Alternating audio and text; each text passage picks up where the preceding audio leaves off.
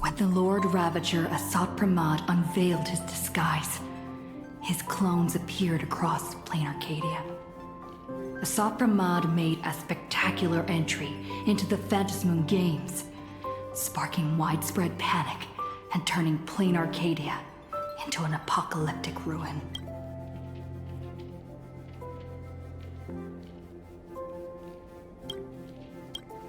Meanwhile, Asatpramad led Himiko into a painting that represented her past. Asatpramad did this to seek out an answer.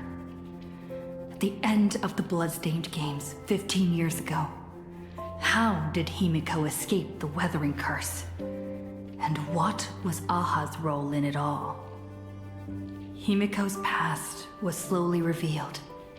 She and Motoko, the Imagine who bore her wishes, struggled to ignite the Express and send it soaring into the sky.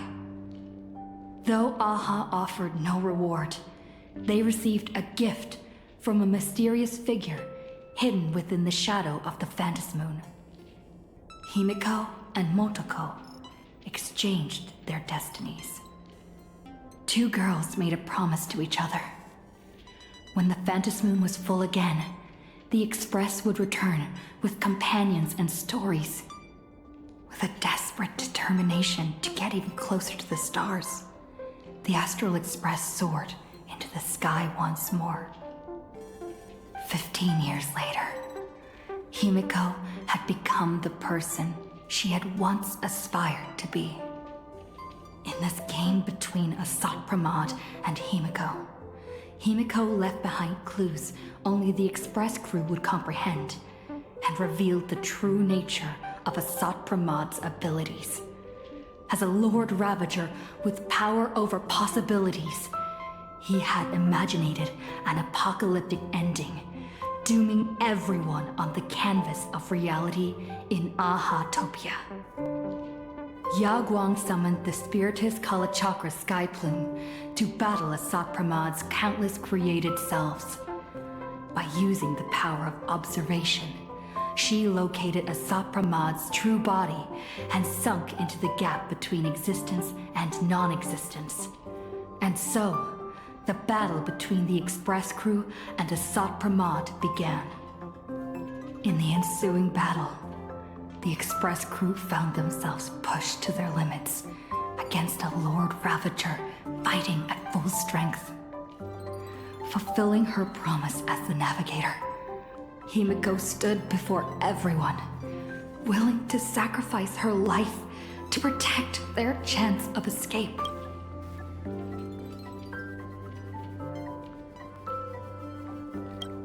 When all hope seemed lost, my desperate wish awakened the Stellaron. I chose to bring Himiko back, and with her, preserve the continuation of the Trailblaze.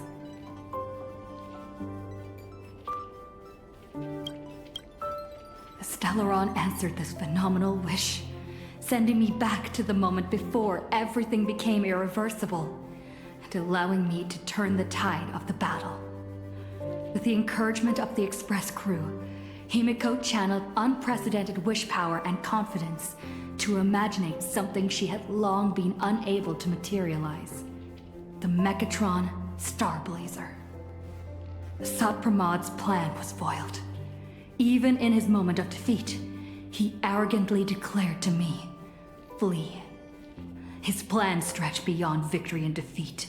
He had plotted for so long, and his plan was finally coming to fruition. The Veracity Husk, sealed for ages by the Phantasmoon Games, was finally awakening.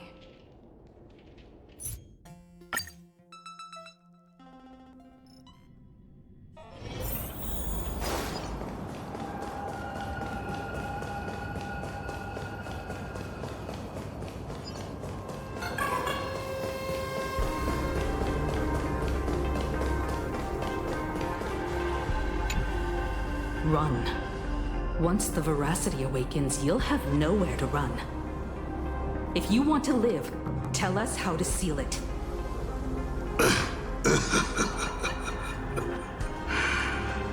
It's too late.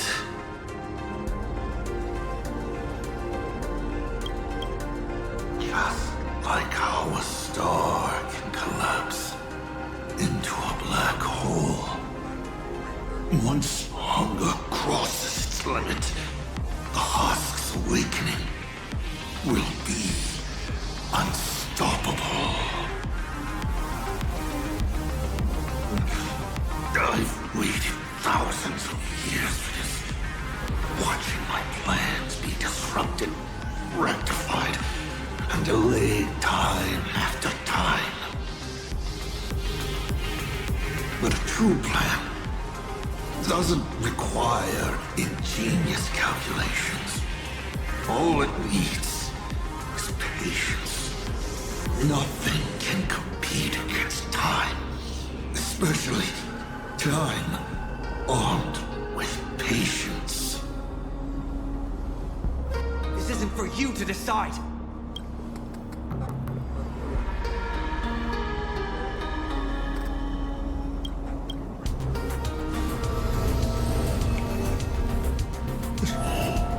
You've lost your mind.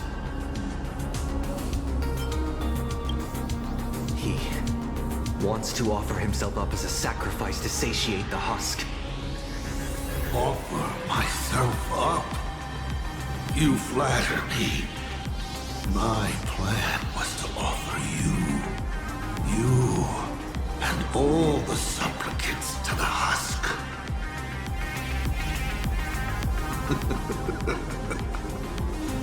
Unfortunately, luck isn't on my side. But a loser should face his defeat with pride. And the victor should receive their rewards.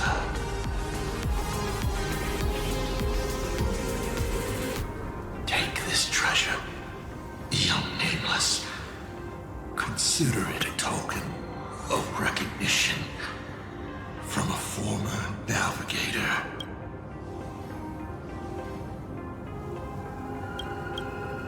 Show it. How you'll face the coming challenge. The fragments of the divine are due to feed.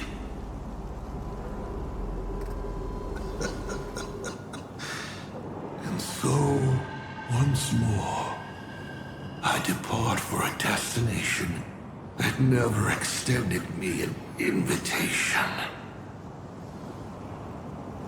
From the bottom of my heart, I hope our paths do not cross at that place.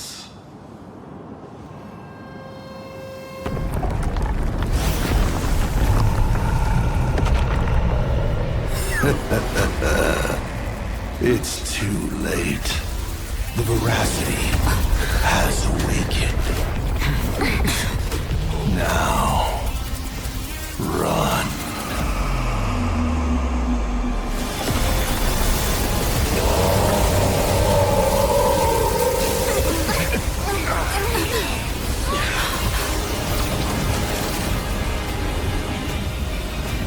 Quick, on to Starblazer, immediately!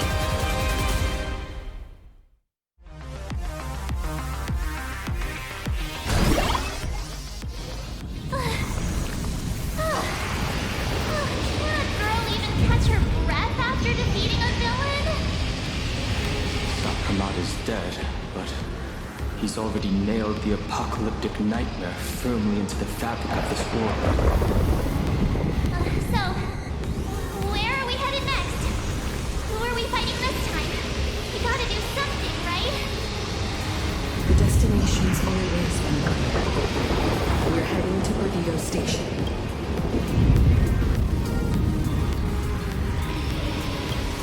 Calm down, March. Fighting isn't the only thing the Nameless are good for. Leading people safely out of their predicament. That's a mission even more true to the Trailblaze creed than taking down a formidable foe. That's exactly what we're about. Himiko, are you saying... The husk's awakening can no longer be avoided. So from now on, we need to use what time we have left to do what the Astral Express does best. Everyone, I've arrived at the same conclusion.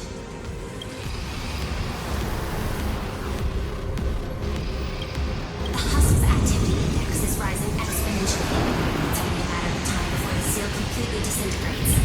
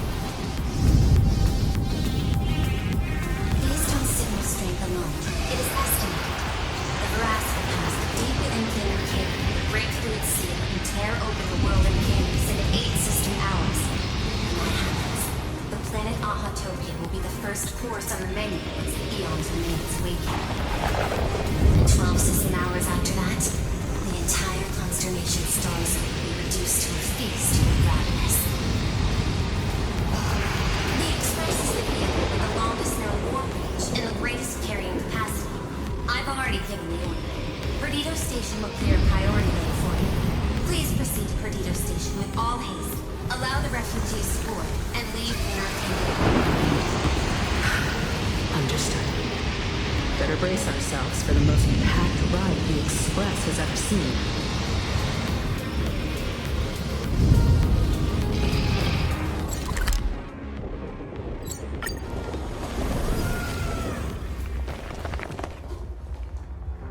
Beep boop! It's the president! Yay, this is great! While the Furbos and I were helping the security officers move supplies and keep order, I kept wondering when you'd come back. You really made it! Oh, no wonder you're the protagonist. Lucky as always.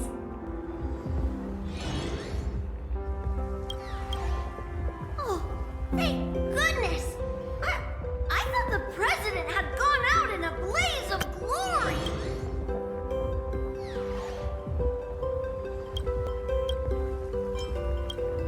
Thanks to you, President, everyone's doing great! Oh, by the way, what about that Cienjo general who set out with you? To lock on to Sapramad's clones, General Yao Guang was imprisoned within infinite possibilities.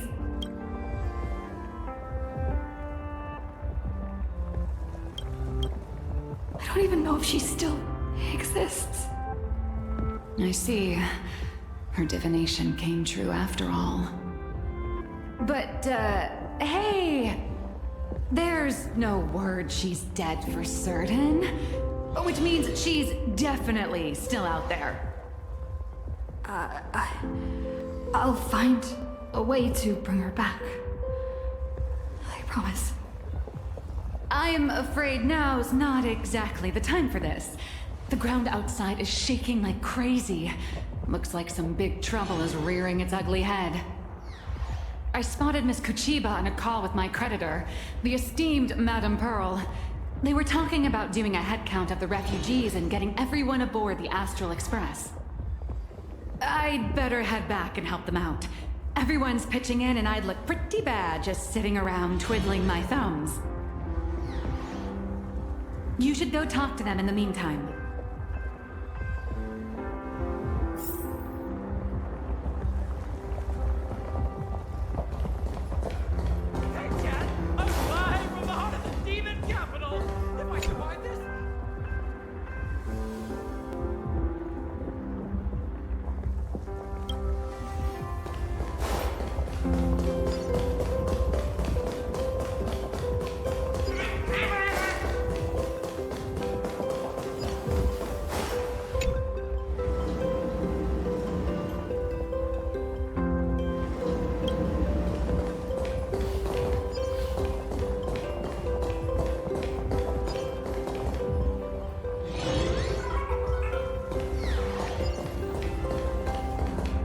Madam Pearl, I have to ask.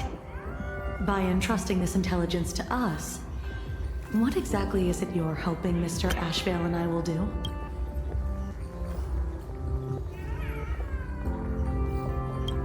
What any good security officer and detective should do. Keep Plain Arcadia safe.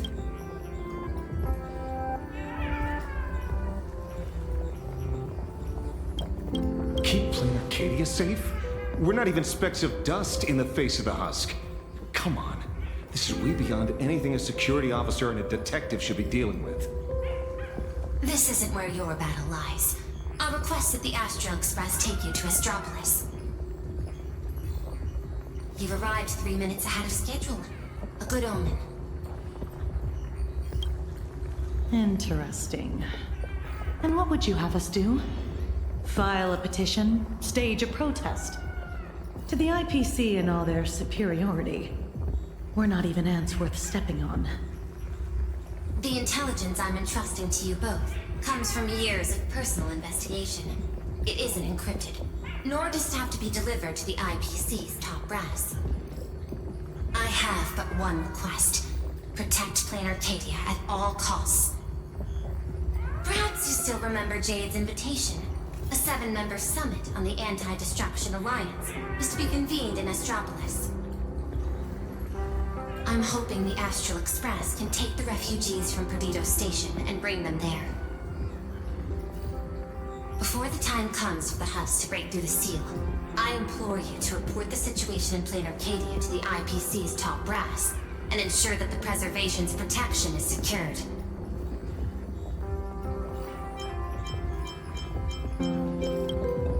Will the Amber Lord answer our call?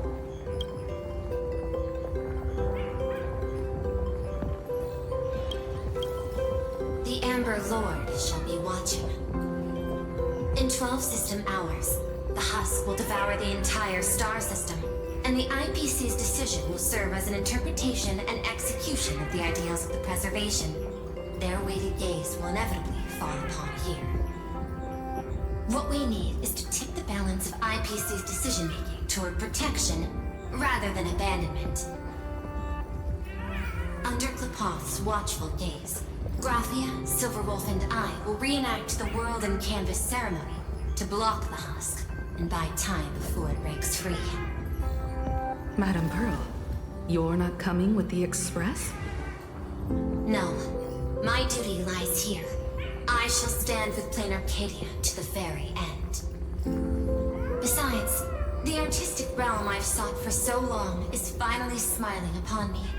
1,000 years ago, Graphia encanvassed the entire world in that very same moment of peril. Now that I have another chance to put brush to canvas, how could I possibly let it slip away? There's no need to worry about me. I've already made arrangements in Astropolis for the current situation. I know. The Nameless have always been brave enough to linger in the direst of plights. Running away has never been your style. But that's exactly why I'm asking you to bear this decision.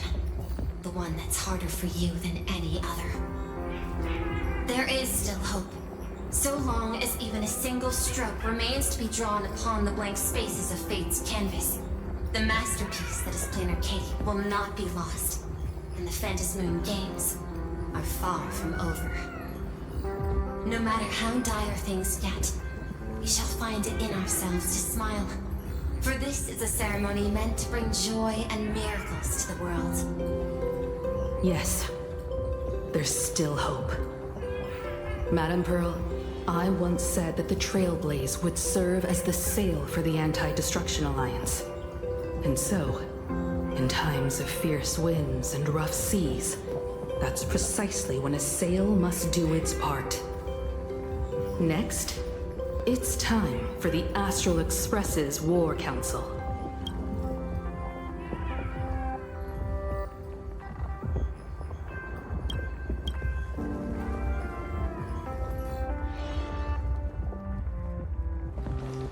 Everyone, we're short on time.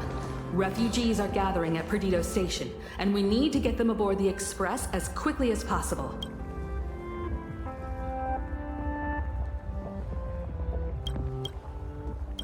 March, Sunday. I'm counting on you two for this. You got it. Leave it to me. I won't leave a single person behind.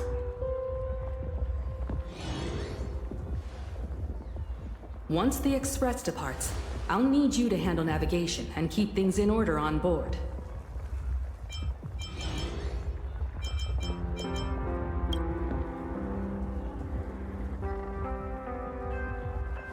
Haven't you been doing a great job this whole time? From here on out, you'll have to get used to holding the wheel.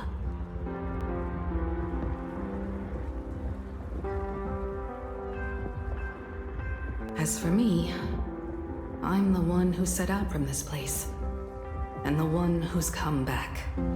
This is my fight, and mine alone. I'm leaving Madame Pearl's request in your hands.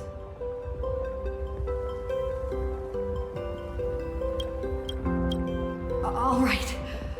I'll get the Express and everyone on board safely to the next stop. I won't let you down. Feels like we're back to that very first moment when we boarded the Express. Well then, I'll stay behind and help Himiko maintain the Starblazer.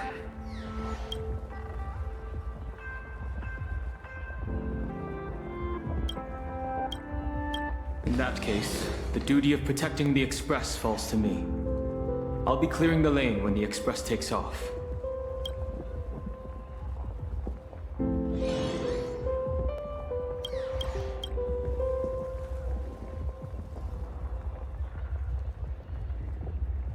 One last thing before we depart.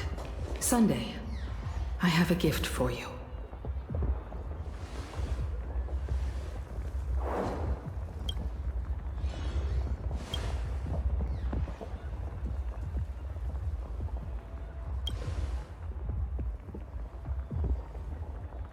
As the Navigator, I'd like to officially invite you to join the Nameless of the Astral Express.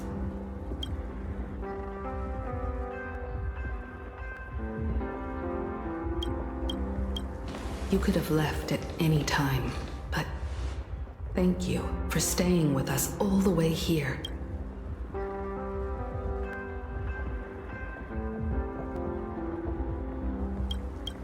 You may not be one of the Nameless who solemnly swore their oaths upon the path of the Trailblaze, but I believe the courage you showed standing beside us against Astropolis is nobler than any oath ever spoken.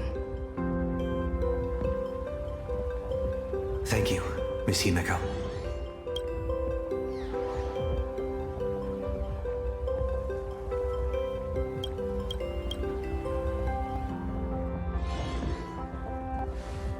Though plain Arcadia was not the place I sought, I still believe that somewhere at the end of the road I have yet to walk, there exists something more enduring. Something truly worthy of being called an Arcadia.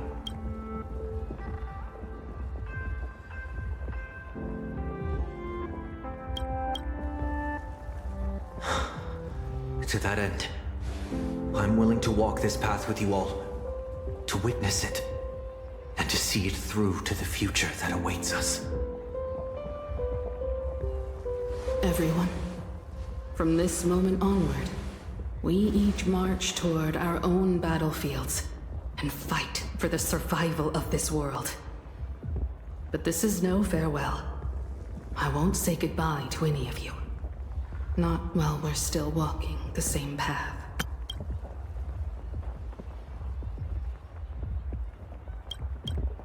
This journey leads us starward.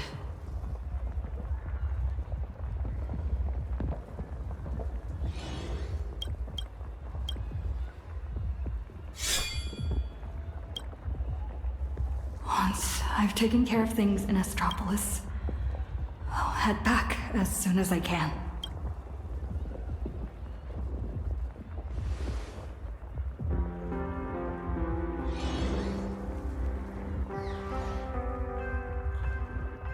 Attention, all evacuees at the Perdido station!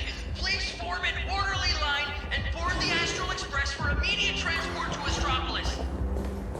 I repeat, please form an orderly line and board the Astral Express for immediate transport to Astropolis.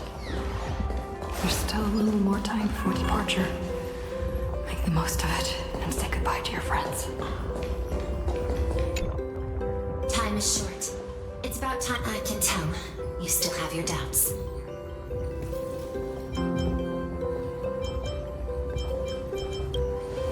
No human force stands a chance against the husk. But plain Arcadia itself still harbors many inactive, torn scrolls. Fragments of space that are stable. I'll open every safe space we have and order the security forces to evacuate the civilians at full capacity. I can't make any promises, but you have my word. I will marshal every last bit of processing power and stake everything I have to fight for their chance at survival. Graphia, Silverwolf, and I have reached an agreement. We're going to repaint the boundary. Using the residual probability disturbances left in the wake of Astropolis' dissolution, along with the wish power network across the Arcadia that hasn't yet been consumed by the husk, we will attempt to further fold this world inward by one additional layer. This won't create a haven that lasts forever. It's just a fragile buffer, but perhaps it can buy us one more minute.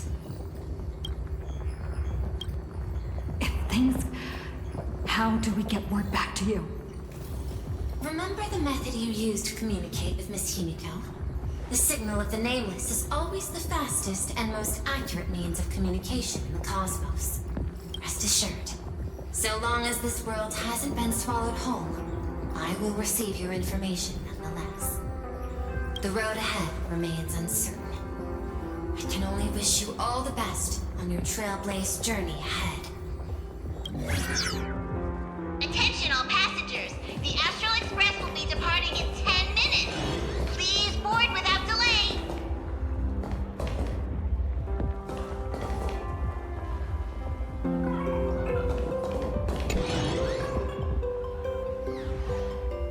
Senior? I heard the Express is heading for Astropolis.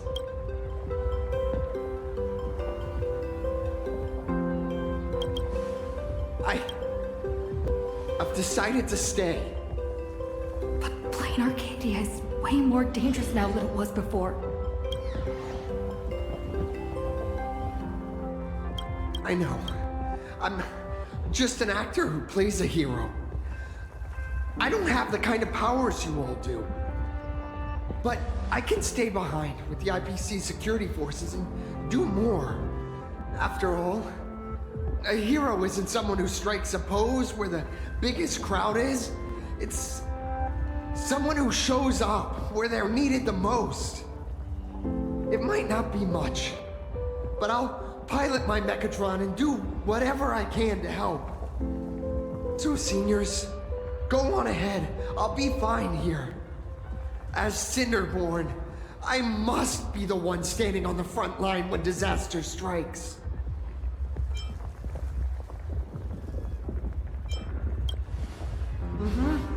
I sure will. You guys all stay safe too. Attention all passengers! The Astral Express will be departing in 5 minutes! Please board without delay! Medicine, food, thermal blankets. This is the last crate.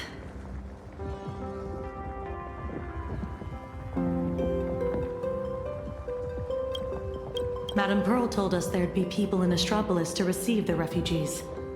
But we should still bring some emergency supplies just in case. Better safe than sorry. The Marketing Development Department and the Technology Department left behind one hell of a mess before she took over this world. And she wants to hand over every last shred of evidence she's gathered over the years to us, so we can deliver it right under the IPC's nose. Never thought I'd end up moonlighting as a delivery man at the end of the day. Well, it's not too far off from the Galaxy Ranger playbook. delivering evidence of the bad guys' crimes right to their doorstep, gift-wrapped with a few bullets. Based on what I know about the IPC and how they operate, she's basically handed us a hot potato. Cross-world law enforcement. That's a bit beyond the scope of anyone's jurisdiction. But judging by the look on your face, I'd say this isn't much of a hot potato at all. More like a ripe, sweet fruit just waiting to be picked. Everyone, the Express is ready for departure. Please bring the remaining supplies and the last of the evacuees aboard as soon as possible. We need to depart immediately.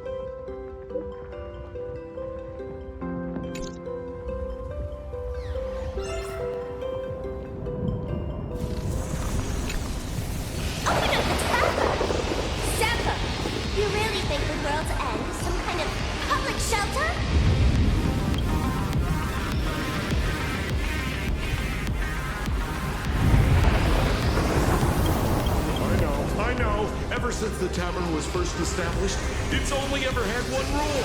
No entry for anyone but fools. If we just throw the door to the hidden world wide open for anyone, people are going to be pointing fingers at us. But I, Simpo, look at this flock of lost sheep with nowhere to go, and I gotta say, my heart's aflutter. End of the world survival. Now that's a market with some serious profit potential.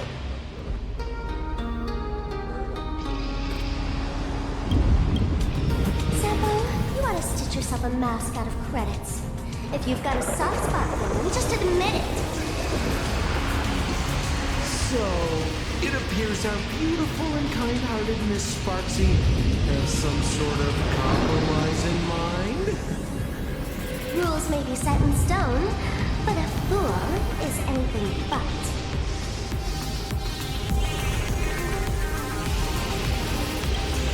Tavern business cards, special edition.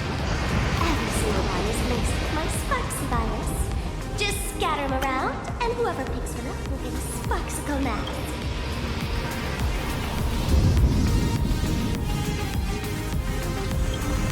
Brilliant! That basically means everyone's a masked fool from now on. But leave it to me to open the door. Good luck out there. Alrighty, my dear little Sparks heads, quit moping around. Pull yourselves together and get ready for the next party.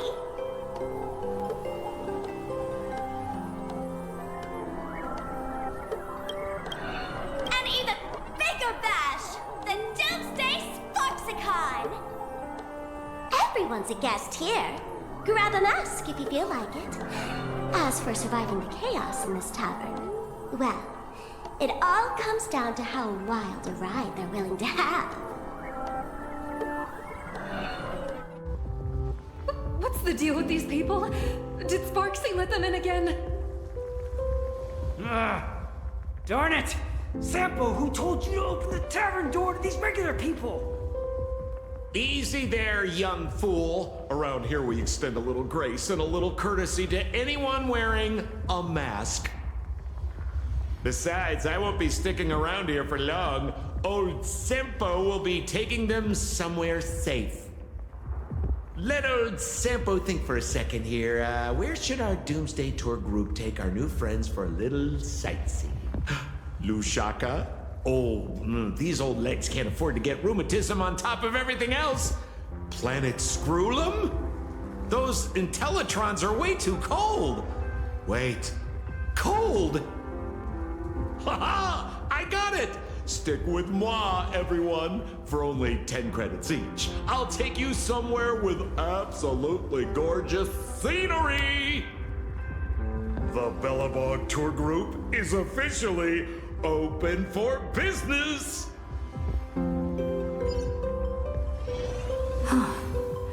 Masked fools are pretty impressive when they actually get their act together. Guess I'd better pick up the pace too. Attention all passengers! The Astral Express will be departing in 3 minutes! Please board without delay! Time to get going.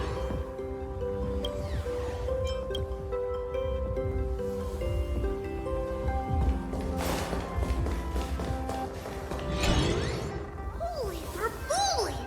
Imaginary are leaving Plain Arcadia?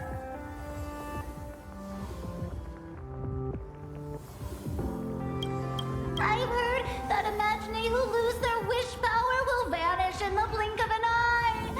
Like takeout left outside Mr. Detective's door. God, without a trace. Don't be silly. Your cuteness will definitely get tons of attention wherever you go. People will shower you with wish power. Anyway, just remember, it'll be fine. You're not gonna die. Really? But I'm a journalist! Has it finally come to the point where I have to rely on my looks to get by? I can't speak for other places out in the middle of nowhere, but Astropolis? That's where Interastral Peace Entertainment is based. And Imaginary there's like a fish back in water. That's great! We're running out of time, so hop on board, everyone. Mr. Shush has got hot drinks waiting for you all. You'll be safe and sound once you're on the express.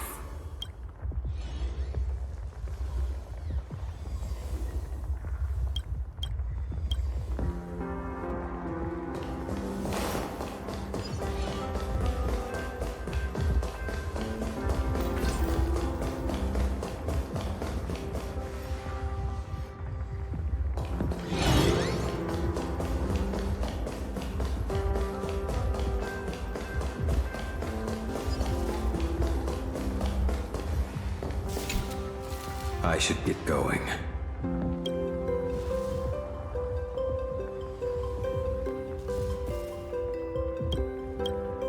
Silverwolf promised Pearl she'd stay behind and help with that world and canvas ceremony. I don't understand what program code and paintbrushes could possibly have in common. Nor do I have any idea what calculations are running through her head. She gave her answer and chose to stay. And so will I. After all, this is exactly why I joined the Phantasmoon Games. Ever since I received this body bestowed by the Abundance, this is the first time I'm fighting not against death, but to preserve a single moment. It's been a long time since I've allowed myself to act on my own impulses in a world where no script dictates the outcome. You too.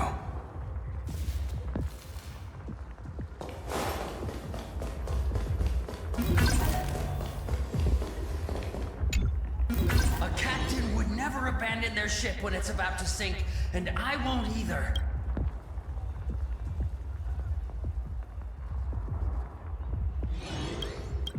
As the station master of Perdido Station, I will guard this place until my very last breath.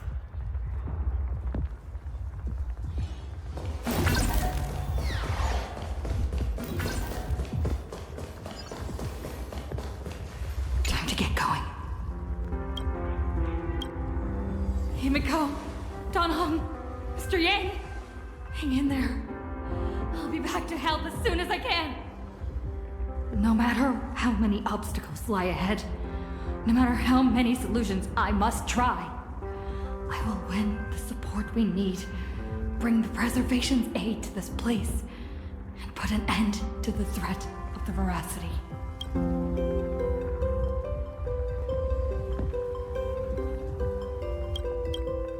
We believe in you.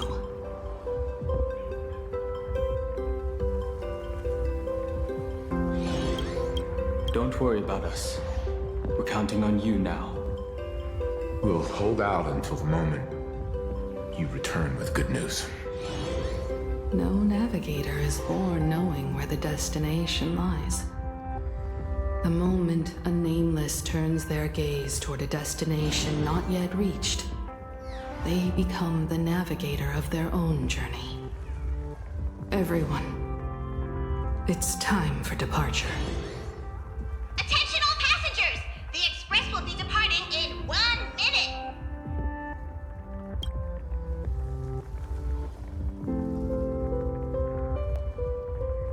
Express is about to make the jump! The express is about to make the jump! Please be seated and hold on!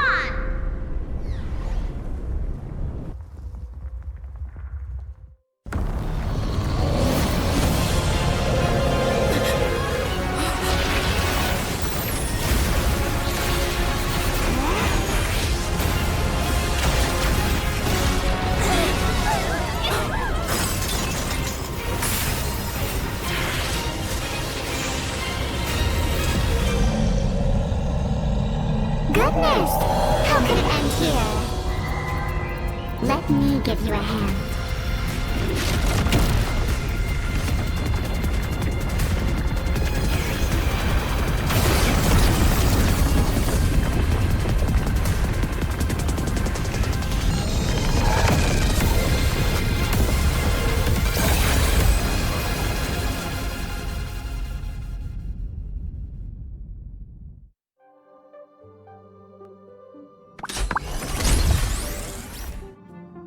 Express system diagnostics in progress. All passengers, please remain calm and stay where you are.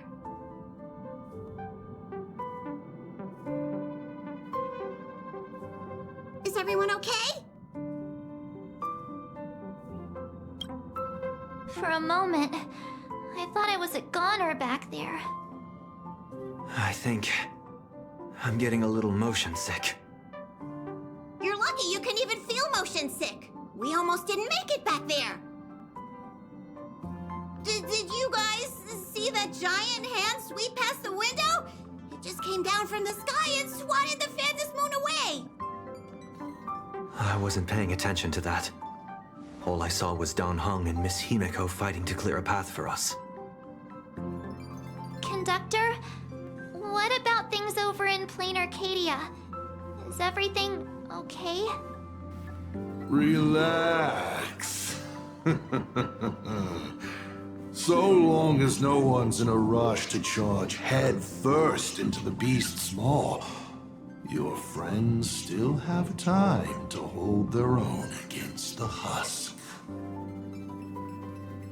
What's going on? Who's talking?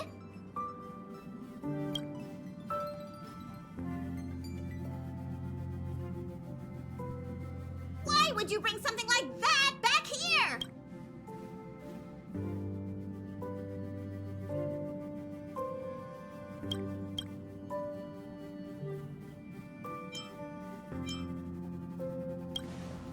I heard that too, but I never thought you'd actually have the guts to take it. That's the head of a Lord Ravager we're talking about here. It's hard to say whether Asat Pramad's head is that hand, or this die. We've got enough trouble as it is. The Astral Express does not welcome it. Dear conductor, don't you think that's a little harsh?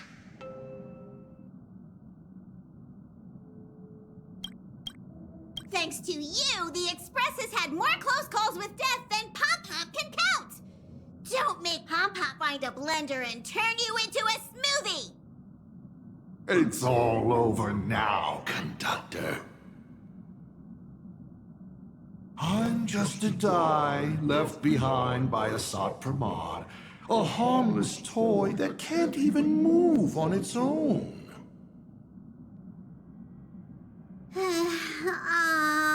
I see. How did things end up like this? Life is full of surprises, I suppose. Sorry for all the trouble I've caused you. To make up for everything I've caused the Express, how about I go back to my old line of work as IC? You might think of me as a little teaching tool. Whenever the young Trailblazer needs some tempering, or craves a little excitement on a dull stretch of the journey, just toss me up in the air. Just as I always have, I'll bring you a one-of-a-kind trial of probability. After all, learning to stay true to your path amidst chaos and the unexpected, that's one of the most important lessons for the Nameless, isn't it? Roll a 1, and I'll generate astral charts plotting a course straight to the Antimatter Legion's Warforge. Roll a 2, and for the next hour, every beverage on the Express will be replaced with high-energy fuel, or Von Walk's iron-eating stomach acid.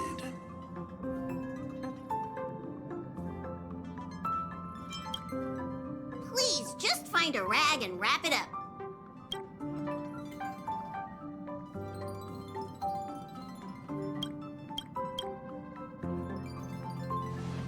I can tell. Back when IC, the Starseer, was around, the Nameless never lacked the opportunity to go on an adventure. Times have changed. Passenger with Himiko away, you'll need to step up and take on the role of acting navigator. Calibrating the warp jump to Astropolis is gonna take a little more time. Why don't you head to the party car and check in on everyone? Those passengers who just escaped must still have their hearts in their mouths. Go bring them a hot drink and say a few comforting words. Let them know that now they're aboard the Express, everything's going to be okay. Leave it to us, conductor.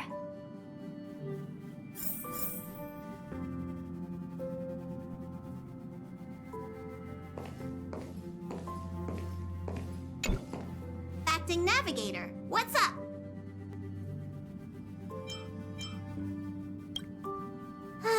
The IC of old was a navigator who'd patiently listen to everyone's opinions, one who believed the journey itself mattered more than the destination.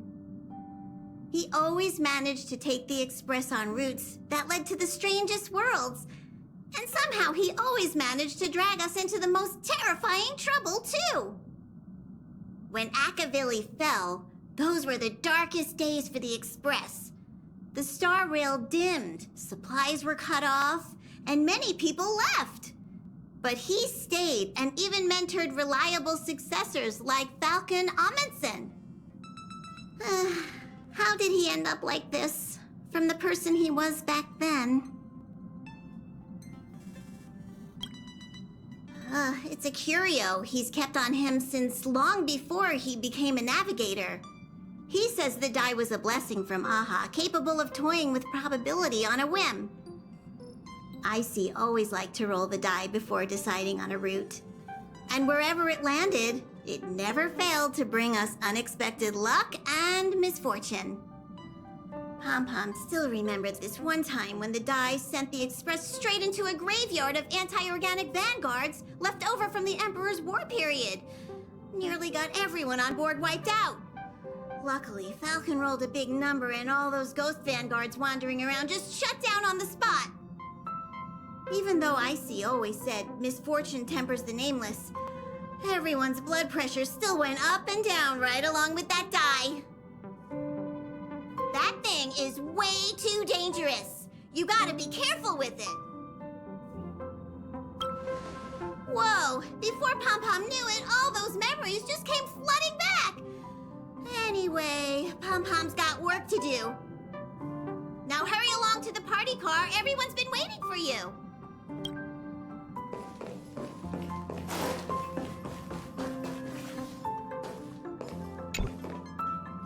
Himiko, Danhung, Mr. Yang.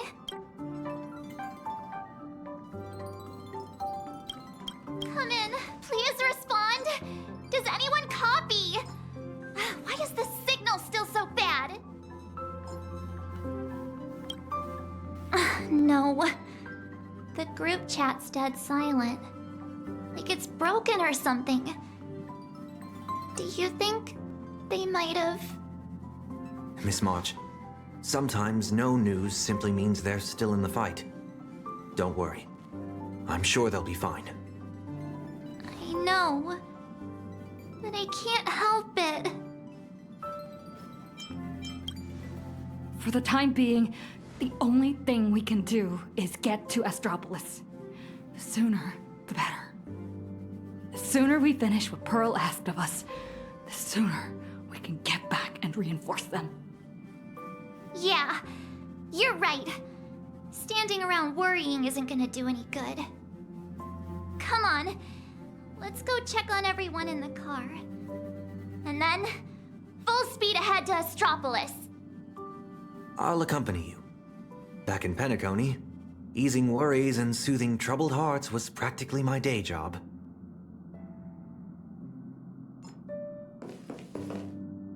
March, Sunday. Time to head over to the party car and check on the refugees.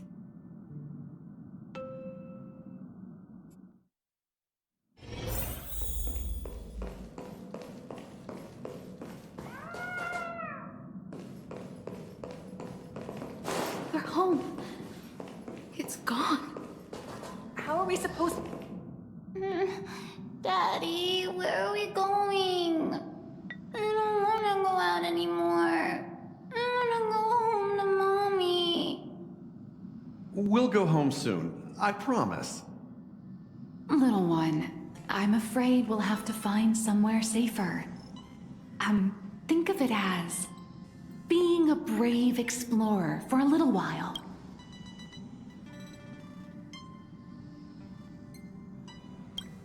Explore? Even heroes in stories have to retreat sometimes before they can find the weapon to beat the big bad monster. So we gotta be brave. Wouldn't you agree? I'm gonna be a brave explorer. Some people look miserable. Others are crying. The mood around here feels so heavy. Their homeland is about to be destroyed by some unknown catastrophe, and they're being forced to leave everything behind. Far from home, to a strange world on the other side of the cosmos. Everyone's on edge, not knowing what the next moment might bring. What are we supposed to do? Fear is contagious. It spreads from one person to the next. One person cries, and 10 more start to panic. Let me try using my tuning to soothe these people.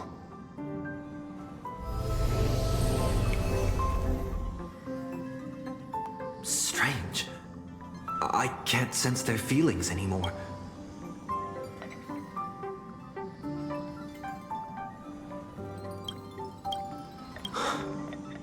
The power bestowed upon me by the Mask of Elation. It's gone. Is it because we're outside of plain Arcadia now?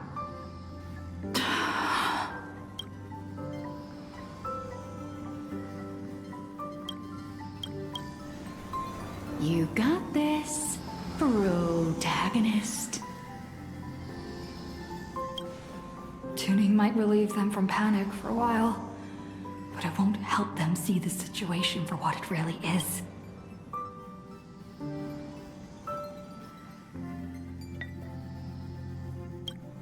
These people don't need some lofty, out-of-reach promise. All we need to give them is a clear, safe next step.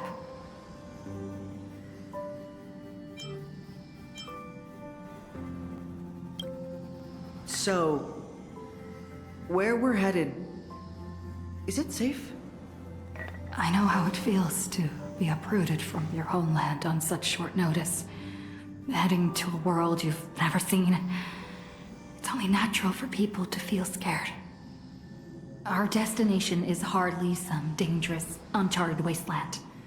Astropolis is one of the major worlds under the IPC, equipped with comprehensive shelter facilities and legal protections. Not only will everyone be safe there, but you'll also be provided with temporary housing and living supplies.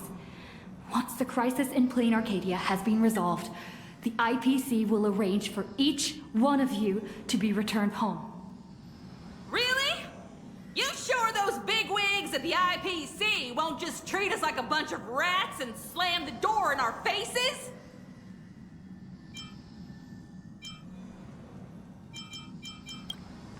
Madame Pearl has already arranged everything for you all.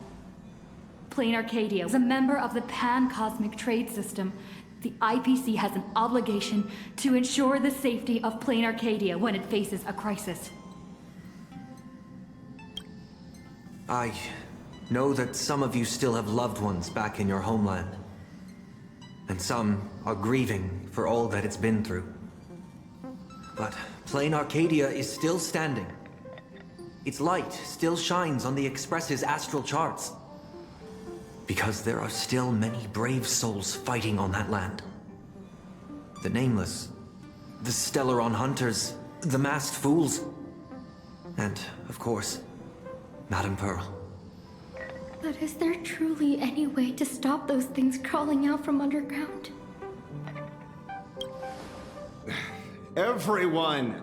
The Astral Express just took down a Lord Ravager, and the ones still there in Plain Arcadia are none other than her most trustworthy companions.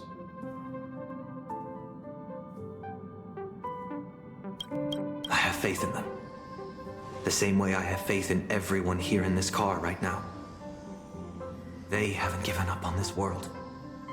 We cannot allow ourselves to be overcome by fear or despair. Everyone, once we reach Astropolis safely, we can bring the crisis in Plain Arcadia to the attention of more powerful forces across the cosmos. And when that happens, everything taking place on this planet will receive the reinforcements it desperately needs. And that's what this journey is all about. Carrying the spark of hope out there for those fighting the good fight. Astropolis. I've heard of that place. It should be safe. With the Trailblazer strength, she wouldn't lie to us, would she? We need to get the children out. The Astral Express. We're trying to help. Nice work.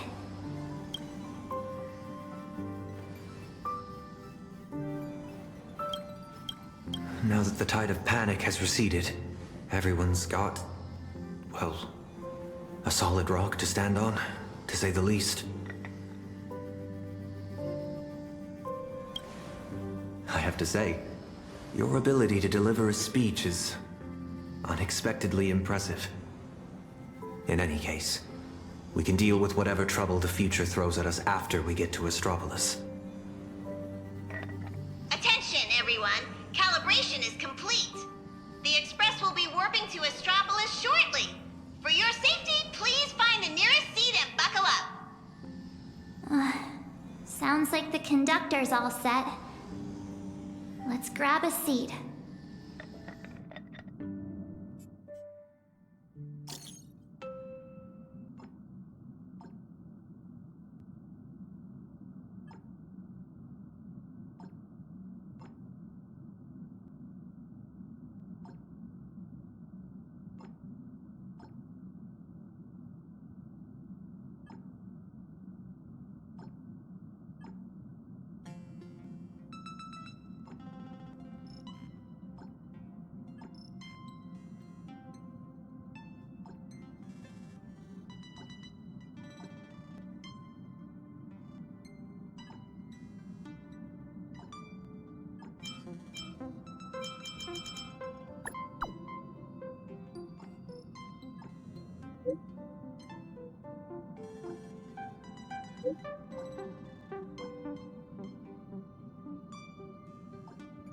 engines primed. We're ready to depart at any time. Himiko, Dan Heng, Mr. Yang. Please hang in there and stay safe. You have to wait for me to come back.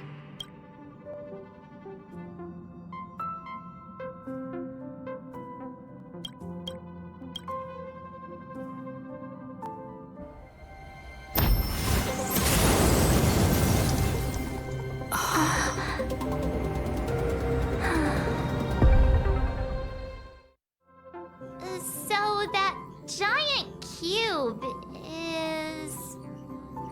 Attention, all passengers. The warp jump is complete. We have arrived safely at Astropolis. So what are we supposed to do next? Himeko and Mr. Yang always make it look so easy.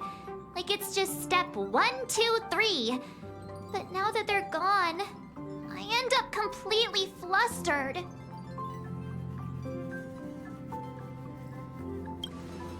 As per tradition, every time the Express makes a stop, we Nameless gather first to decide on our next course of action. Incoming encrypted transmission from Astropolis. Looks like our discussion will have to be put on hold.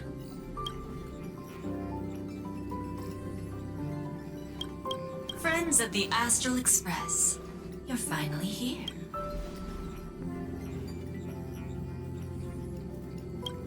I've been receiving intermittent hyperspace transmissions from Peral. I'm now up to speed on the emergency in Plain Arcadia, where the husk is about to break free. Himeko and Madame Pearl, are they okay? Based on the timestamps, they were still fighting as of right before your arrival here. I'll authorize landing clearance for you immediately, and have someone sent to receive you. Welcome to Astropolis. I've also made proper arrangements for accommodating the refugees. Please have the representative from the Department of Aberration Defense coordinate with them. It's rare to see Madame Jade without a trace of a smile on her face. Well, you know what they say. The fewer the words, the bigger the trouble. I'll go notify the conductor and get the docking car ready. And I'm going to inform Miss Nihilux, Mr. Ashveil, and Miss Kuchiba. We'll need their help getting everyone settled in. Friends, the docking car is standing by and ready to roll. Let's head out once you're all set.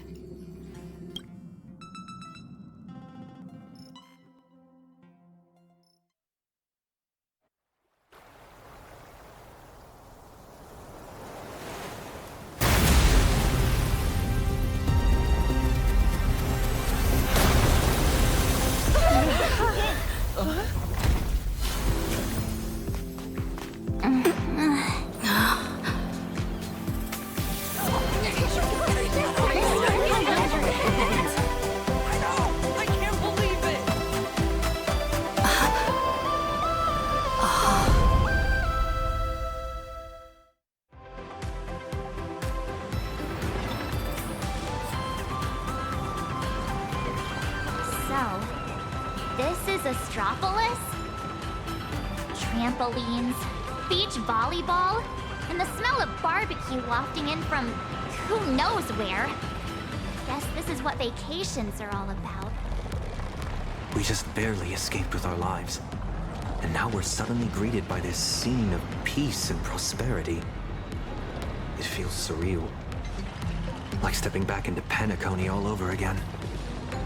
For the people of Astropolis, the events unfolding in Plain Arcadia still seem like a distant affair.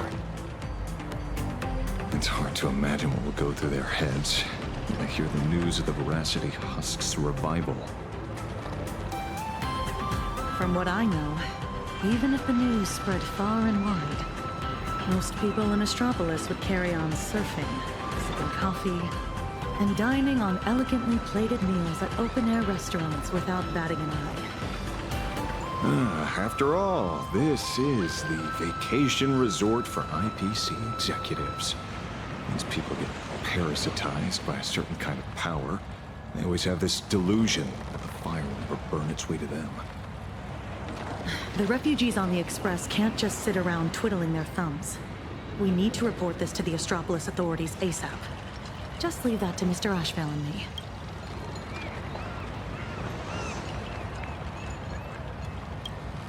Sounds like a plan. Now let's get moving. And don't forget to bring Mr. N along. His brain works faster than the two of ours put together. Oh, wait. Take me along, too.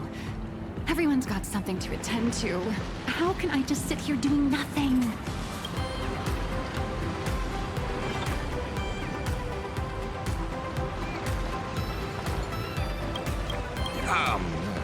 Well, that won't be necessary. You see... Oh, right. As the Astral Express's biographer, your comic's still running, isn't it? You wouldn't want to miss out on the Express crew's adventures in Astropolis, would you? A fair point. But I can't just keep being a walking camera, can I? Miss Nihilux, we understand how you feel. But the work Ashveil and I have ahead of us is... incredibly tedious. And we'll no doubt be up against Astropolis' massive bureaucratic machine. Please just leave all the bickering and legwork to us. Those two acting all hush-hush. Are they on some kind of secret mission or what? Madam Jade said she'd send someone to receive us. So, here's the guy. Hello! I've been waiting forever and you didn't even notice me. It's me, your avian buddy Albert.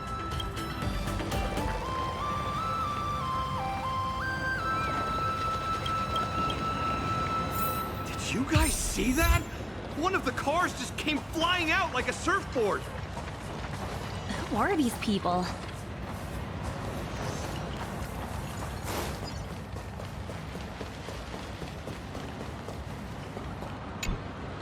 Surprise! Didn't see that coming, did you?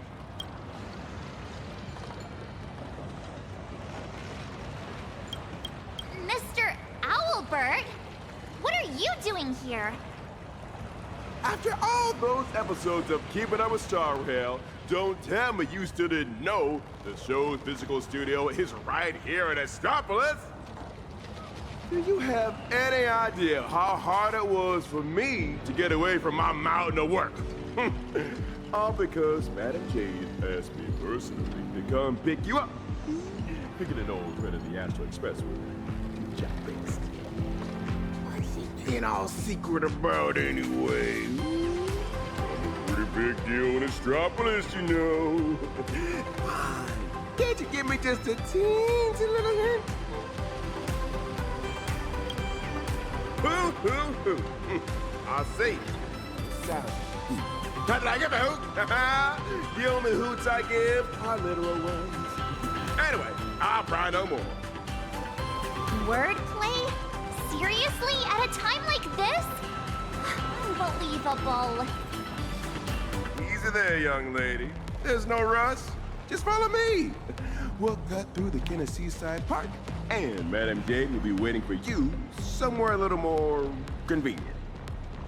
In the meantime, allow me to give you a grand tour of the city of converging stars along the way. Its sights, its culture, the whole shebang. Shall we?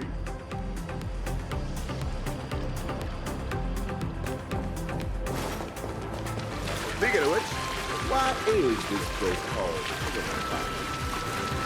Ta-da! The answer is... The administrator of Astropolis is named Kenneth Arita, and he's the one who designed this seaside park.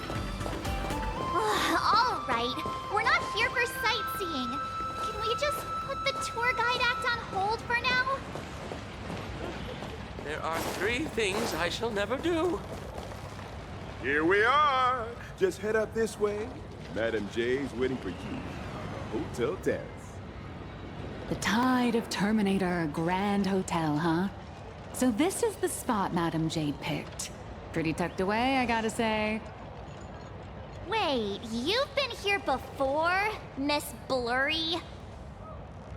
Well, I did actually live here for a while back in the day. You know how it is. As a comic artiste, my greatest talent is traveling around the world, alternating between field research and deadline crunches. Every time I do an interview, I can't help but envy you guests who get to travel far and wide and rack up all those amazing experiences.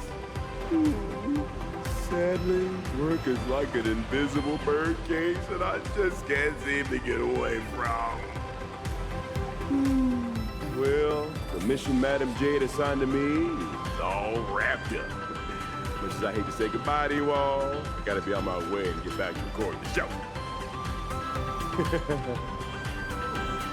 Before I head out, don't mind me asking, Trailblazer, since you grace Astropolis with your presence, would the Keep It Up with Star Rail production team have the honor of interviewing you and your friends? She just casually dropped the politest rejection ever. I sincerely hope that the opportunity comes sooner rather than later. Well, I'll take my leave. Hope your chat goes smoothly.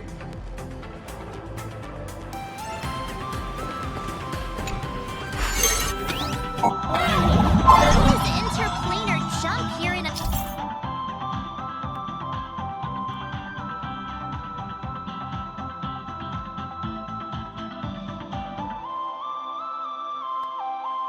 Astropolis, too!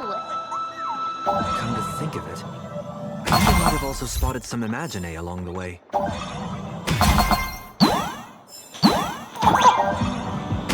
Spacesuits? Jetpacks? Well, aren't we keeping up with the times?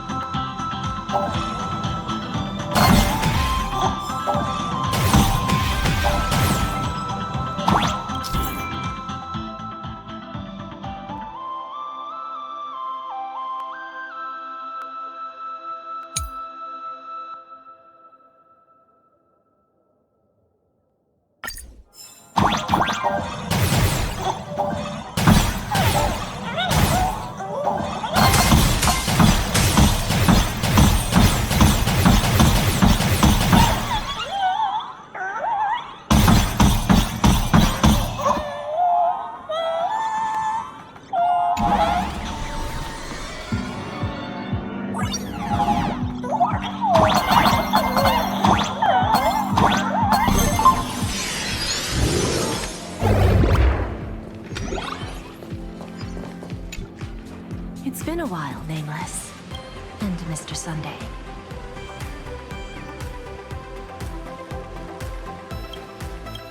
Sunday is also an official member of the Express now. Sounds like a lot went down during the Fantasy Moon Games. Nice to meet you. I'm Nihilux, a comic artist. You must be Madame Jade. I've heard so much about you. Is that so? You look familiar. Have we met somewhere before? Oh, not surprising at all. I'm sure you must have read my masterpiece, Fluffy Across the Blue. Either that or you've seen one of my on-camera interviews. Someone help! Please get Miss Blurry and her zero boundaries energy out of here!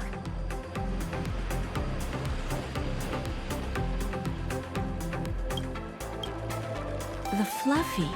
Yes. Pearl has mentioned that comic to me before. But what we need to discuss next has nothing to do with comics. So if you wouldn't mind excusing us. Fair enough, but I'm guessing whatever you're about to discuss is closely tied to Plain Arcadia. That place is my home, and its future will be determined by the IPC's decisions. I think I have the right to remain here. For as long as I can remember, I've been a bystander, recording other people's stories with my brush. But this time, my sketches, my home, they're all part of that world that's falling apart. At least let me witness the very moment that decides its destiny. Please, don't make me beg.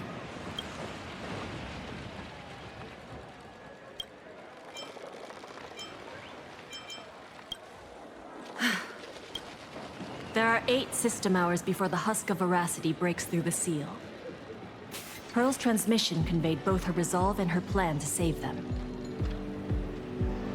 She intended to invoke the gaze of the Amber Lord and borrow the power of preservation to encanvas Plain Arcadia once more, buying time against the husk's breakthrough. To that end, she was willing to offer up her cornerstone. But before her message could come through, someone within the IPC, as if they had already seen it coming, issued an early warning about the husk in Plain Arcadia spiraling out of control. At the same time, the one who issued the warning proposed a targeted plan: weaponize the Veracity's husk and transform it into a weapon against destruction.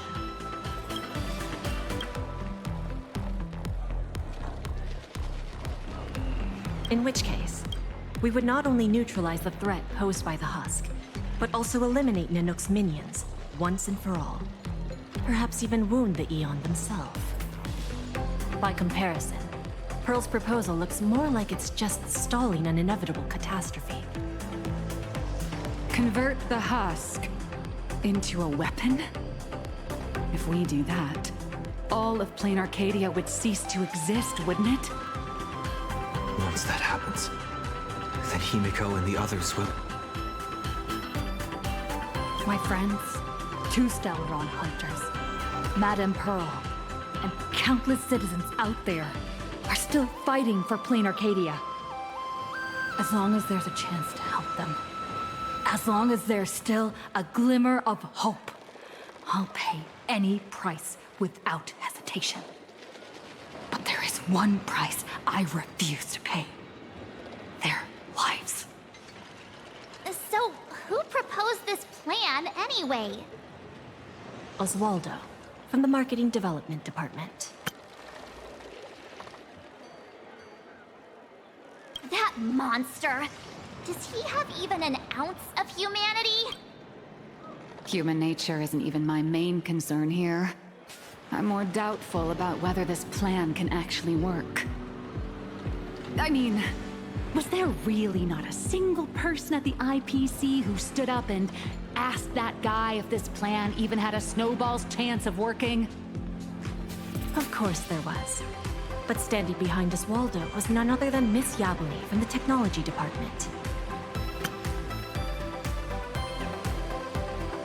As the de facto leader of the Intelligentsia Guild, Yabuli has spent years researching this technology. She's staking her personal reputation on seeing it put into practice. I assume you noticed the presence of Imagine on your journey here. Well, yeah, but what does that have to do with what we're talking about? They're not visitors who migrated from Plain Arcadia, but homegrown products of Astropolis itself. I've heard that the birth of Imagine is closely tied to the unique properties of Ahatopia. Could it be that Ms. Yabali really has gotten her hands on some earth-shattering secret? It's hard to say, but there's no doubt she's conducted extensive research into both the husk and imagenesis. Her claim that she can manipulate the husk of veracity doesn't seem to be some spur-of-the-moment delusion. Even if she could harness the veracity, that's not exactly preservation, is it? Aren't you all followers of the Amber Lord? Little girl, the IPC indeed walks the path of preservation.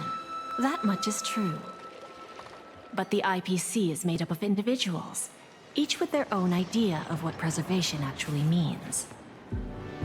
Should the preservation be about protecting individual lives and homes, or safeguarding the prosperity and order of the universe as a whole?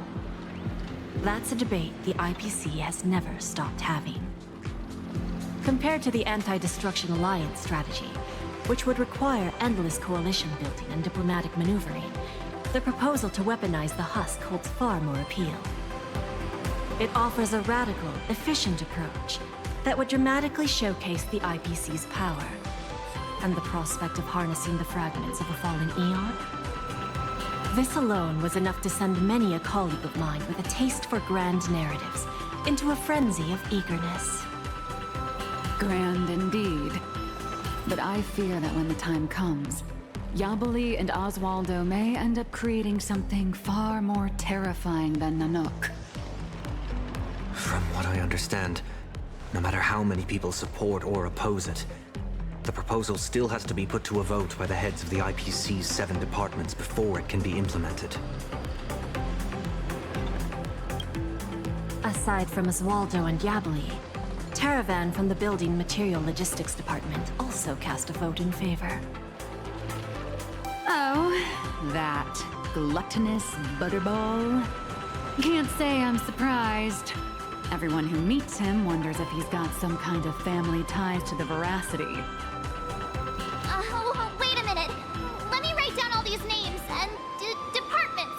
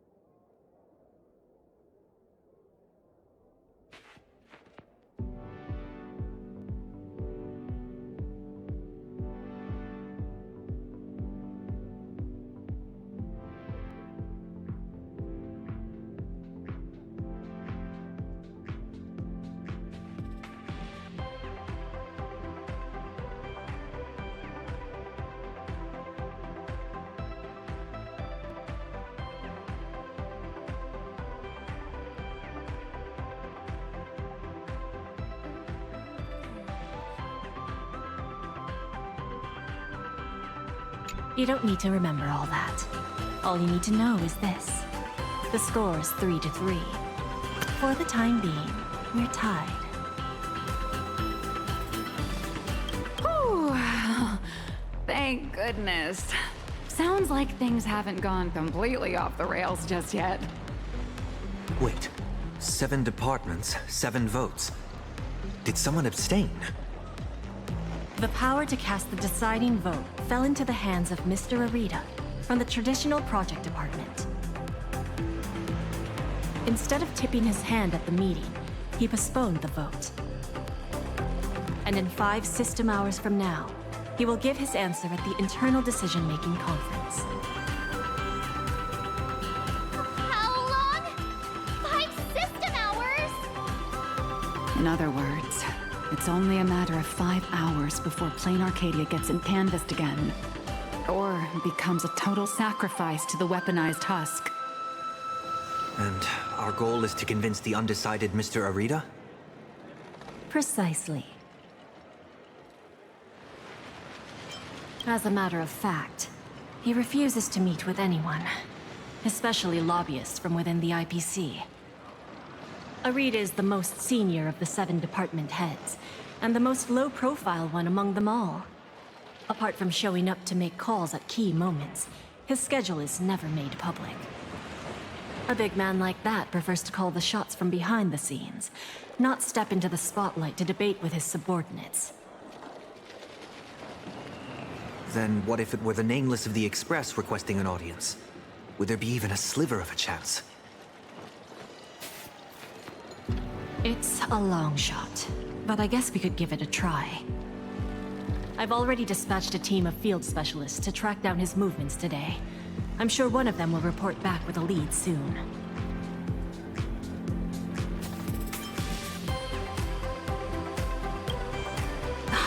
I'll talk Arita around. No matter what it takes. The fate of billions is at stake. My friends' lives included. That's all the reason I need to keep fighting for this. I believe Madame Pearl shares the same conviction. And that is why she has my respect. But make no mistake. Just because I'm giving this everything I've got doesn't mean I'm fully siding with the Strategic Investment Department. I refuse to let the fate of billions become a bargaining chip in the IPC's internal power struggles. I understand. I swear by my cornerstone that what I place upon the scales this time is my unconditional trust and support. You have my word, so please rest assured. To ensure you all have a proper base of operations, I'll arrange an office in Lodestar Tower, the central hub of Astropolis.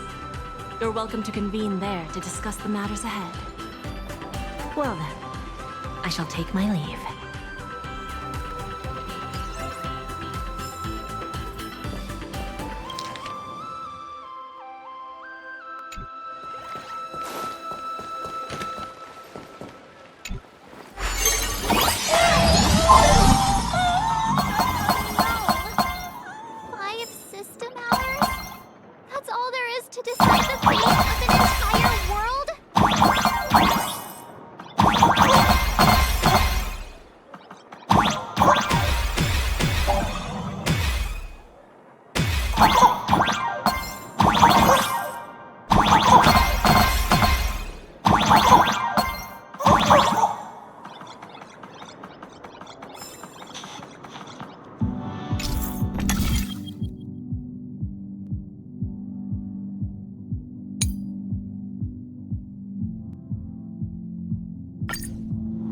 What kind of people does Jade send into the field? Probably people who are good at staying under the radar, I assume.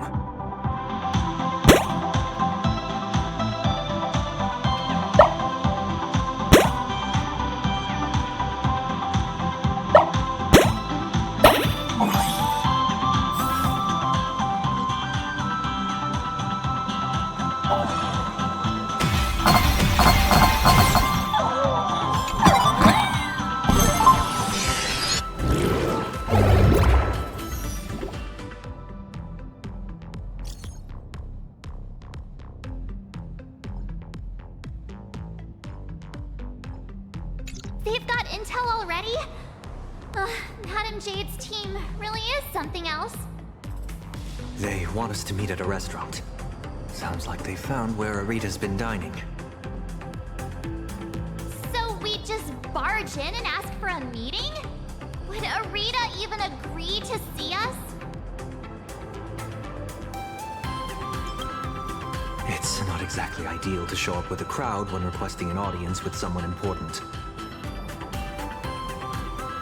How about this? She and I will head out, while March and Miss Nihilux go on ahead to the Lodestar Tower and get settled in.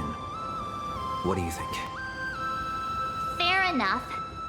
If I tagged along, I'd probably put my foot in it and make things harder for you two anyway. We can't delay any longer. Let's split up and get moving. All right. This is my first time teaming up with you, huh, Sonny? Missing Don Hung already? Don't worry. I'll try not to hold you back. Is the meeting spot somewhere around here?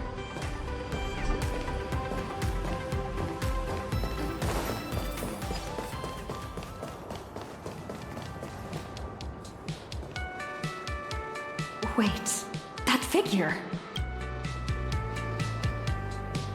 Is that you, Scott? You're still alive?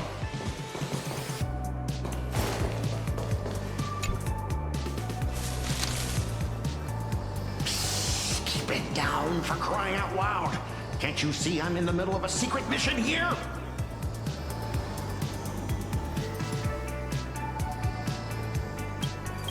Thanks to your immense generosity, I, Scott, have come back from death, and now I'm back to repay the favor! And this is... Oh, almost forgot. This is an old acquaintance of mine, Mr. Scott.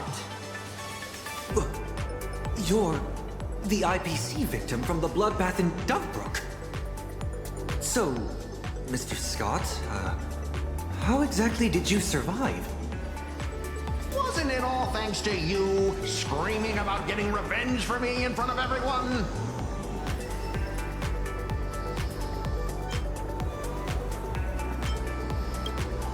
Oh, please, would I ever lie to you? Shall we run it back on the VCR? This one is for Scott!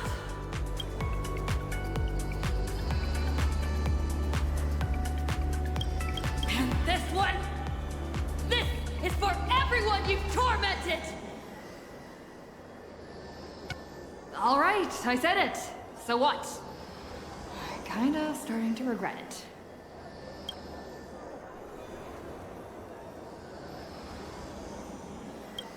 Well, it's too late for regrets now. After Interastral Peace Entertainment broadcast that fight, everyone started asking the same thing. Who's Scott? When I was alive, I never imagined I'd ever have that kind of insane clout. That's probably why one day I suddenly woke up in my office in Astropolis as if everything had just been a dream. It seems wish power doesn't only take effect in plain Arcadia. It can work in Astropolis, too. My fault. I've been rambling on about everything except what actually matters. But how lucky am I? I just got back from hell, and already I have a chance to repay your kindness. Madam Jade asked me to share what I know about Arita with the two of you. So, Mr. Scott, you know of Arita's whereabouts? Of course! The many secrets of Astropolis are practically pinned on a public bulletin board for a wallflower like me, someone who can slip through walls and go completely unnoticed. I sneaked a peek at Arita's secretary's shredder and pieced together his itinerary. Mr. Arita will be dining at this upside-down restaurant today.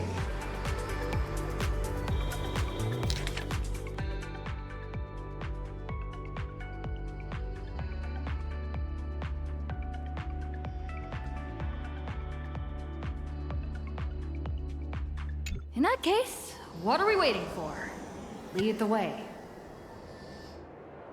Who would have thought your single act of kindness would transcend worlds and come to our aid? That was hardly some act of kindness. I should have kept my mouth shut.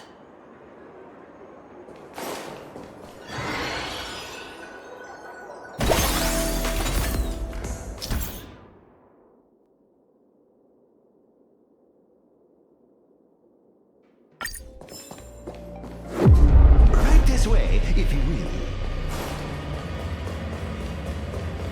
Anti-gravity corridor? It feels like I'm back in a Panaconian dream.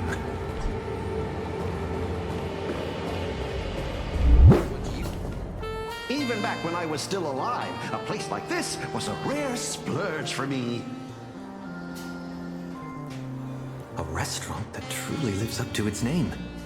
The view here is quite spectacular. In Panacony, whenever the stock market fluctuates, plenty of people will head up to high places for a little mental recalibration. Does Astropolis share the same custom? A bigwig like him is definitely dining in some secluded private room, probably surrounded by bodyguards too. Let me go scout ahead for you. Wait here.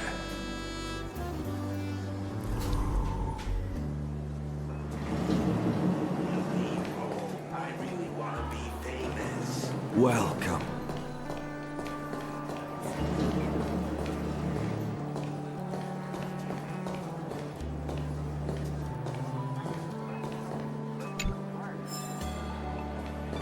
Any recommendations for a first-time viewer of House Detective? Congratulations.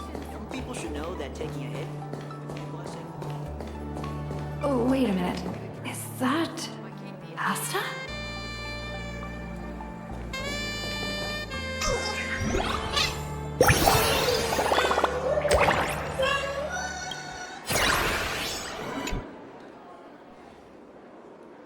Oh my, is that you? What a pleasant surprise.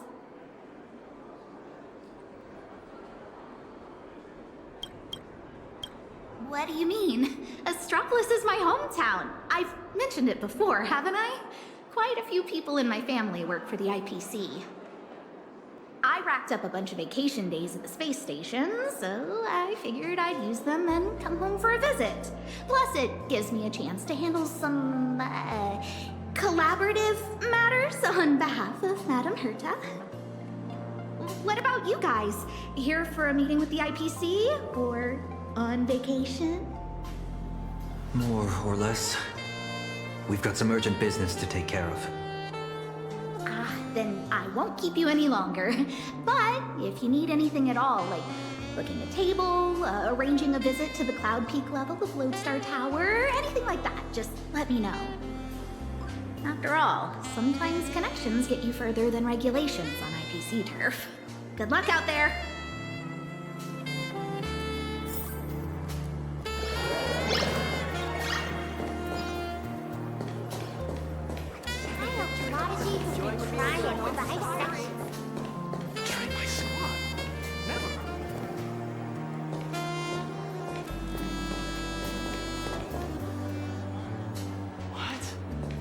For this price, The victory department speech was so inspiring. Try in 5 seconds. Enjoying the view from your Not office even a hours? child.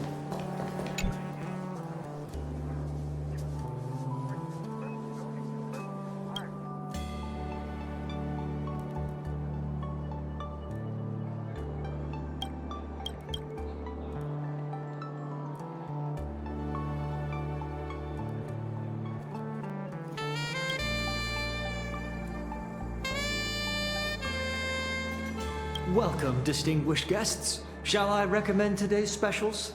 We have emerald mushrooms, flown in fresh from Bonwalk, and the giant prime tomahawk steak.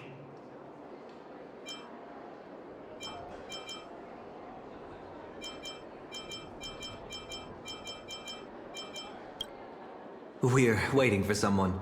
Just 2 waters, thanks.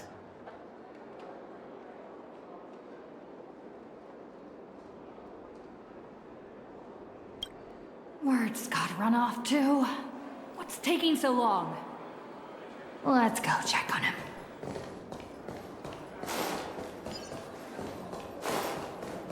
Strange.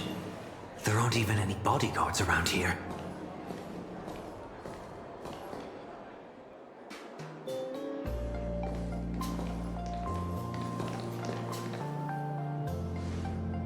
Do those shades look familiar to you?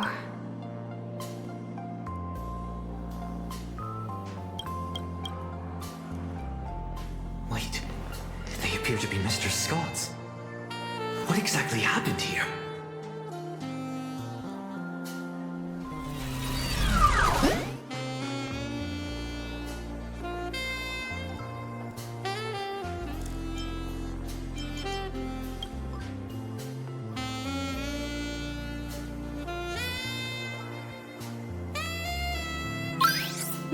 Taravan has concluded his meal.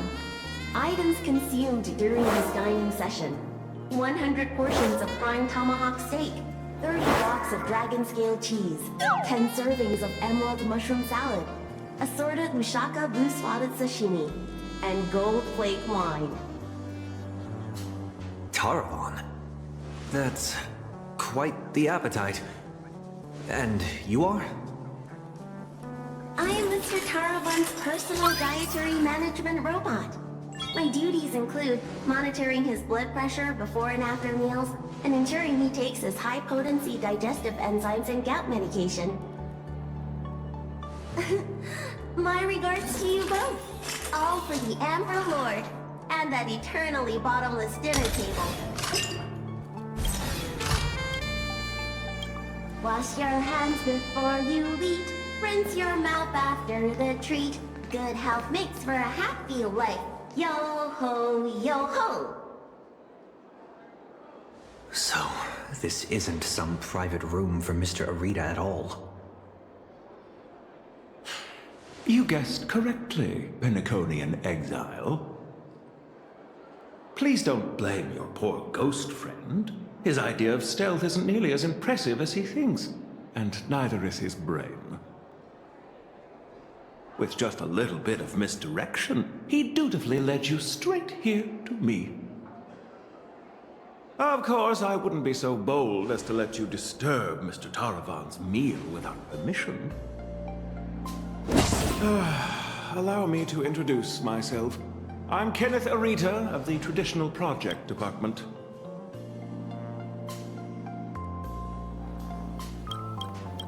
Traditional Project Department?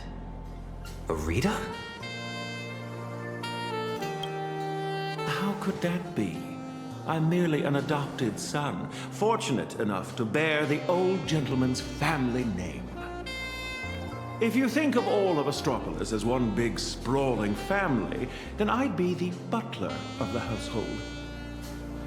And a butler's job is to know everything that goes on within the estate, down to the smallest detail, and to ensure no pests ever find their way inside to threaten the family's interests.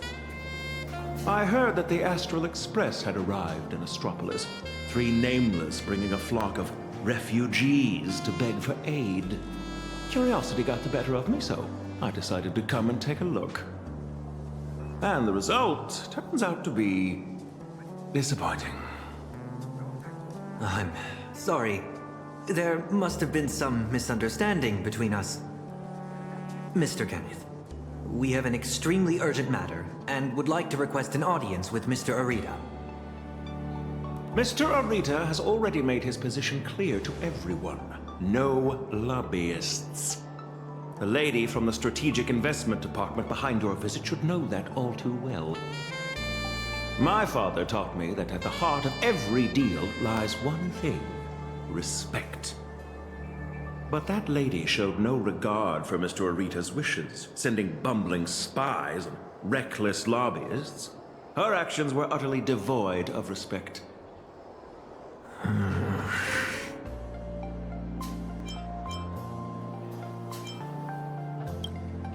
Kenneth, we're not spies, nor do we mean to offend you. We're just a group of desperate people with nowhere else to turn. My friends are back in Clean Arcadia, and every living being in that world are in grave danger right as we speak. On behalf of the Astral Express, I make this promise to you, and through you to Mr. Arita.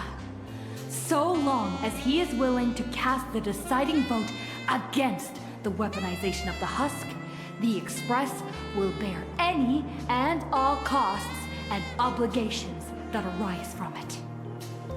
Please, make sure this promise reaches him. The bond you share with your friends is truly moving. However, I'm afraid I can't do that. As for this spy right here, I can get him back to you.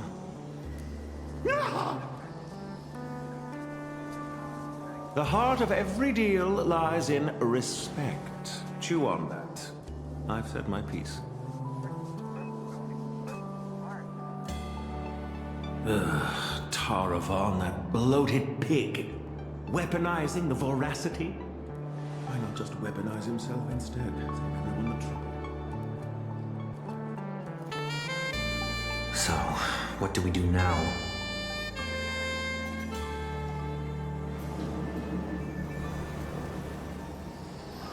I'm sorry. I messed everything up again. An unfavorable opening, to say the least. The moment IPC faction politics get involved, things get infinitely more complicated. What do you think? Should we try a different approach, or keep up the chase? You mean what he said to us before he left? The heart of every deal lies in respect. Is Kenneth trying to tell us something? Respect? Since when has the IPC ever treated anyone with respect? Setting everything else aside, my higher-ups are each more ruthless than a wolf, which is very much in line with my family motto, no friends, only prey. Who knows? Maybe we're even distant relatives?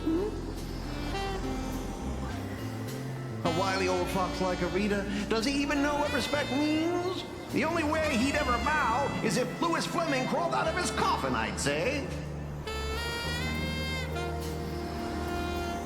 True respect comes from having the strength that others acknowledge. Just like how the Strategic Investment Department respects the Astral Express, Kenneth is telling us he wants to see what we're made of. I see. But what do we have that could earn his respect? Trying to bribe him would take wealth on old Odie's level to sway Arita. As for using force, that would be exceedingly unwise on IPC ground. As far as the city is concerned, the awakening of the Husk is still a piece of information known only to the IPC's upper echelons. But Astropolis isn't home to IPC executives alone.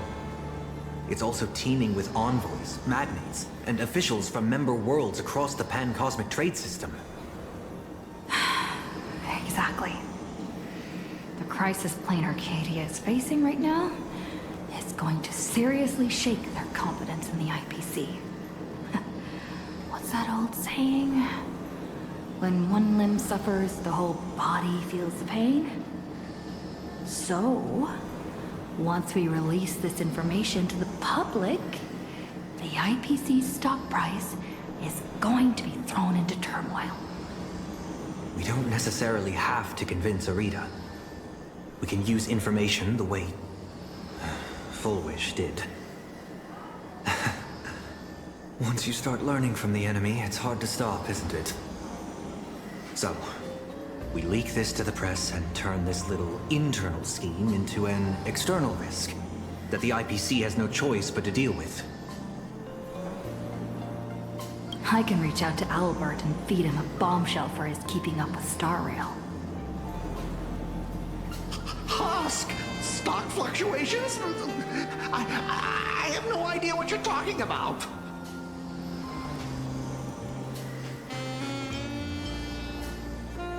I think I'll pass. I just got a new lease on life, and I'd like to enjoy it for a few more days. Anyway, I gotta run! Now then, let's have Kenneth show a little respect. Come on, Sonny. Let's head to the Lodestar Tower and meet up with March and the others.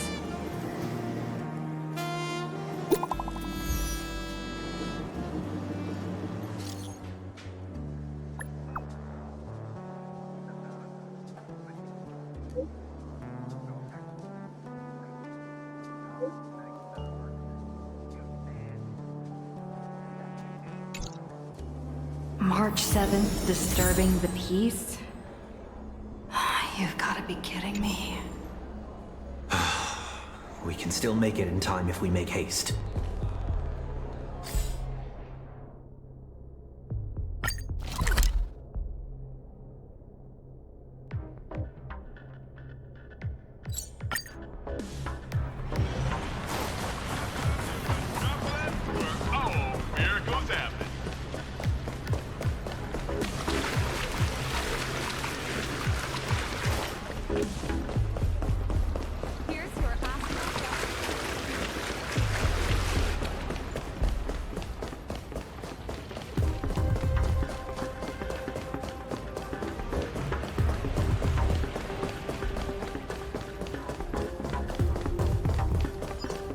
I see them. They're right there. Why are there security forces here? Word is. Disturbing the peace? Is this a mistake?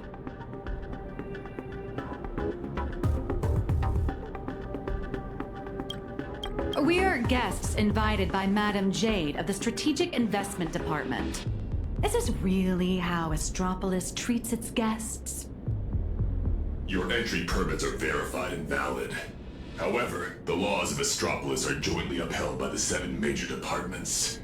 No exemptions are granted based on the invitation of a single senior executive. Our system detects a dangerous wanted fugitive hiding among your visiting party. Is this some kind of interastral joke? The Nameless of the Astral Express are heroes who've saved many worlds. This is bad. We need to go, now. Target identified. Sunday, former head of Penacony's Oak family. Currently a high-priority wanted criminal of the family. Charges include severe endangerment of cosmic order and security. Since when does the IPC hunt down wanted criminals for the family? In accordance with the Pan-Galactic Civilization's Judicial Mutual Assistance and Emergency Extradition Treaty, IPC security forces are authorized to subject dangerous fugitives to preventative detention, to ensure segmentum stability, and fulfill treaty obligations. It appears explaining myself is entirely pointless now.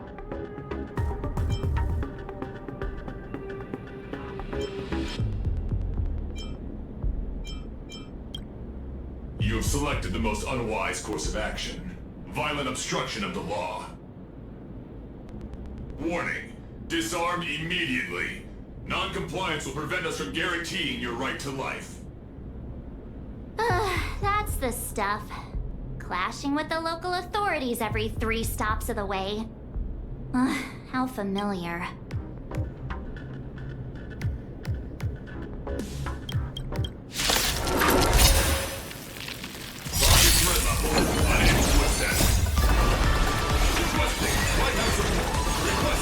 Lighthouse support! Lighthouse, copy. Request received. Embrace a new life. Memories waiting to be woken up by a shooting star. Remember me with love. In life and death, sprout new buds. Don't blink. May you fulfill love's promise with me. Cleanse hatred with love.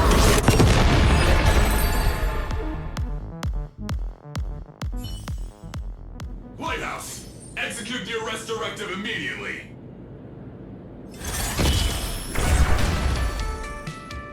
Zip it, tin can! You're making my brain hurt. Huh?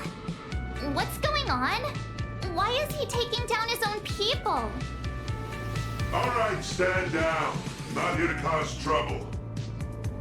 Here, this is a special access pass. Its clearance is a few grades higher than that outdated arrest warrant of yours. I'm taking them with me. Objections? Clearance confirmed. Hilarious. Clearance confirmed. One word of objection out of you, I'll be pounding you into scrap and shipping you back to security in a box. Right, you lot. Write your own incident report. Make it airtight and keep my name out of it, hear me? Well, don't just stand there. Do you really want to waste eternity dealing with these by-the-book blockheads? Allow me to introduce myself. I am Lighthouse, Astropolis' honorary security officer. I am the light that pierces the darkness, the shield that guards against danger, the one who leaves no place to hide for the scoundrels that threaten IPC assets and the safety of Astropolis' citizens.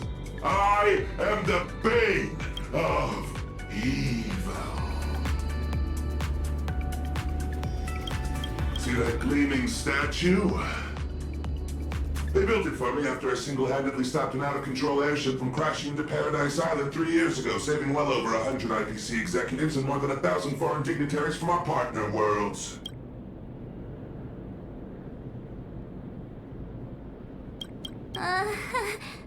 Cool. So, you're basically Astropolis's resident superhero? Superhero. I'm no different from the influencers swarming this city. I can't hold a candle to the nameless of the Astral Express.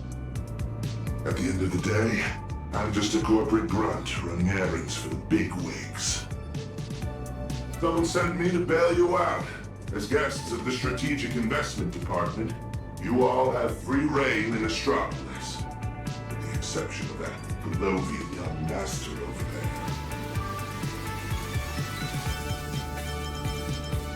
The IPC is riddled with internal factions. It seems someone is trying to assert their presence. Spot on! I got 2 calls at the same time. One asked me to ensure unrestricted access for the Strategic Investment Department's guests. And the other asked me to apprehend the high-risk wanted felon. I thought to myself, isn't this just a... picking on the little guy? Am I supposed to fish the sugar out of their instant coffee, too? But hey, that's just how corporate life is. So, tell me, big hero, exactly which 2 heavyweights are duking it out up there? On IPC turf, some questions are better left unasked. Because the real question isn't who done it, but rather, who wants you to know? And I obviously haven't received the directive to tell you. To think my past mistakes would catch up with me right here, right now. You two, I'm very sorry. Imposing my presence here will only burden you. So be it. No need to worry, Mr. Lighthouse. I will leave Astropolis. Immediately. Where could you go at a time like this? I'll return to the Express and warp to low orbit above Plane Arcadia. There I can use the Express as a comms relay. We need first-hand intel from there. Take care, you two. I'll do my part, and you do your best too. Phew!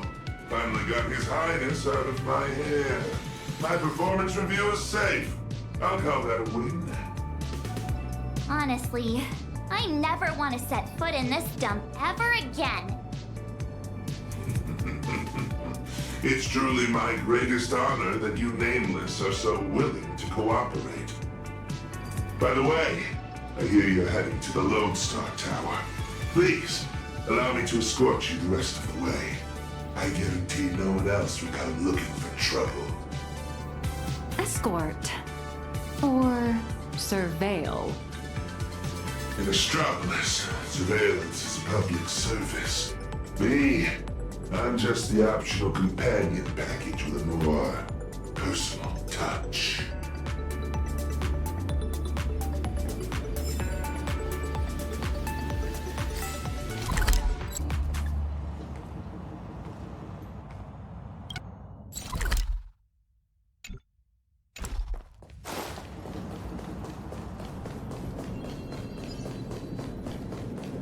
Hello? Welcome.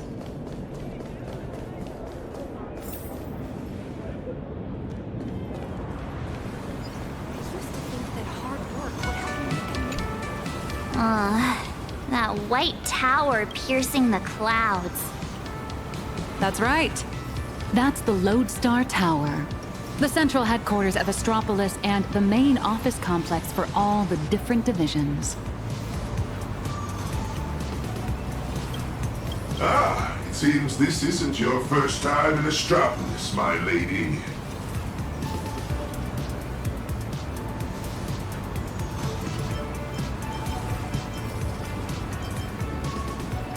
From afar, it might look like a prickly needle, but it actually houses a staggering number of IPC employees, along with their dreams and entire lives. Look all the way up to the top of the tower. See? That floating island is called Cloud Peak. It's home to the richest and most powerful big shots in the IPC. Looking at it now, it doesn't resemble the needle so much as a strand in a spider's web of power. And to climb that strand, you'll need more than strength. You'll need skin thick enough to stop a bullet, and the willingness to put your soul up as collateral if that's what it takes to meet your KPIs. Yet, countless people still rack their brains and do whatever it takes to claw their way up this strand, hoping to reach the top and live like gods alongside those media giants. That's the Nameless for you. No interest in fame or profit. Must be nice. Me, I'm not nearly that selfless. 5 years ago, when I first came to Astropolis, I wondered if one day my statue would stand atop Cloud Peak. How'd that turn out? It ended up in the plaza, over there, becoming the most glaring signpost on the path to Cloud Peak. Just a daily reminder to everyone passing by. Look, it's the superhero lighthouse. This is as far as he got. Speaking of which, after defeating Iron Tomb, did the IPC give you guys, some kind of special bonus? My bad. I was projecting my own situation onto you. You guys are heavy hitters who can go toe-to-toe with the heads of the Strategic Investment Department. Why would folks who can trade blows with a Lord Ravager sweat the small stuff? Do you have a lot of that small stuff to sweat over, Mr. Lighthouse? If only. My typical to-do list looks more like this. Track down some big shots runaway nosewalker, then stop 2 departments' private security forces from shooting each other while somehow managing not to step on anyone's toes. You're quite the down-to-earth hero. Down to earth? Yeah. If I so much as brush against some big shot's favorite painting or antique vase while on a mission, I'm stuck writing a 3,000-word incident report. Your superhero career sounds a little... miserable.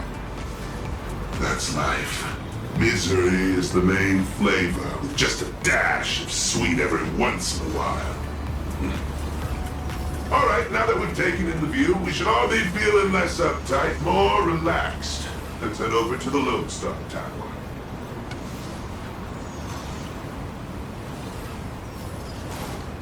Picture this.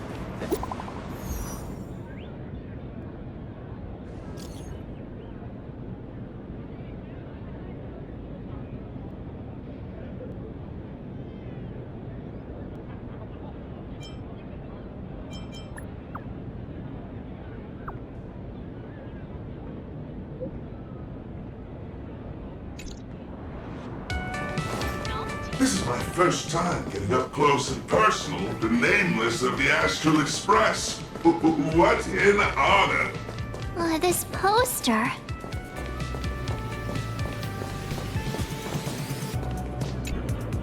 Ah, that's a promo poster for the Cosmic Big Lotto.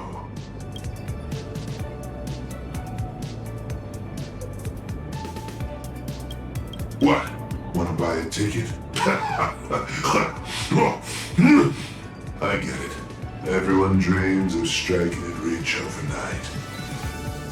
No, I mean the person on the poster. Ah, Beatrice Melanine. Apparently, this insanely lucky girl hit the grand prize 3 times in a row. Who knows? I heard the IPC tore their pipelines apart looking for a glitch. Found nothing, and had no choice but to honor the payout. They even signed Beatrice as the spokesperson for the Interastral Big Lotto. Man, if only I had that kind of luck.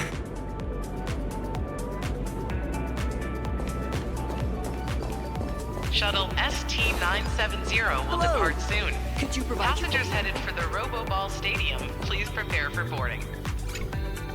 Hi there. Tickets to the Lodestar Tower.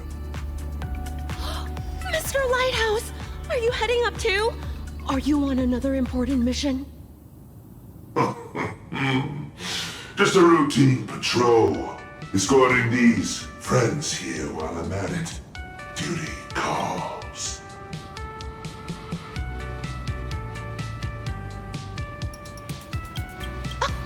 I knew it! With you around, Lodestar Tower is in good hands. Here are your tickets! And thank you again for what you did on that sightseeing boat, for saving my child. Don't sweat it. I was just doing my job. All right, we've got the tickets. Let's move.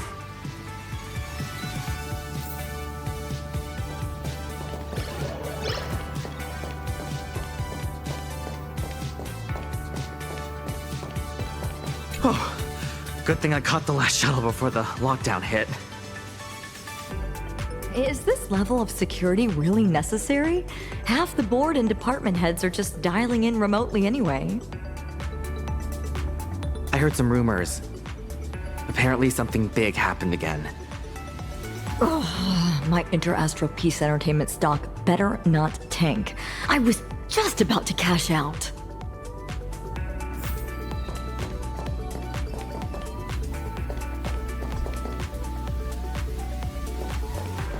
What sets you apart in the Shuttle ST-967 will depart soon. I was looking into it, and apparently, back where Reimagine originated, there's an actual Fey-Kind Protection Act to safeguard our rights. Must be nice. Just because we light paws are fast doesn't mean they can keep dumping all these super urgent takeout orders on us. When I make manager, I'm definitely submitting an Imagine Protection Accord to the board. It's here. Let's go, guys.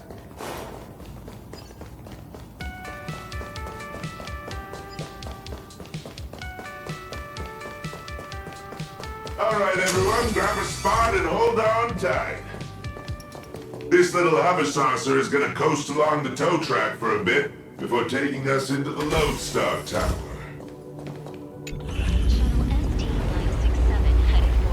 Skylight's open. Nice view, eh? Even the most spectacular views get old when you have to stare at them every single day.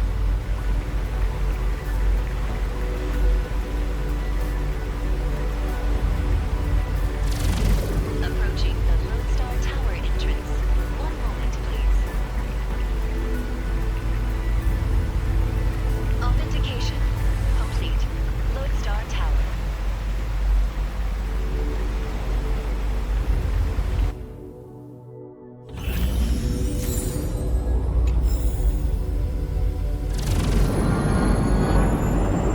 Hold on tight. Once we're through this tunnel, we'll be there. Is Mr. Lighthouse really escorting us all the way inside? Sorry, but I'm the one with special clearance. I've got to deliver you VIPs safely to your destination. My mission isn't complete until then. I'm usually just flying around up there, so this is my first time riding an everyday commuter shuttle. If you folks aren't in a chatty mood, I can stop talking. Oh, it looks like a needle from the outside. But once you're inside, it's actually massive. You're looking at least 100,000 people buzzing in and out of here on any given day.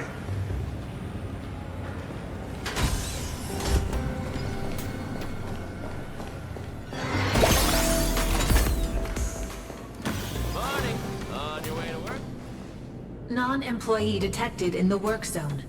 Please cease movement and submit to scanning.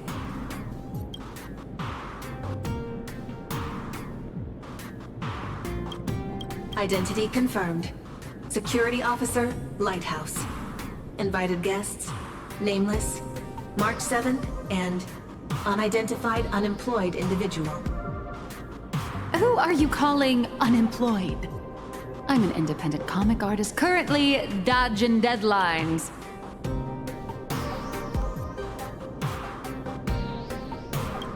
Suspicious target.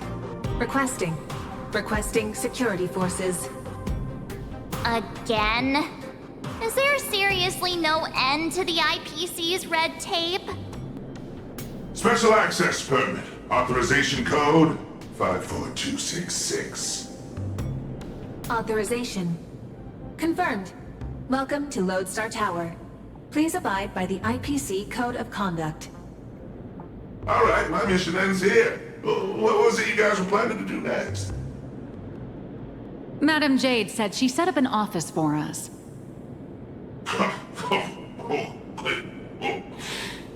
Then just go say hi to the receptionist and drop Madam Jade's name. Assuming none of the bigwigs decide to trip you up again, of course. Good luck out there.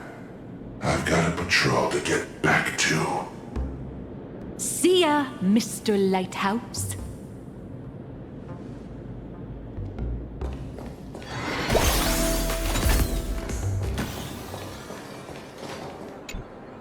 For malfunction reports, please proceed to Zone D. For visitor pre-registration, please submit the online form and expect a processing time of at least 3 business days. For lost items, please contact security at extension 114. Hi there. We're guests of Madam Jade from the Strategic Investment Department. She said an office was reserved for us. Understood. One moment, please. Guests of Madam Jade. Here it is. Zone G892, temporary office. Access code... According to the system, access to that office was temporarily locked by the Marketing Development Department for emergency debugging just moments ago. Lifting the lock requires authorization from a department head or higher. I'm afraid coordinating this might take some time.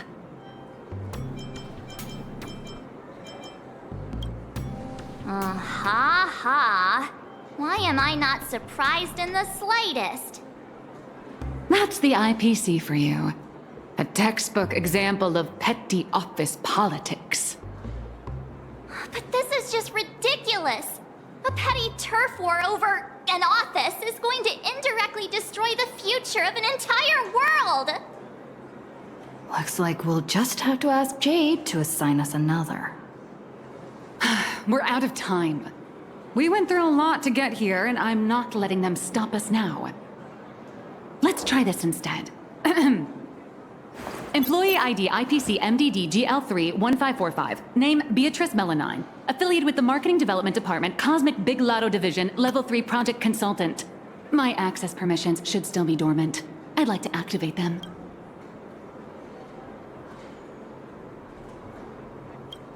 Beatrice Melanine?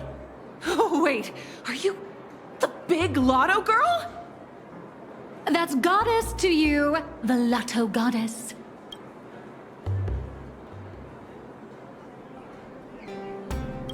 Listen up, rookie. Citing Article 7 of the Emergency Internal Resource Allocation Regulations, during periods of cross-departmental collaboration, employees of Level 3 or higher from the originating department may apply to elevate their temporary venue coordination priority to the maximum. Now, type it in and give it another try. Clause verified.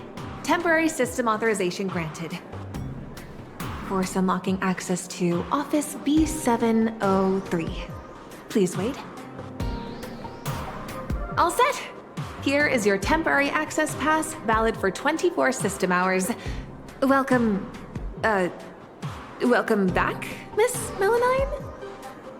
24 system hours, whew, more than enough. What are you all standing around for? Let's go. What just happened? Are you really Beatrice Melanine? No way! It's just one of the many gigs I've worked. Hardly worth mentioning. But... I know you have a lot of questions, but the hallway isn't exactly the best place to chat, is it? This way!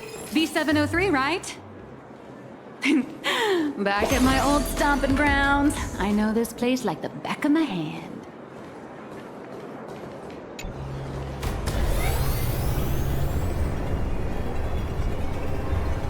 This elevator's taking forever! How many floors does this place even have? The Lodestar Tower tops out at 6,622 floors. I'll never understand why they built it so ridiculously high.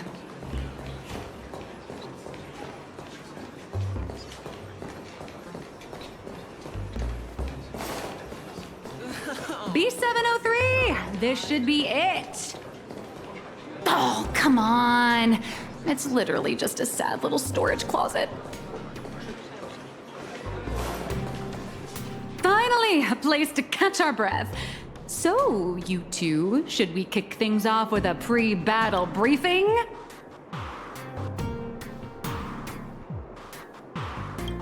Or would you rather get those burning questions off your chests? Before we begin, I have a question. From the day we met, your identity has changed constantly. President of Robocom, an employee at Perlux, a deadline-dodging comic artist, and now you're the IPC's lotto goddess? So, Miss Nihilux, who are you really? Before I answer that, I need to ask you two one thing. You're willing to trust me, right? You seem like a good person, I guess. But if you don't give us some straight answers, she and I are gonna have a hard time trusting someone who's always keeping secrets. The nice guy card. March. That's the highest praise I've ever received. It's fine. A trusting heart is magic.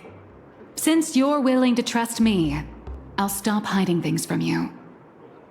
I do juggle quite a few identities, and I'll admit, I don't exactly look like the most reliable person. But every single version of me is 100% genuine. I'm just glad these identities have allowed me to help my friends out when they're in a pinch. Little Raccoon, there's something I need to get off my chest. I think it's time I told you. Boss! Evil boss. Mr. Sunday tipped us off that there's some explosive news to cover, so we came without a moment's delay. Explosive news?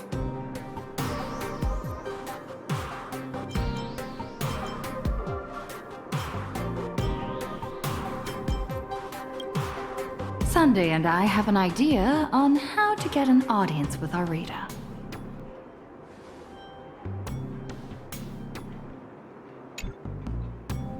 Uh-huh. So, you want to blow the plain Arcadia Husk crisis wide open, using public outcry to corner the pro-weaponization faction! Even in my wildest dreams, I never imagined Bobo Weekly would one day expand into interstellar reporting! So what are we waiting for? Let's drop this bombshell on every reader in Astropolis right now!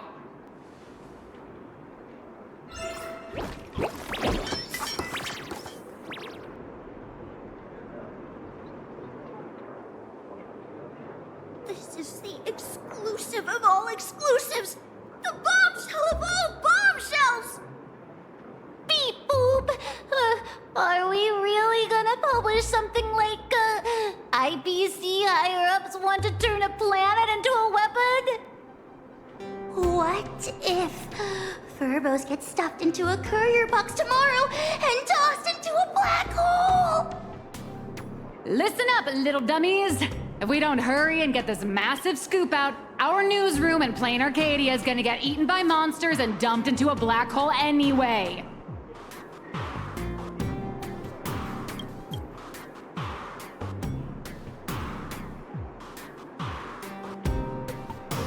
Remember the journalism principles I taught you? Don't write the news like some bone-dry fact-finding report. The headline has to be sensational and intimately connected to our readers' everyday lives. Shocking! Secret meeting of IPC execs. Save the planet or turn it into the ultimate weapon. Like this? Exactly. But the point isn't to expose the conspiracy. It's to shove the danger right in our readers' faces. They need to know that after Plain Arcadia falls, the world they live in will face the exact same threat. Subtitle: Exclusive Insider Report. Astral Express tells all. A greater shadow looms over Astropolis.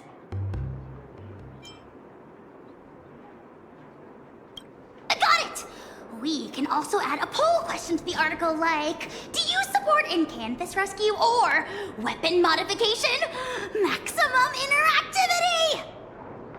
Nice. Aside from our little Furbo's over-the-top clickbaity articles, we'll also need you to step in front of the camera for a few shots to boost the story's credibility. We'll aim to infect every social and news platform in Astropolis in record time with this news, just like the anti-organic equation did. Leave it to us Furbos for the freedom of press and to keep our home from turning into a giant firecracker.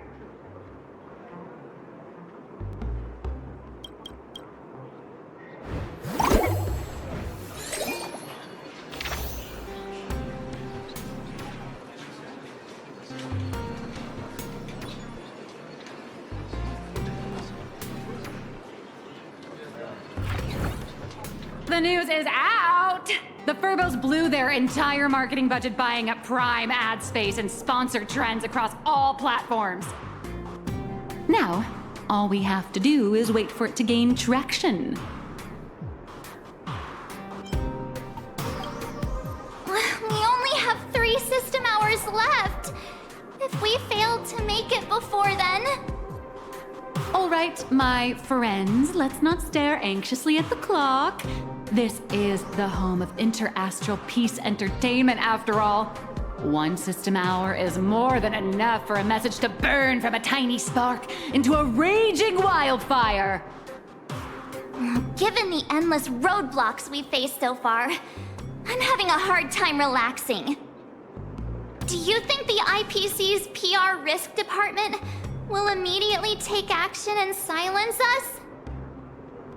Miss March, please don't say another word, because I think you just jinxed us.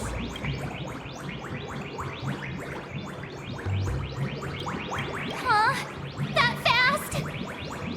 Beep boop! Aberrant data detected! The initial click and share metrics across all major platforms are skyrocketing! But none of the related discussion topics made it onto the trending lists! It's like hitting an invisible wall! The IPC is definitely pulling the strings!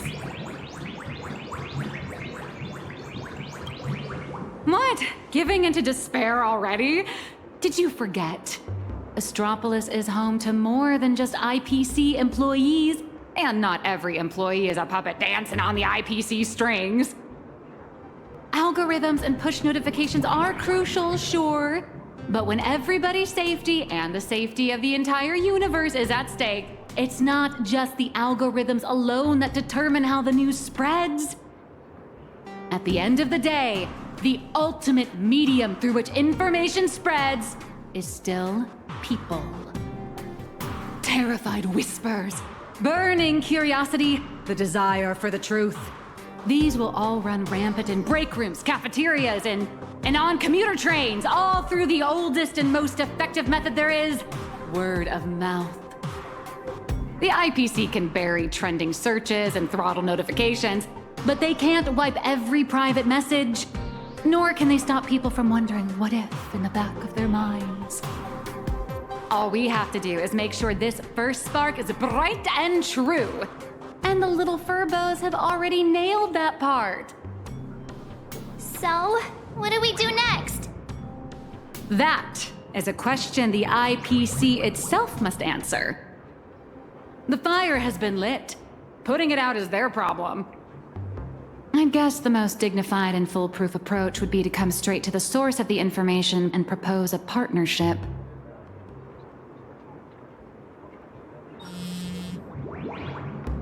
See? What did I tell you? Esteemed Trailblazer, Miss March 7th! Hello there, it's me, your old pal, Albert. The higher-ups have seen the bombshell news you just dropped. Well, they're taking it seriously, of course. Extremely seriously. They've decided to set up a special last-minute interview session just for you at the Panorama Hall inside Lodestar Tower. They want to hear all about the situation in Arcadia firsthand, along with your demands. This is a once-in-a-lifetime opportunity. IPC higher-ups and business reps from other star systems will all be there. You get to speak directly to the most influential audience around. Is also all set to conduct an exclusive interview with you afterwards. You will show, right?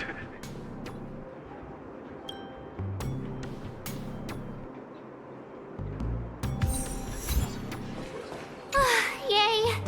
Our voices are finally being heard. See? I was right, wasn't I? Albert sent over the time and location. I'd better get ready. Leaving already? No time to waste. I need to move now. Good luck.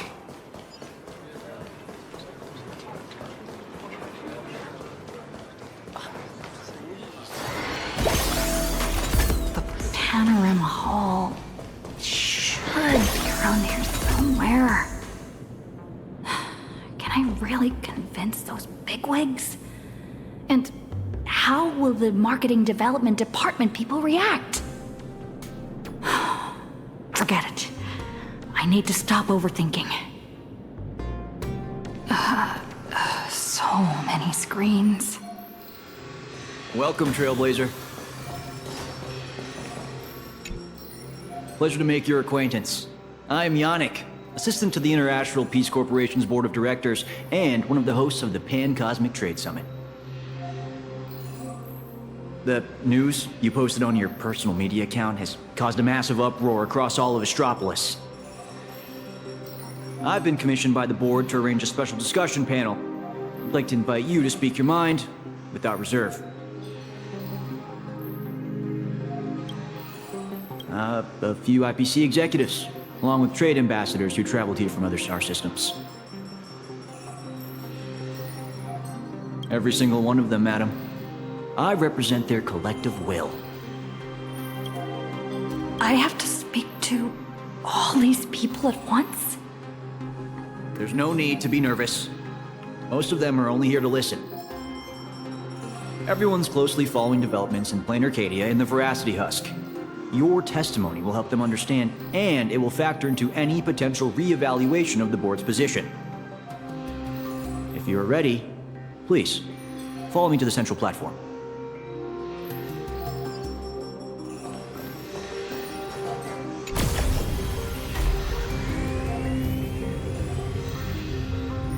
Please try to capture people's attention and make the most of it.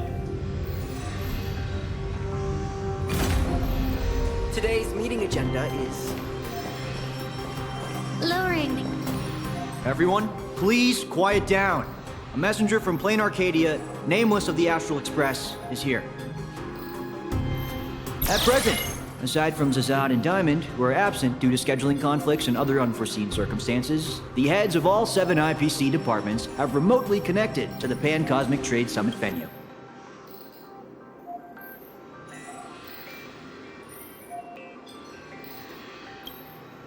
According to the pre-meeting briefing, our agenda today is an inquiry and statement of position regarding the Plain Arcadia Husk crisis. Don't panic. Seize this chance to get your demands across to these IPC executives. I am sure you have all seen the news regarding the situation. I swear on the honor of the Astral Express that everything I say is the truth. I am here to deliver a plea on behalf of everyone still fighting in Plain Arcadia at this very moment. I seek to invoke the power of the preservation to canvas Plain Arcadia once more, buying us more time against the Husk's breakthrough. I hope the executives holding voting rights will consider the future of Plain Arcadia, as well as the worlds of all the envoys present here today. This is true. Did they get the Husk? Let's start with this. The Husk has been sealed within Plain Arcadia for over a millennium. Why did it suddenly spiral out of control?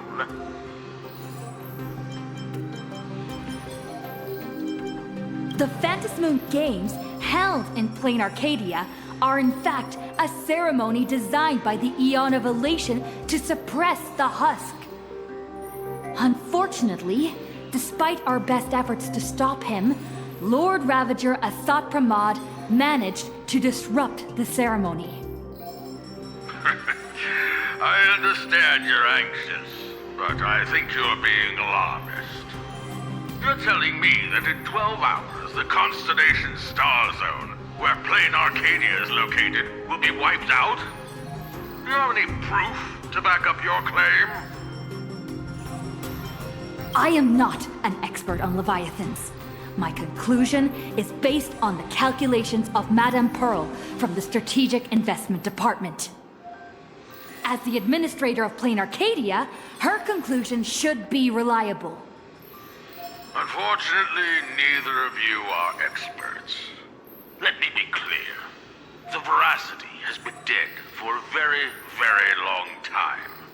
By your own account, Plain Arcadia is nothing more than one fragment of its corpse. The Technology Department's assessment has concluded that the IPC's cutting-edge technology is more than capable of controlling the activities of these eonic remains. Perhaps even turning them into our most powerful weapon. As for the people there, they're collateral damage. You can't do business without taking any loss.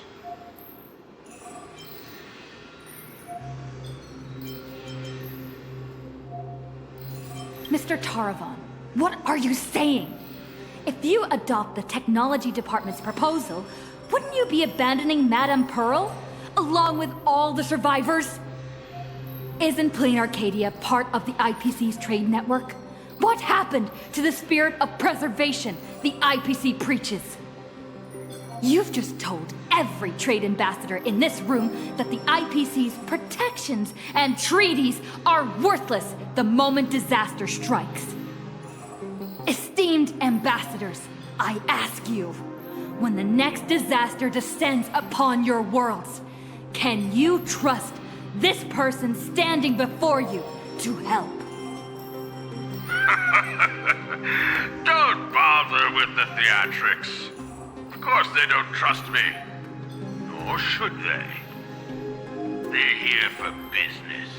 They're here to sell their manpower, resources, and technology. They're here to trade their planet's blood for sky-high amounts of money. Every world that joins the trade network bears its own risks. The swarm, the anti-organic equation, the Borisin. Sure, the IPC provides some support to its allies, but the IPC isn't your spoon-feeding, diaper-changing nanny. What is Mr. Taravon? What is Taravon saying about? That's quite enough, Taravon. You've made it all the way to board director, yet you seem to have more professional discretion back when you were hauling materials for the building material logistics department.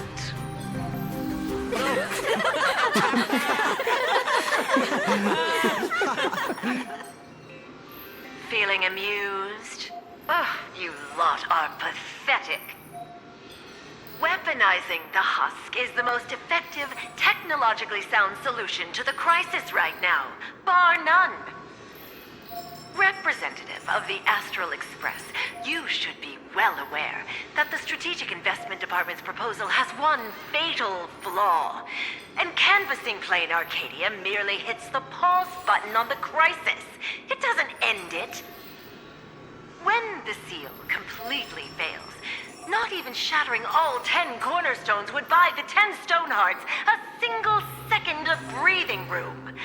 How do the Strategic Investment Department and the Express plan to respond when that happens?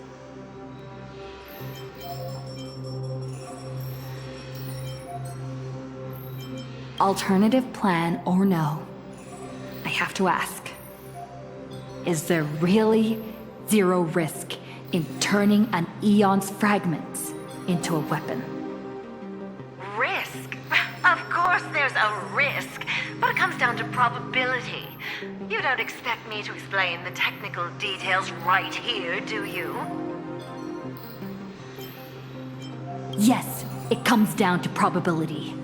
You may think that a chance buried several decimal places deep is effectively zero.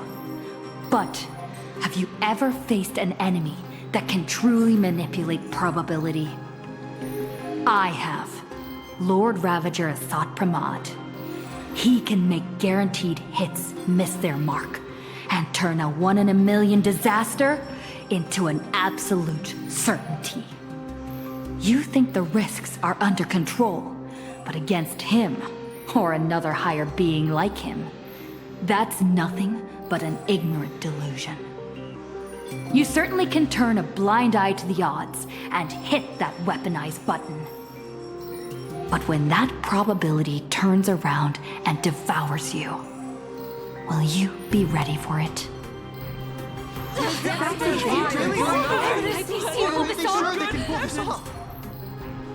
Fair enough. I've heard all I need to know regarding the Plain Arcadia issue. So it seems our position is canvassing the Arcadia. I support the in-canvas plan, and that's that.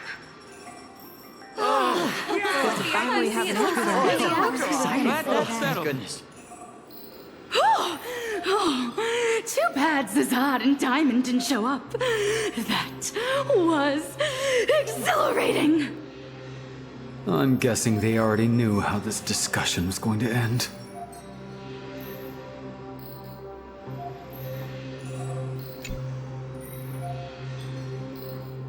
Congratulations on getting your wish, Miss Trailblazer. The discussion was quite lengthy. Let's take a break. We actually convinced Mr. Arita? I thought it'd take a lot more work. I understand.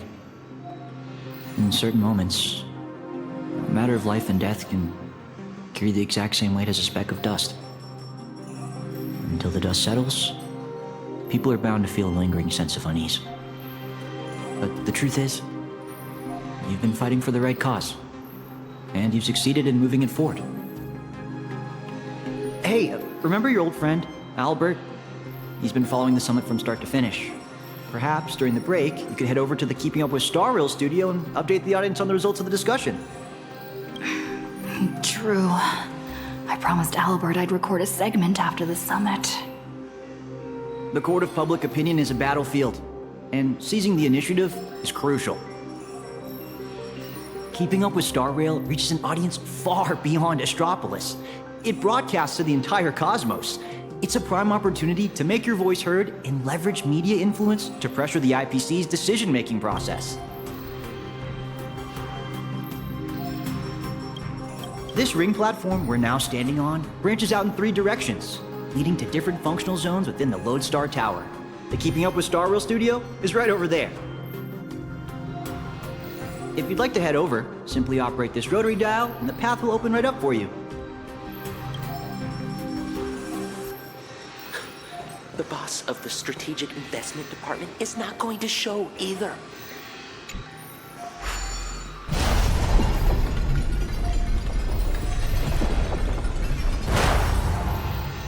They might need to be careful about the optics because of Pearl, from what I heard. Before I head out, I should tell March and the others the good news. Better not keep them worrying.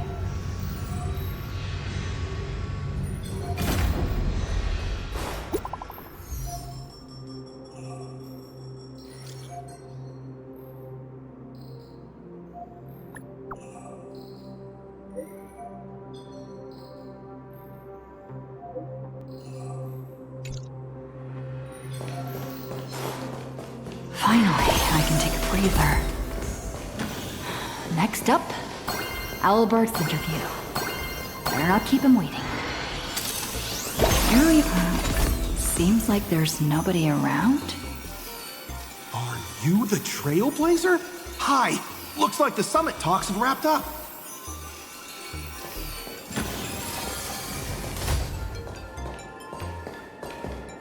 Here for the Keeping Up with Star Rail interview? Oh, right. The host should be here soon. Tell you what, why don't you take a seat in the studio before the interview starts? See that control panel over there? Just give it a press and the studio will automatically rise up.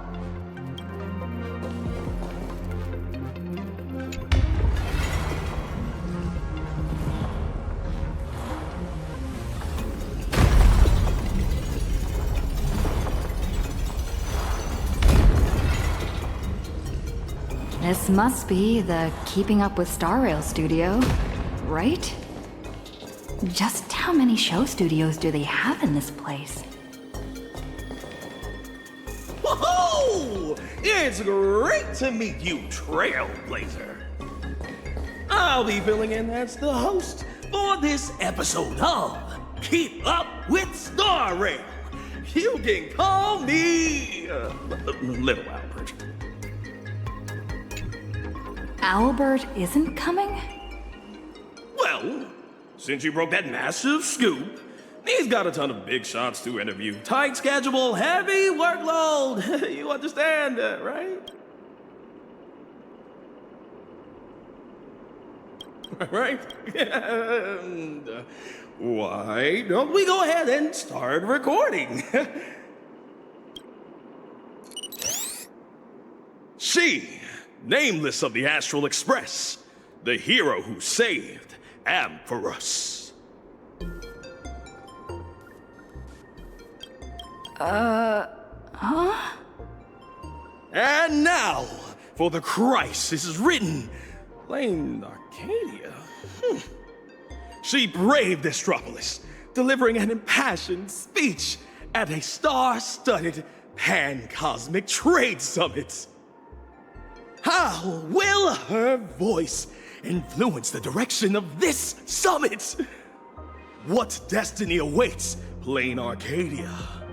Dear audience, please welcome today's guest on Keep Up with Star Rail. First question. Just what kind of impact did the Veracity's husk make on Plain Arcadia? I heard the Strategic Investment Department did massive reconstruction work there. Does that mean all their investments went right down the drain?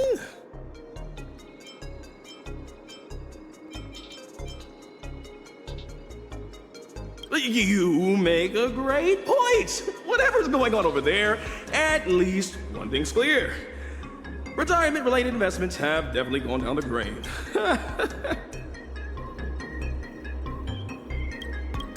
Why do you ask? Well, an apocalypse obviously tanks everyone's life expectancy, so healthcare brands have absolutely no future.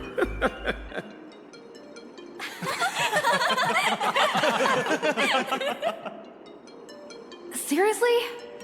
What are you doing? You need to take this seriously. In my hosting experience, a whole show without a single laugh is a complete train wreck.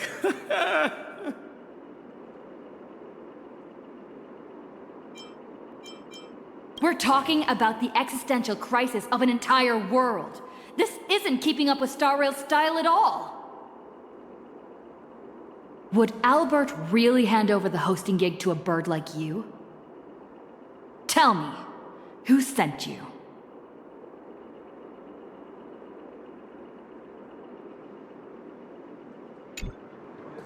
Miss Nihilux! Good news! She just sent us a message! Old Mr. Arita has been won over! He's going to vote for Canvas! Isn't this all a little too easy? Was that a bad thing? Oh, come on, don't be like me. I really don't want to play the Jinx anymore. All right then, March. Congratulations! Verbos! You scared this Verbo half to death. Evil boss, don't just start screaming! My little Dumbos! Get online right now and pull the search volume for the keywords Summit, Astral Express, and Plain Arcadia. Huh? Well, what for? In my experience working at the IPC, you can never be too careful. They invited Little Raccoon to present her case at the summit. Even if they don't publicly announce the voting results, they can't stop curious outsiders from driving up the search volume for related info. Beep boop! These keywords are showing absolutely zero search fluctuations! The search volume is so low it's sad.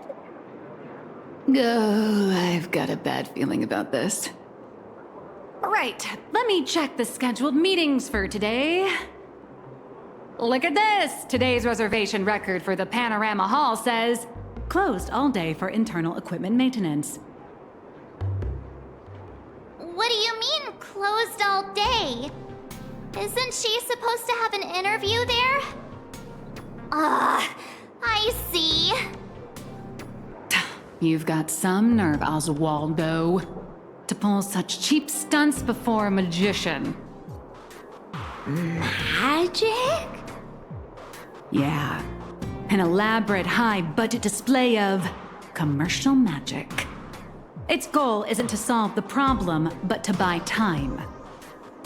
Using a highly convincing executive debate to stall our protagonist, tricking her into thinking hope is just around the corner so she'll quiet down and wait for the outcome.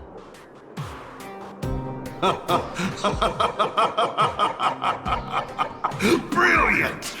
Absolutely brilliant! I was starting to think this little performance would drag on boringly until the end of the world.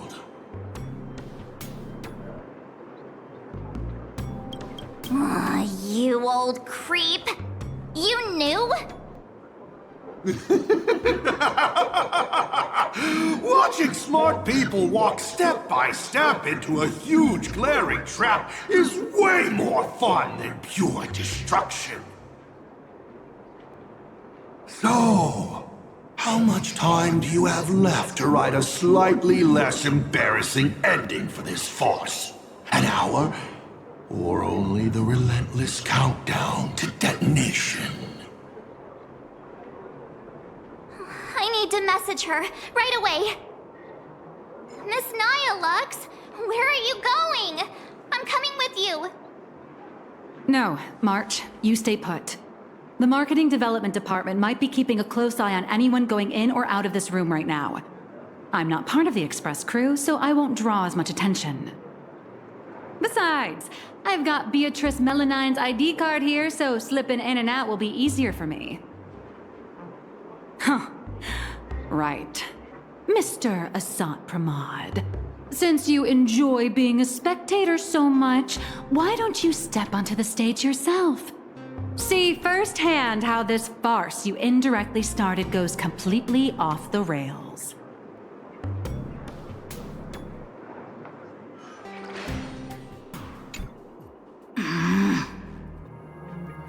You don't look so good all of a sudden. Are you tired? You all teamed up to play me like a fool. Uh-oh! Mission's a bust! I've gotta stall her for as long as I can, or I'll end up like Mr. Albert.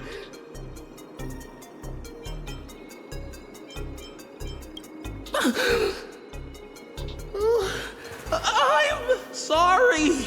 I'll tell you everything. I'm just a lowly grunt in the marketing development department. They promised me a promotion and a raise if I could keep you here. Actually, neither of us is going anywhere. They've locked down the entire studio and the corridor leading to the panorama hall. The doors won't open for anyone until the scheduled time. Fine. They went through all the trouble to set this up. I might as well grace the stage and crash the show.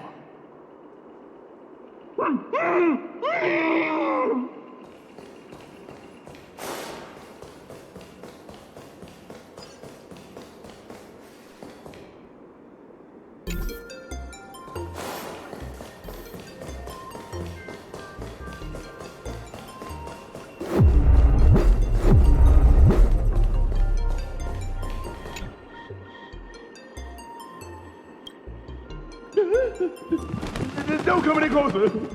I don't want you to see me like this. I'm so sorry. I knew they were just using me to gain your trust, but still made that go. I'm a spineless chicken. They locked the doors. Do you know another way out of here? Truly knows the way. There's an express lane for clocking out right in the corner of the studio. Found it. I'll give it 2 passcodes. Punch them in, follow the path, and you'll be able to bypass the lockdown and come right behind the panorama hall. Hurry up and go. Don't worry about me. I can break out of this cage on my own. Take care of yourself.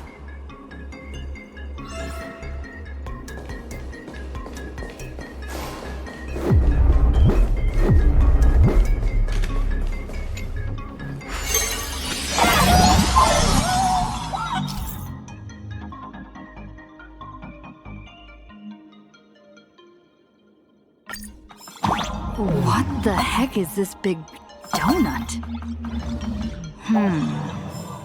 Gravity seems to shift around this circle. I wonder what'll happen if I jump into another ball.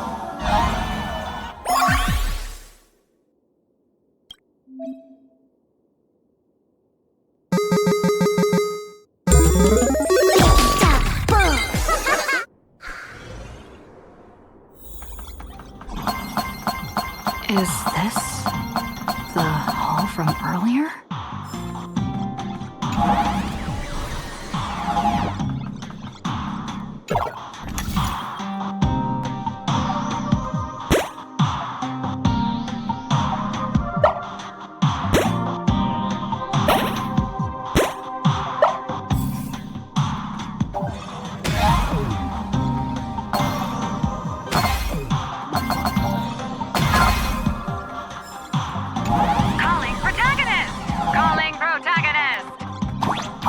Miss Nihilux? What are you doing here? I'll grant you access to all the door's locks. Let's meet up in the next room. How did you do that? Never mind. Doesn't matter.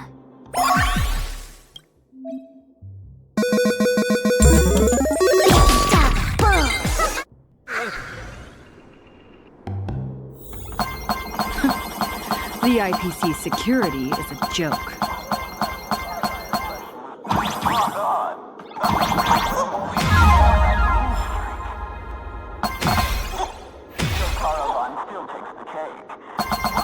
Building materials department is going to send you a cease and desist.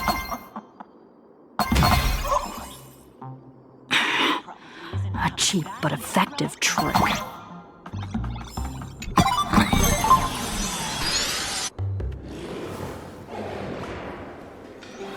What is this place? Holy eons!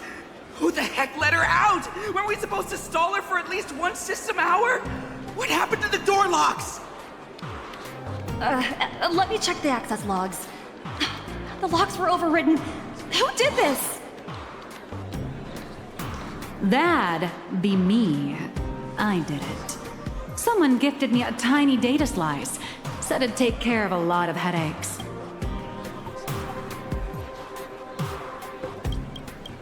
Stellaron Hunter Tech. Pretty impressive, huh? Are you a Stellaron hunter?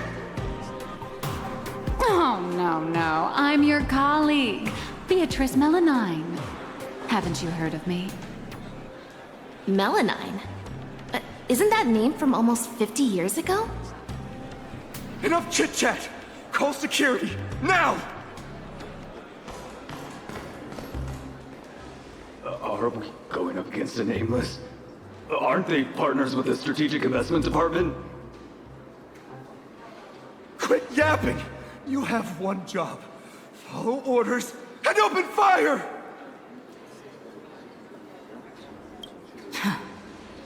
That's a wrap for your show. Now it's my turn to take the stage. Hold your horses, protagonist. It's not your time to shine just yet. These small fries aren't this time. Let someone with a big appetite gobble them up.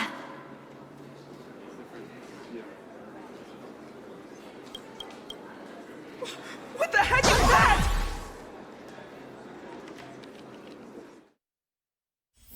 Hello. Please support the IPC. All for the Amber Lord. Out of my way! Get lost! Help! The nameless has gone crazy! Slack off once in a while. It's good for your health.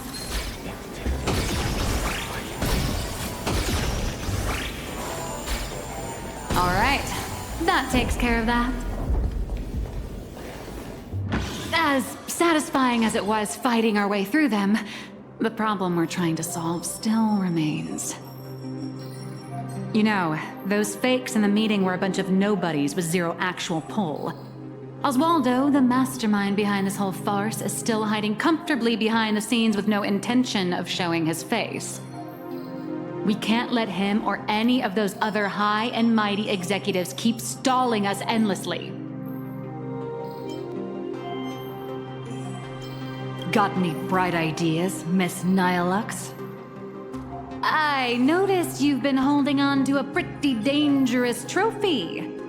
Forgive me for taking the liberty, but I brought it along.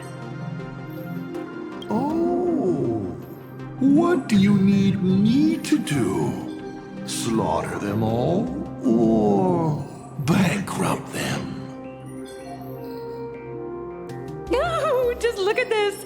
The severed head of a Lord Ravager, and it still talks.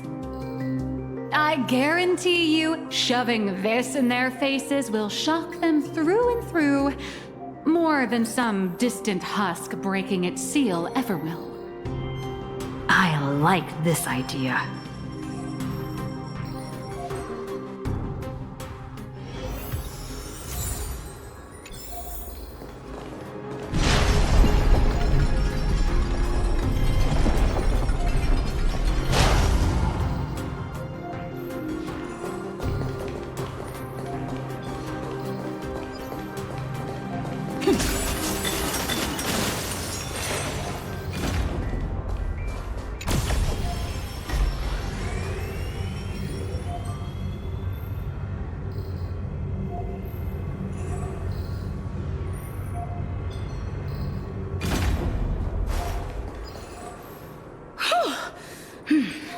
The executives all logged off early, huh?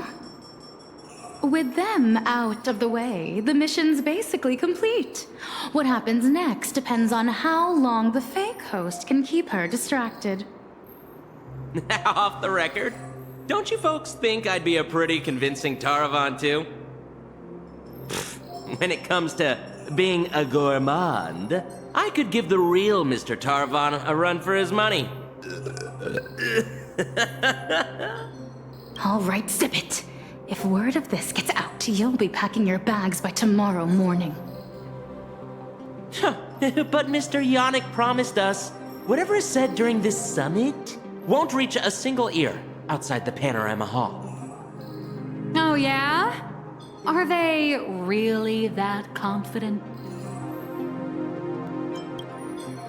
Wait.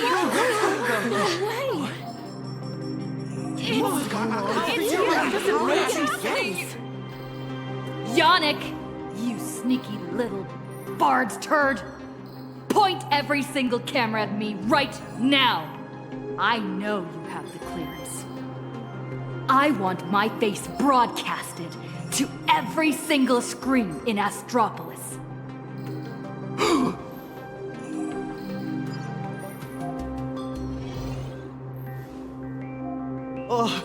Miss, please don't get so worked up.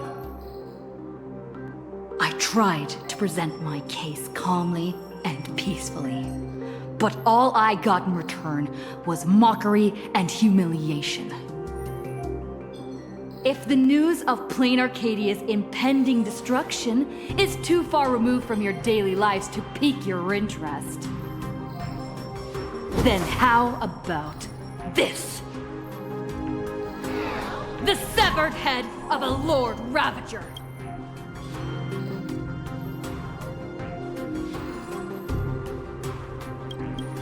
Every time it rolls, it brings incalculable variables and trials to an entire world.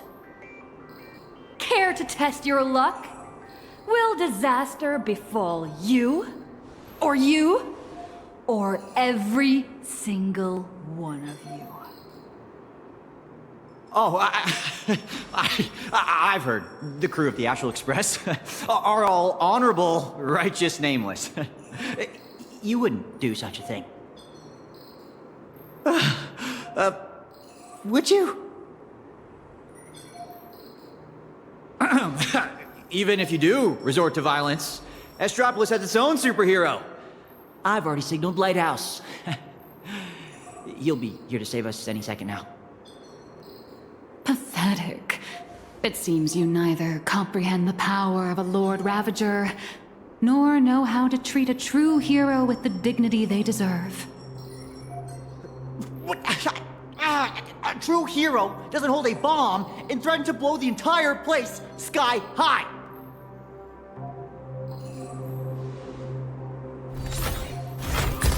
Again. It's a real shame. This time I've received a top priority directive. Eliminate the threat to the venue at all costs. I know I'm no match for you. This is my duty, and the sole reason I wear this power armor. I have to maintain the peace in Astropolis because I am the honorary security officer, Lighthouse!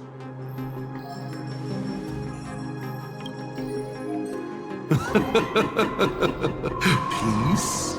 Since when has Astropolis ever known peace? I once heard a rather amusing joke. The preservation is nothing but a facade. Kapoth fell from grace ages ago, and the IPC is actually a faction of the Veracity. But seeing it for myself today, it turns out it wasn't such a joke after all. There is a Leviathan of the Veracity slumbering right beneath Astropolis, too.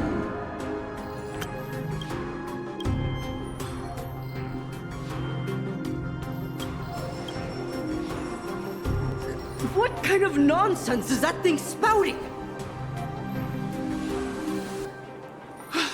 Okay, it's okay. Don't panic. It is impossible for a Lord Ravager to breach Astropolis. Do it, Lighthouse! Take them all down! All Lighthouse units, assemble! You people have truly pushed me to my limits. Since my warnings are falling on deaf ears... As you wish. Embrace a new life. Return to dust.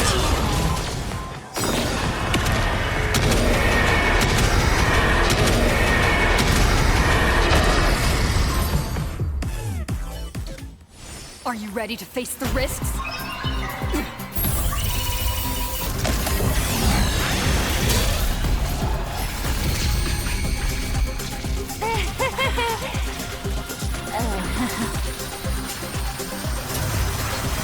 That will do. Huh? Mr. Arita wishes to speak with you two.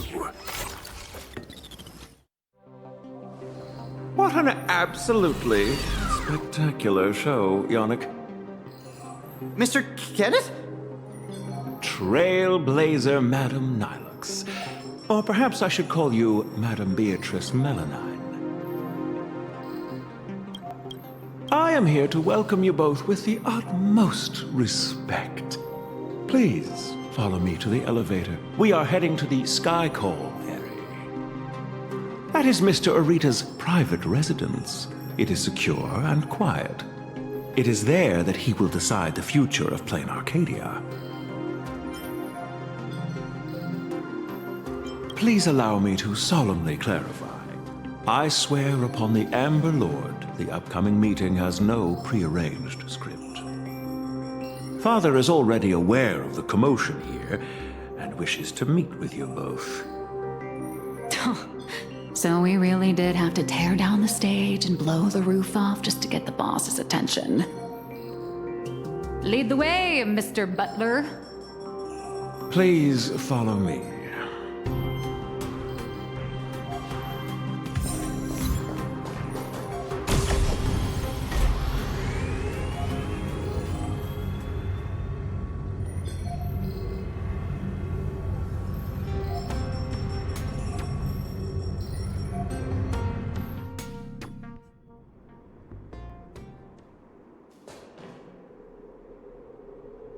Where are we?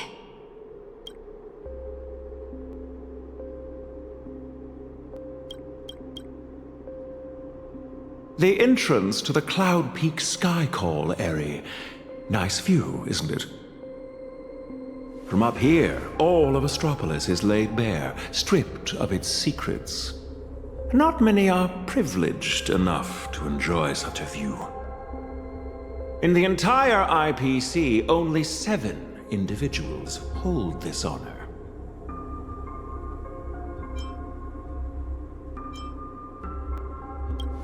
Sure is a long way from the ground. A fall from up here would shatter you to pieces, no? Better to risk the fall than be ground into the dirt. Rather than being crushed silently underfoot, most would gamble to reach the summit. At least they get to see the view from up on high. If you would both step onto the platform, should you experience a touch of vertigo, please don't be alarmed.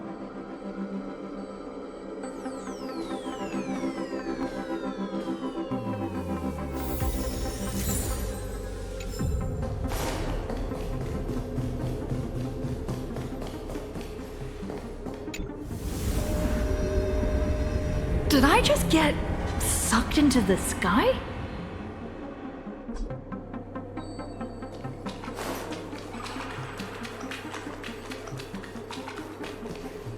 We have arrived. Father, I have brought them.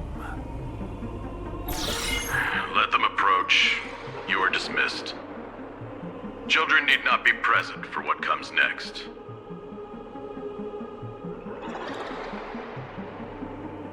Ooh, is it going to be R-rated? Too bad we're on a tight schedule. There's less than a system hour left before you cast that crucial vote. Clock is a-ticking, Mr. Orita. You really should invest in a better watch, Ms. Melanine. We have time to spare. We all know Louis Fleming only needs 60 seconds to make a decision. You're not Louis Fleming, though. Everyone also knows that even the chairman can't change a decision made by old Orita. Indeed. The younger generation seems to think the Ahatopia case requires no further discussion. I, however, have my reservations. I find both of the current proposals lacking. Oswaldo is capable and ambitious, but he remains a child. His ideas are naive. Diamond. His mind is far more mature than his appearance suggests. But being overly calculating can sometimes be a detriment. My duty is to select a successor for the IPC. Their credentials are simply too shallow to claim my vote. And so, Trailblazer, I am in need of a third option. A third option? I've been observing you ever since you set foot in Astropolis. Hustling and making your voice heard. You're just like Louis Fleming during the founding years. Now, I will give you 60 seconds. Tell me your story. If it proves compelling enough, you might just win my support. This way, I won't be forced into a binary choice. And you get exactly what you want. A win-win, as they say.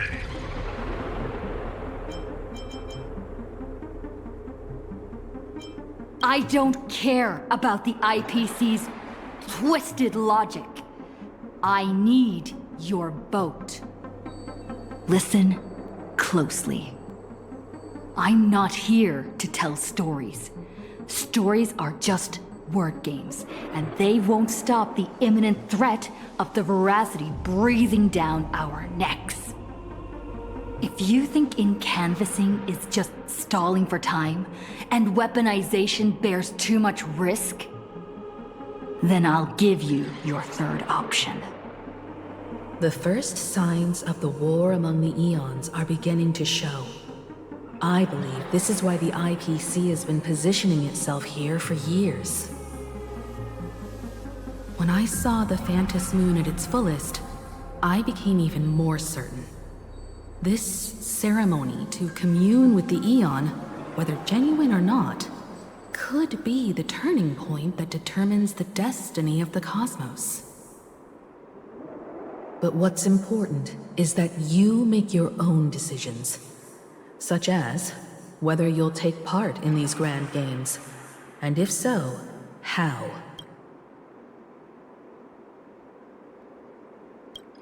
Return to whence you came. As a supplicant, I shall restart the Phantom Moon Games. I'll gather our wish power, seek an audience with Aha, and use the Elation's authority to suppress the Husk. Just as it was done countless Amber eras ago. If people could do it then, we can do it now. But for any of this to work, Plain Arcadia has to survive. And what makes you think the ever-fickle Aha will simply grant your wish? Right back at you. What makes you so certain Aha won't take my side? Fair enough. I don't make a habit of dealing with Eons, so I suppose I have no say in the matter. Then again, I'm not the one making the decision here. Louis Fleming is. 60 seconds are up. Chairman, The decision is yours.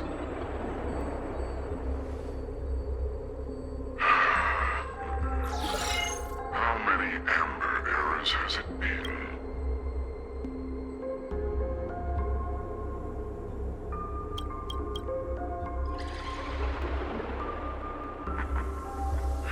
My old friend, have you returned?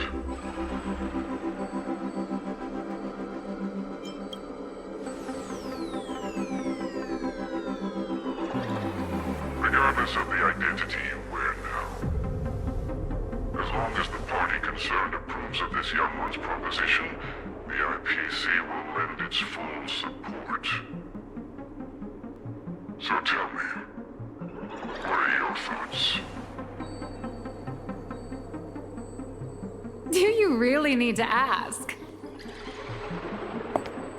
When have I ever opposed any of Acheville's ideas?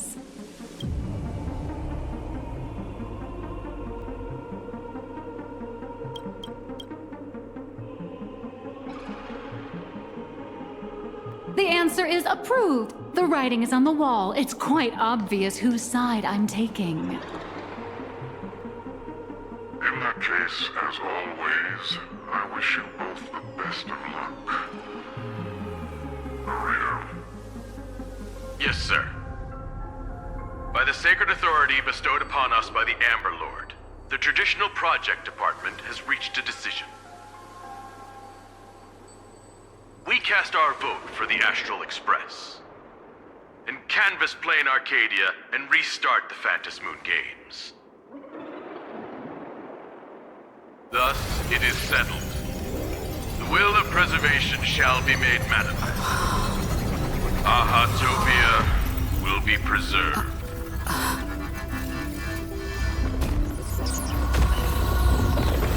Citizens, she has carried out the petition, as promised. Now, I shall guide the power of preservation.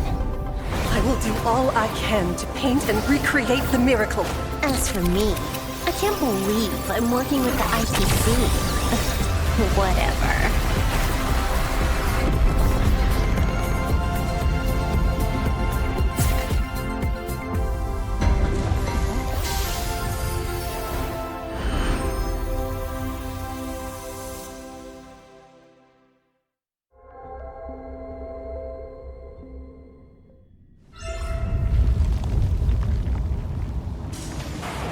Miss Himiko! It's time to retreat. No. Perhaps we don't need to head to the tavern after all. The series of tremors have now subsided. The tentacles surging from the fissures have vanished too.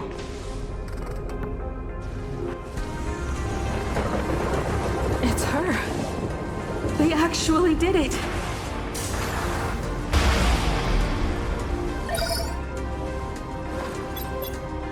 I am delighted to deliver the good news. The reenactment of the World and Canvas ritual was a success. Plane Arcadia has survived its most critical hour.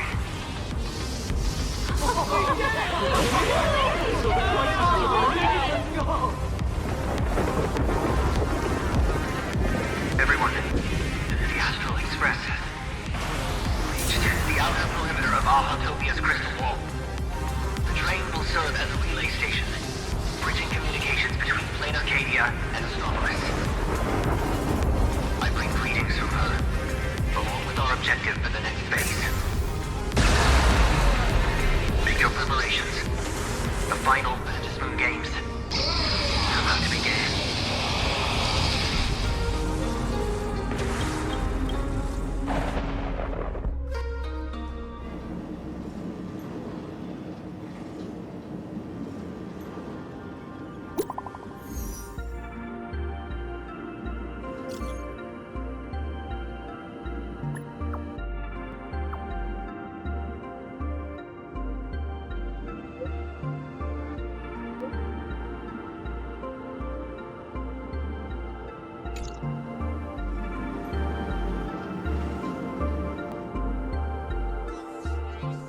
As you wished, the Amber Lord has protected Ahatopia. I'm sure you two have private matters to discuss, so I won't intrude. But before I take my leave, the IPC has one final request. Please leave that die to us. The Lord Ravager's head is far too dangerous. It needs to be properly contained.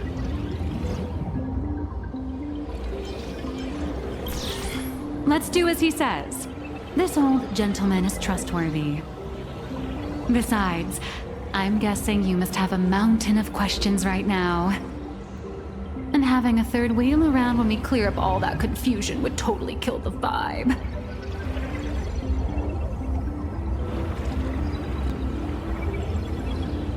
Miss Trailblazer is gone. Will everything she claimed actually come to pass? She will do it. She has to. Oh. Why is the air in this room suddenly thick with conspiracy?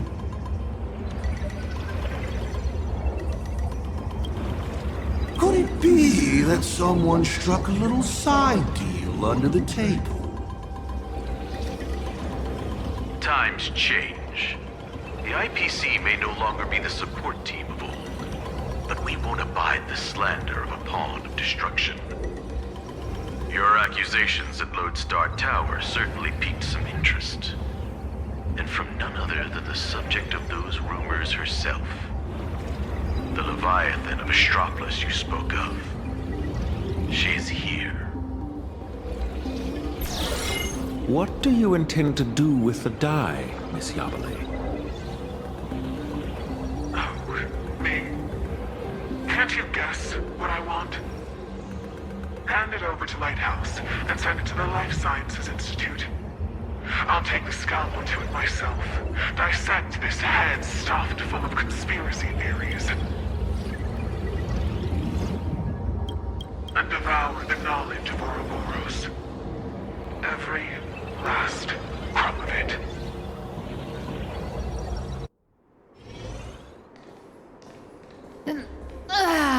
Finally a breather from this monumental crisis.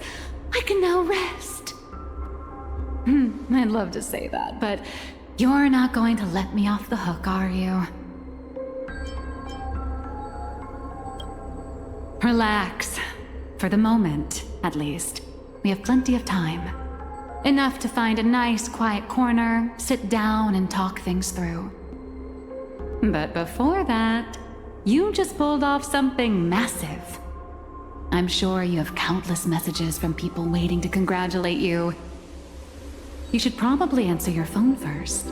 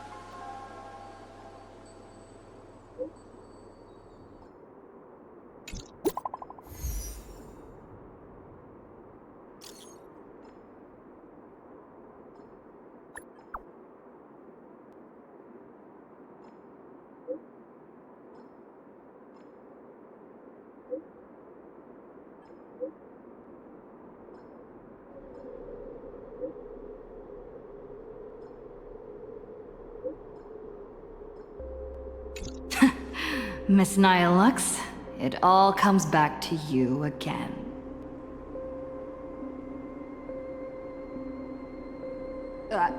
Where'd she go? Darn it! I slipped up!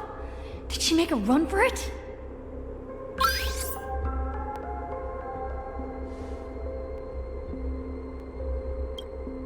Hello! On behalf of my client, Madame Nihilux, I am here to deliver an invitation for tonight. Now playing the audio message. Hi, little raccoon. I'm really sorry. Every time I try to bring up my true identity with you, some unexpected little hiccup gets in the way. Maybe this is just my lot in life. Watching you happily catch up on your messages, I figured I shouldn't interrupt your victory lap. But the questions burning in your mind deserve a proper, earnest answer. So, I made a reservation at the Upside Down restaurant. The view is nice, and the desserts aren't half bad. Some stories are best told slowly, over clinking glasses, once the dust has finally settled. I'll be waiting there, ready to tell you everything, holding absolutely nothing back. Make sure to be there on time. Sheesh, way to leave me hanging.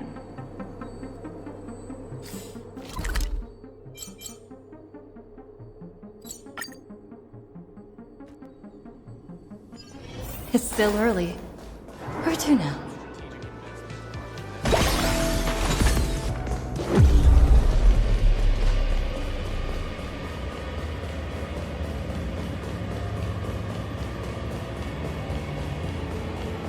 Nihilux should be right around here.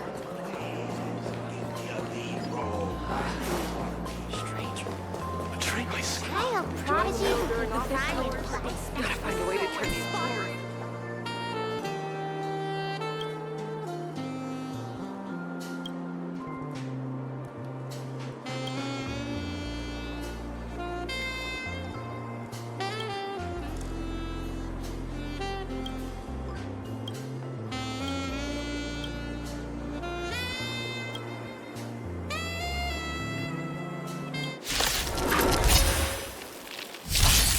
We can do it! Have some sunshine! Dispel the gloom! Destroy the skies! Miming! Root here. Embrace a new life. Darkness with me.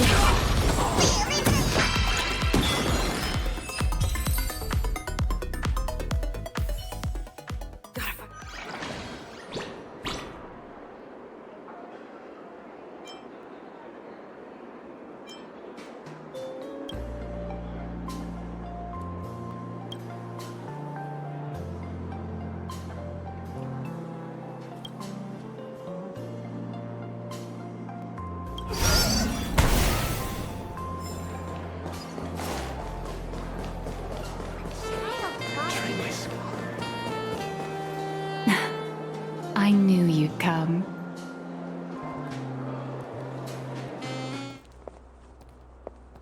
So, what did you have to say? I didn't mean to keep this from you. But the comic artist thing is just a cover. When it comes to my true identity,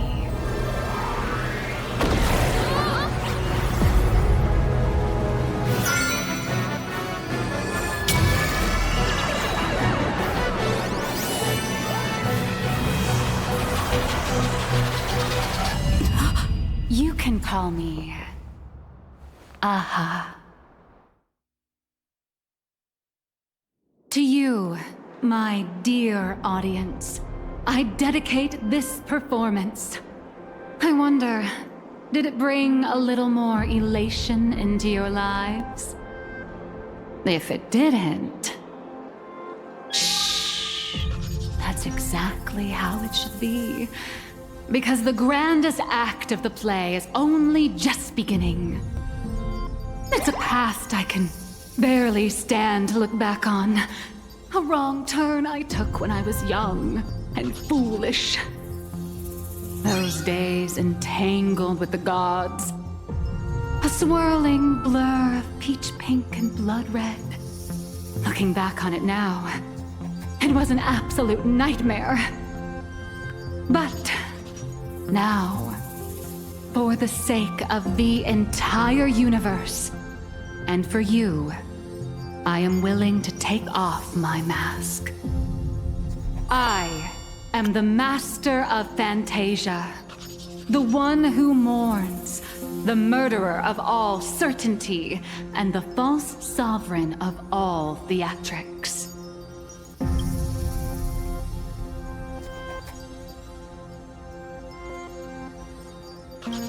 The first fool, and the original actor. Dear audience, the stars are silent. But I declare, let there be laughter!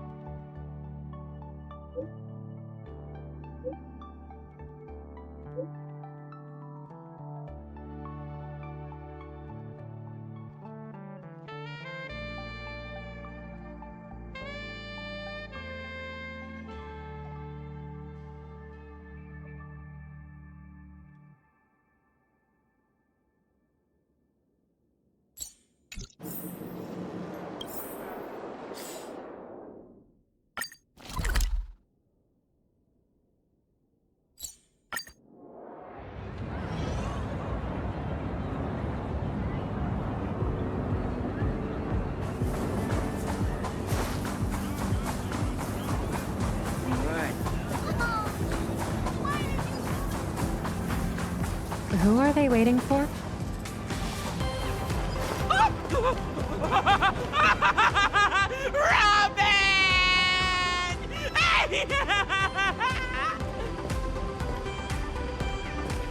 Siobhan? What a coincidence that she's in Astropolis too.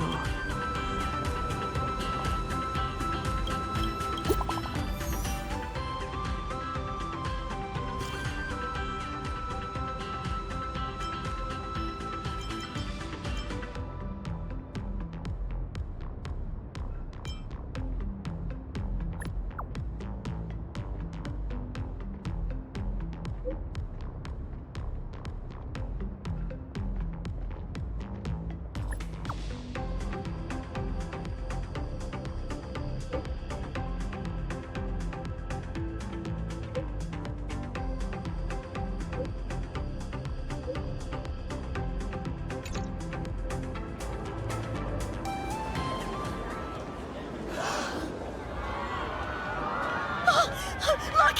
It's Robin! Robin, baby.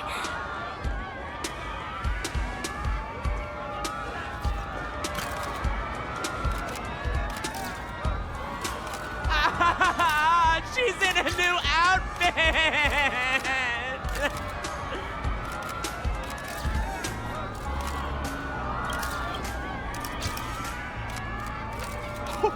Oh!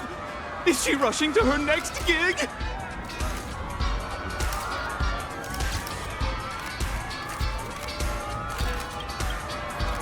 Oh my gosh! She's gorgeous!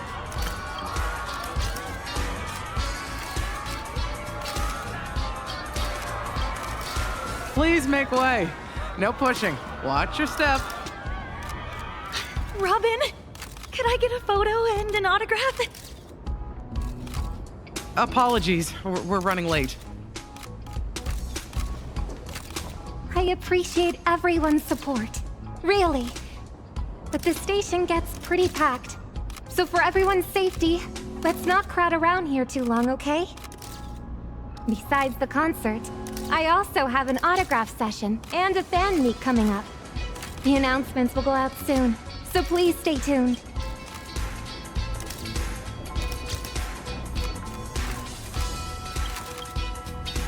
Okay.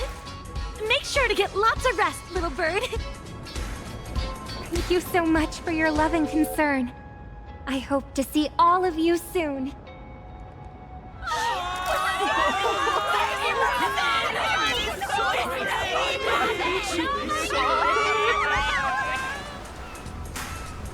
Are you all right? I'm all right. Managed to catch some sleep on the way over. Rehearsals for the opening, new sponsorship shoots, and the Anti-Destruction Alliance meeting? You haven't even stopped to catch your breath. I was worried you were already so busy, so I didn't schedule a fan meet, but... It's all right. I just don't want to let anyone down. Don't worry. I know my limits. I won't push myself.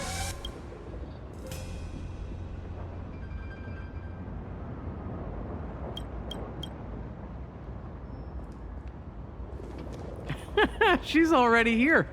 Over there.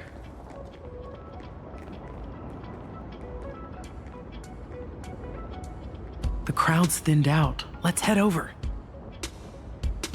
Reuniting with an old friend would be a real vacation for you, no?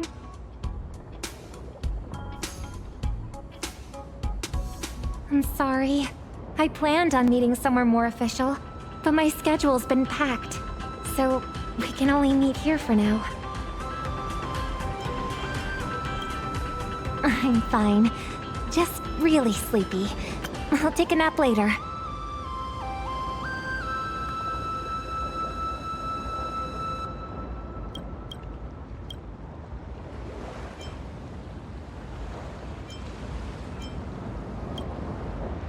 Thank you. I love this outfit too. I even added my own design ideas. Doesn't it look like the blue ocean under the clear sky? I've heard a lot about the Astral Express lately. Are you all right?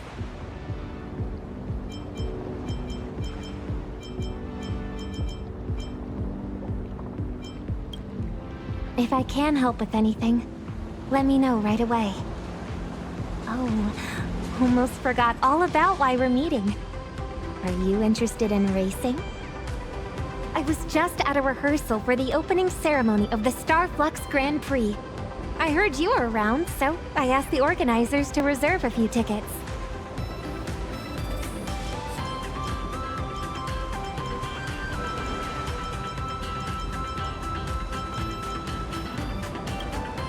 The opening ceremony should be broadcast across the city. Here, take these tickets. All right. That's one of my wishes fulfilled. Too much has happened lately. If you're talking about that thing, I heard that it's in Astropolis, but... It's nothing. Just something I need to retrieve on this trip. The lost echo of Gopher Wood.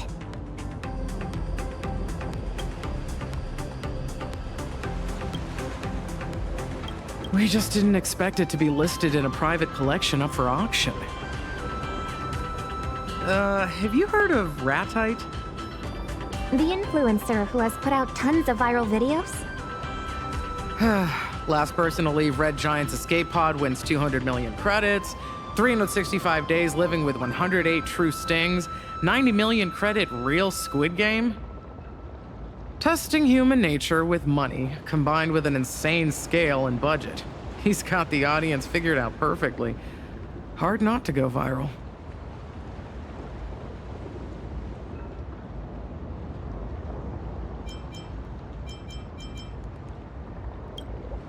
I thought you already knew about him. I mean, he's been looking for you all over the internet.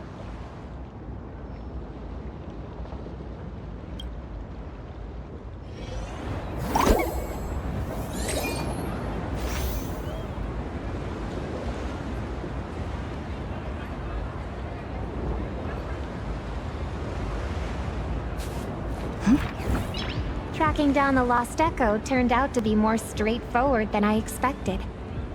Ratite intends to put it up for auction, so all I need to do is win the bid. But something tells me Ratite's motives aren't as simple as they seem. How are you going to respond to this?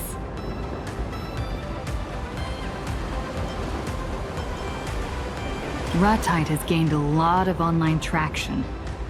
Generous friend or scheming foe, it'll be impossible to tell what his motives are unless I meet him. Maybe he'll provide useful information for you, too. I'll meet him with you. Siobhan, could you cancel my plans for tonight? This banquet is of great importance to the family, but you get the final decision.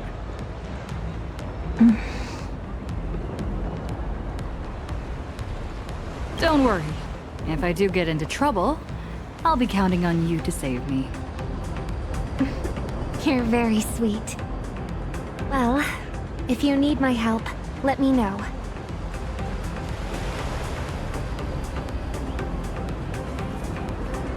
Since I've already decided to go, I might as well just let things take their course. Is it the Anti-Destruction Alliance? Is the family putting a lot of pressure on you? No, that's just a cover. Since when has the Harmony's dance ever needed the Preservation's guidance?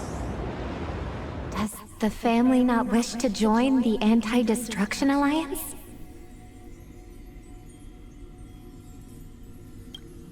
Precisely the opposite. This is a rare chance. Trailblaze, preservation, the hunt, elation, even destruction. Each and every one is an isolated instrument. The family is a far better leader than the hypocritical IPC, and better at commanding than the Nameless, who blindly forge ahead. So, turn them into notes in a rhapsody, and pacify them with harmony. Let them resound in an even more magnificent arrangement. Only then can the eternal symphony be manifested. You know that the destiny of the cosmos never heeds the command of just one.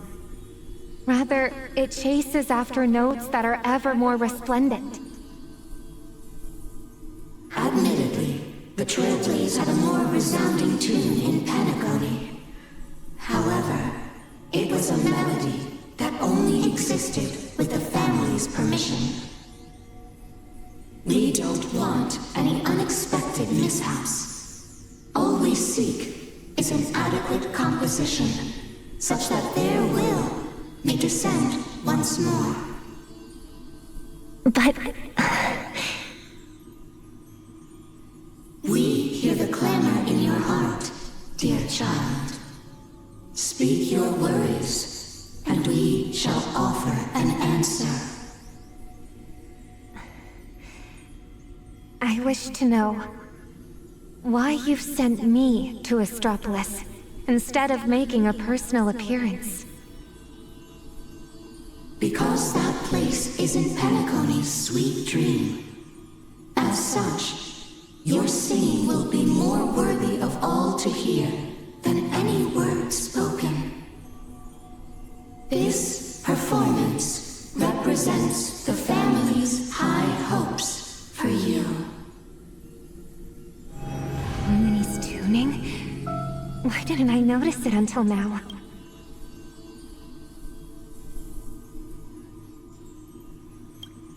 Are they trying to silence the clamor? Or is this... I understand. Dear child, clear the shadows before the eyes of all, so they may once again behold that almighty force that giveth and taketh, and worship the mercy bestowed by the triple face. The family will be proud of you.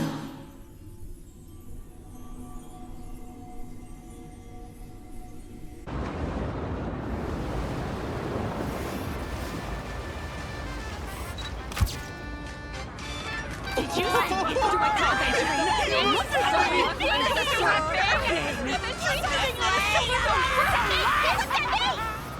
Great! This expression is perfect! That's the vibe we need!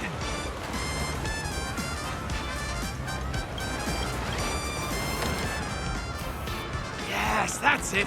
Don't look at me, look over there! At the crowd! You nailed it!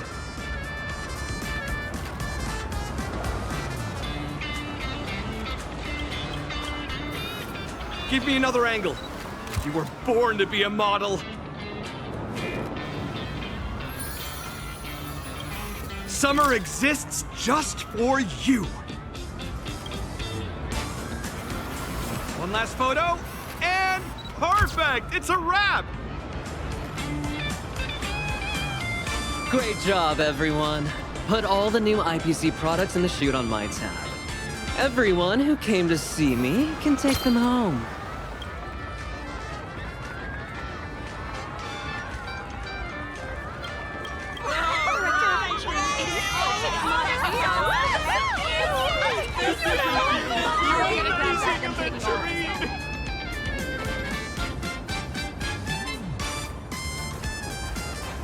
Mr. Ratite, checking if I've posed for enough photos. Love your humor, Director Aventurine. You hardly ever participate in these kinds of shoots, so I had to take a look while you were on set. But I have a favor to ask. How about we talk somewhere private? Since your challenge has already begun in principle, I shouldn't be showing up unless absolutely necessary. But so far, your challenge lacks some flair. Our poor video editor couldn't find anything spectacular in your clips. Oh, that does sound like a problem. For you to think about. Not my concern, that's for certain. Hey, don't be so cold. My show is built upon the desire for money, and challengers want the reward. That's why they'll do anything to complete their challenges. But you're just too rich. Rich and quite showy. As a matter of fact, you've been invited to join precisely because you'll be the talk of the town. Thanks for the compliment. But that alone isn't enough. You lack contrast. I can declare on the show that I spend as much as I earn. No savings whatsoever. Would that be the contrast you're looking for? That's revealing a little too much. Anyway, I need some reassurance that my show can go out as planned. So, if you'd kindly let me know, what is something you're really desperate to buy right now? Don't worry, I'll cut this part out. Oh, I've never told you. It's a priceless item that can't be bought. Oh, that's horrible! How can such a thing exist? Who has it? Tell me everything. A resourceful man like me has his ways. Nuh-uh. It's a secret. Come on, don't hold out on me. You don't get it, do you? I want to purchase a carefully hidden secret. The cornerstone has been broken. You should know the price. Cherish the cornerstone like it is your life. So, a stone for a life, right? Huh? Mr. Diamond? But if that's true, you could have taken action right away. You didn't have to dispatch me in secret. Does that mean I still have a chance? A life for a stone. I need you to help me find the traitor among the 10.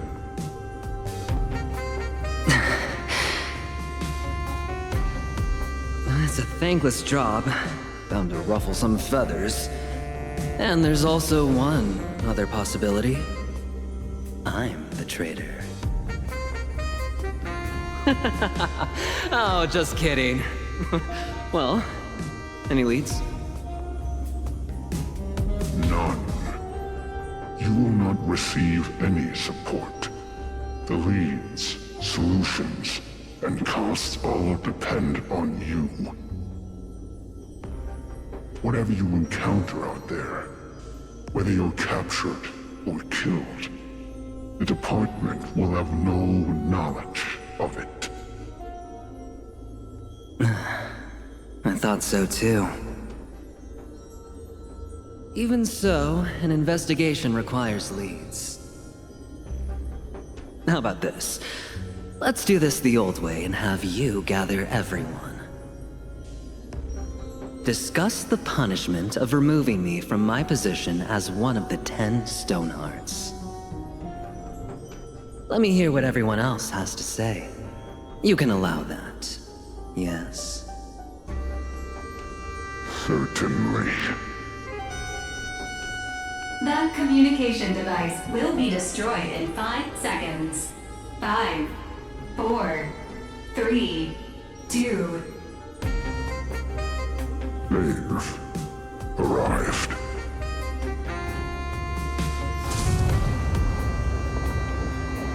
A secret? Now that's what I call exciting!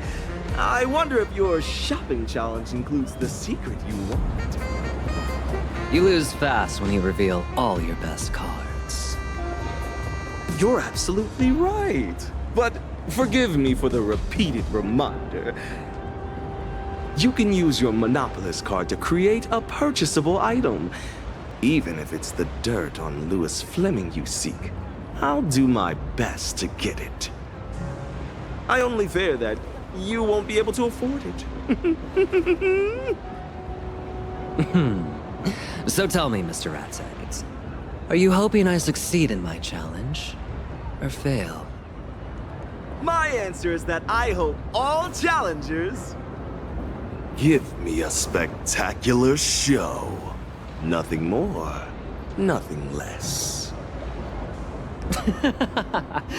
Let us both look forward to what's to come.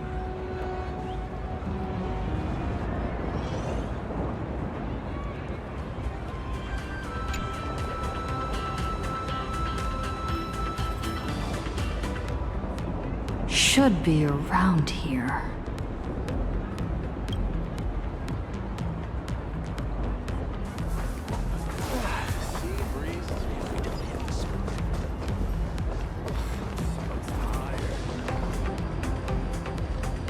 Nameless of the Astral Express, supplicant of the Phantom Moon Games, baseball raccoon from Fluffy across the blue. Even among the dazzling stars of Astropolis, you're still the brightest superstar here. A pleasure to meet you. I'm Ratite, and a big fan of yours.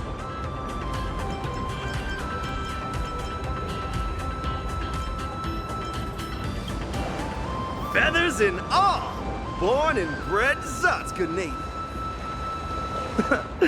But before that, let's have a quick round of Q&A. If you had to spend 200,000 credits immediately right now at one go just on one item, what would you buy? 3, 2, 1?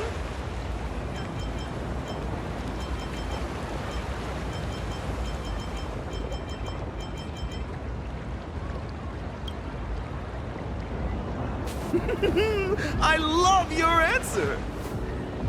I just transferred 200,000 to you. Just a small gift for a new friend. The project I'd like to discuss with you next is 1,000,000 times more thrilling than this little game, and the returns are 1,000,000 times more magnificent.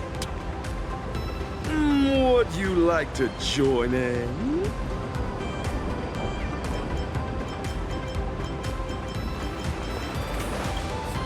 I'll be frank with you. I want you to become a challenger in a game and the next protagonist of a viral video.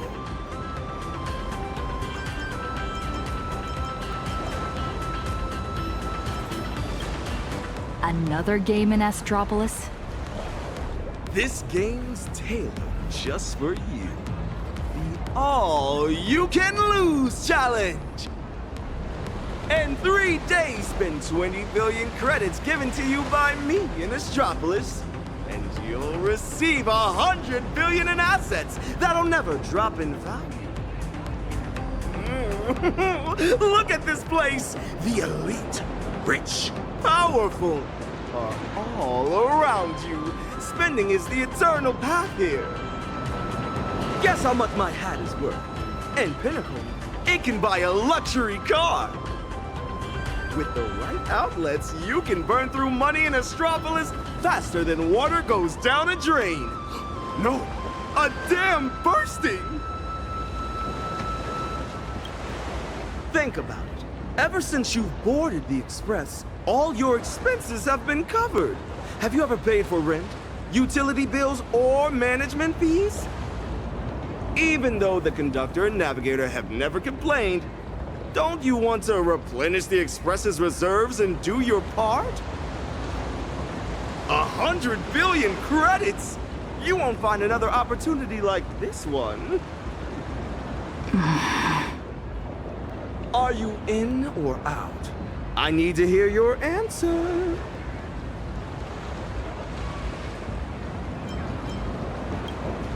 An insanely spectacular show! One that money can't buy. The audience loves such things.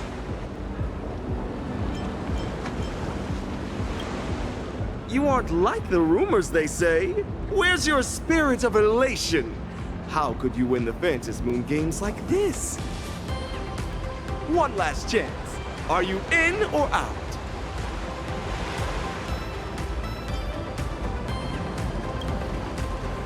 I've sent the All-You-Can-Lose Challenge cooperation agreement to you. Please read through it carefully.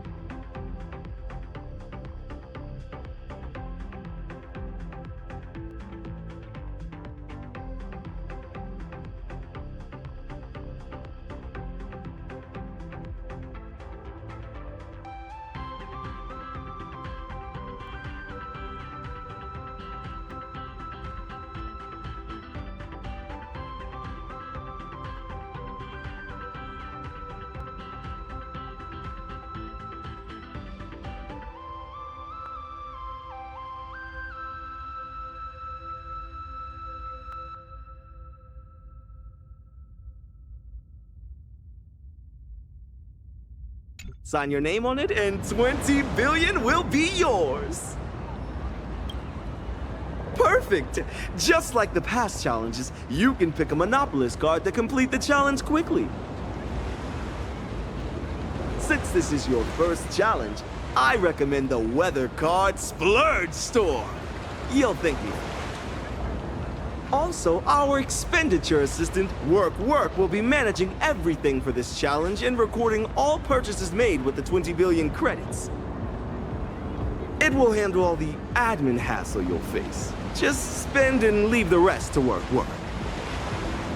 You have received 20 billion credits.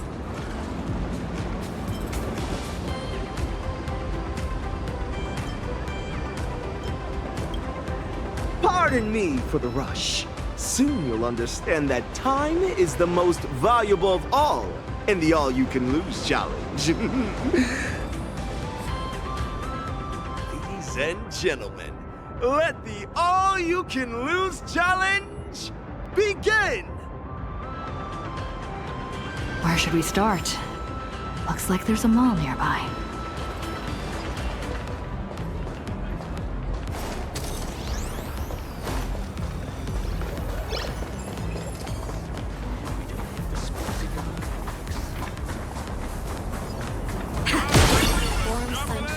You lost, man. Aren't there sharks?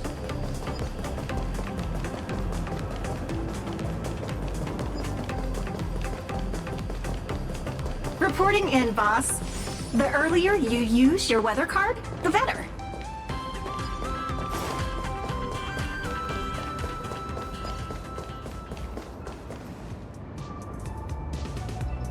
Reporting in, boss. In order to successfully complete the all-you-can-lose challenge, the expenditure assistant would like to remind you to use the weather card as soon as possible.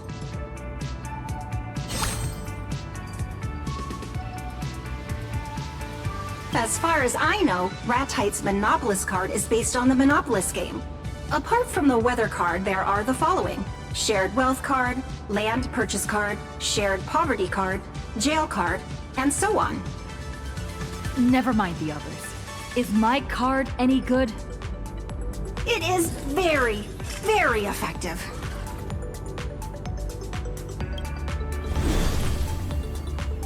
For the effect of the weather card, a cloud with a chance of money has been generated for you.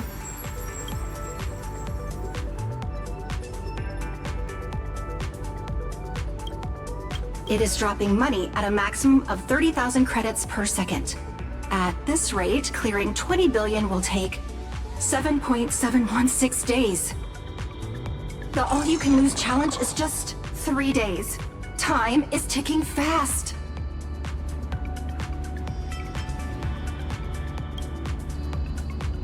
They simply disappear. This is an unavoidable natural factor within the bounds of the challenge rules.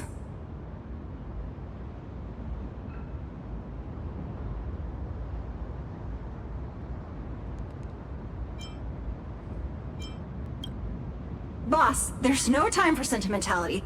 The mall is just up ahead. We must complete our small goal, 100 million.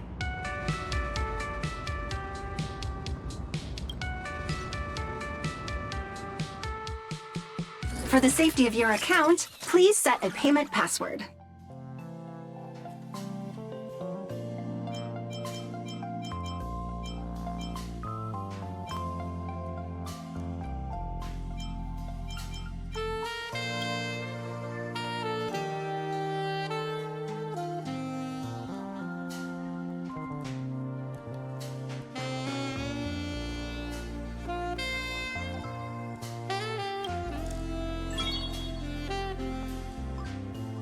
Let's start spending in this mall.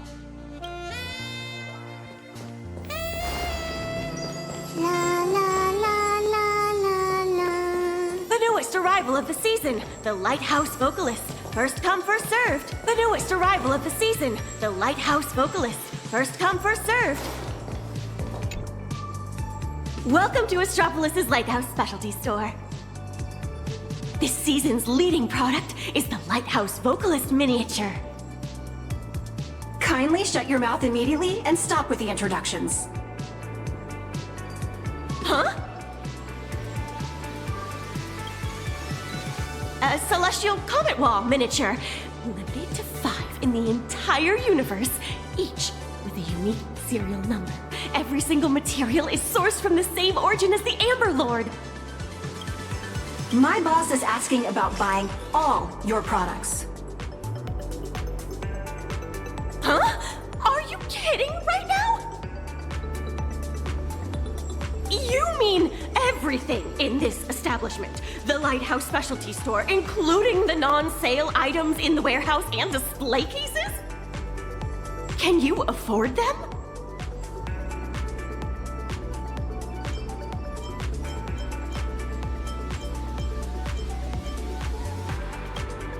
Reporting in, boss. You could purchase an additional suite. Huh? I don't know what to do. How do I pack them? Please, wait a moment. Huh? Huh? Huh? Is that all you can say? Listen to my boss. The store is not within my scope of sales items. You could first make the purchase, then I'll change the store status to sold out. We can offer free storage until you find an appropriate warehouse. It can't be free. It's not free! Not free! As for the store acquisition, I'll submit your application at once. Take this seriously. Right!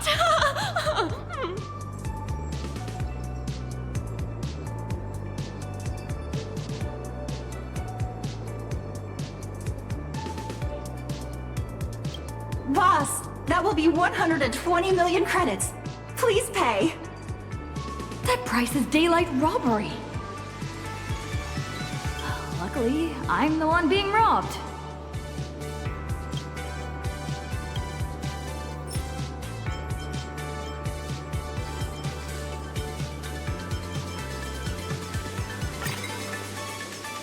Beep. Your payment was successful.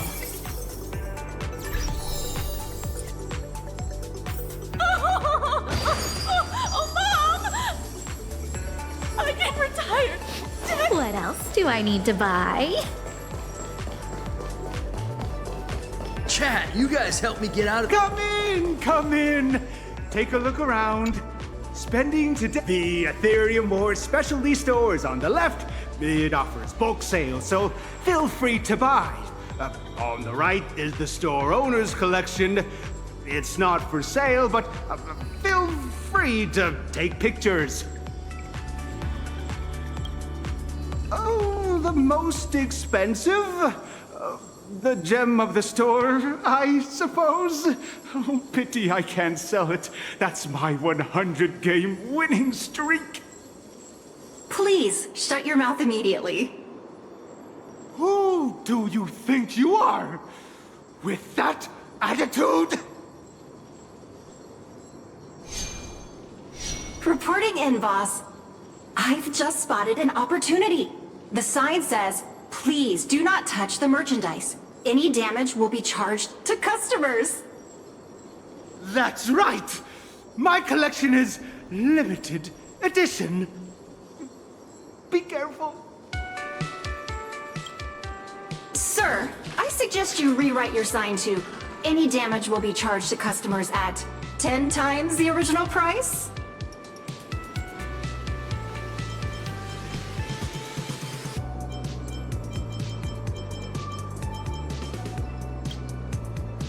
What are you planning to do? Whatever you damage, I'm charging you 100 times the price! Take this seriously. Right. All done. Please do not touch the merchandise. Any damage will be charged to customers at 100 times the original price.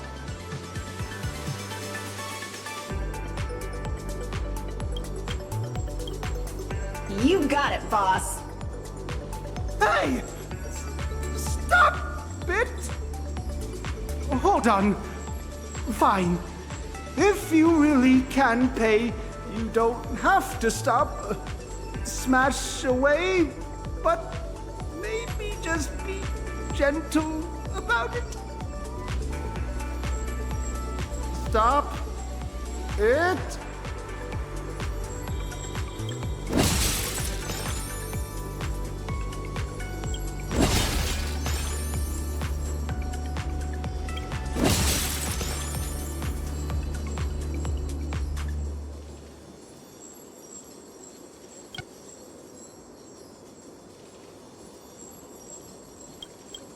Gem of my store.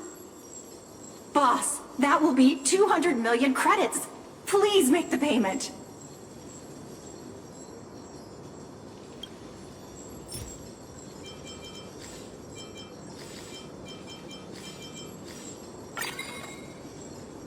Beep, beep, beep. Your payment was successful. I wasn't the one who harmed you, sir. It was my excessive money. Beep, beep. Reporting in, boss.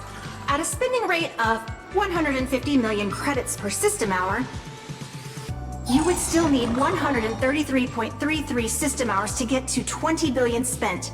But you have less than 68 system hours of your challenge left.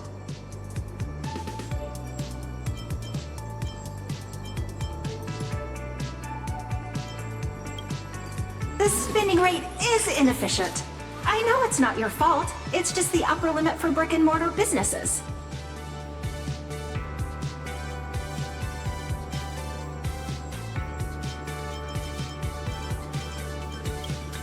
I can handle the store buying part, but you can't try to avoid this problem. Stores are limited. You have to actively find better ways to spend money. Oh, I have a plan. Boss, please come with me. Boss, I think I've seen an advertisement. La la la la la la. Look, these online advertising spots are not for regular brands. They're very, very carefully tailored consumer traps just for you, boss. We have to believe that even if we run out of physical spending options, there will always be online shopping platforms to turn to. I recommend racing. It's the most expensive sport in the world. Let me do a little search for you. Entering keywords. Race cars, premium race cars, super gas-guzzling race cars. Initiating search. Here we go. Generating customer support for you. Come on out, greedy merchants. A century-old brand in Astropolis. Starflex Racing. Parentheses. Established 1 year and 1 month ago, still has 99 years to go before it is a century old. I'll leave it to you, boss. Don't forget to fall into the consumer trap.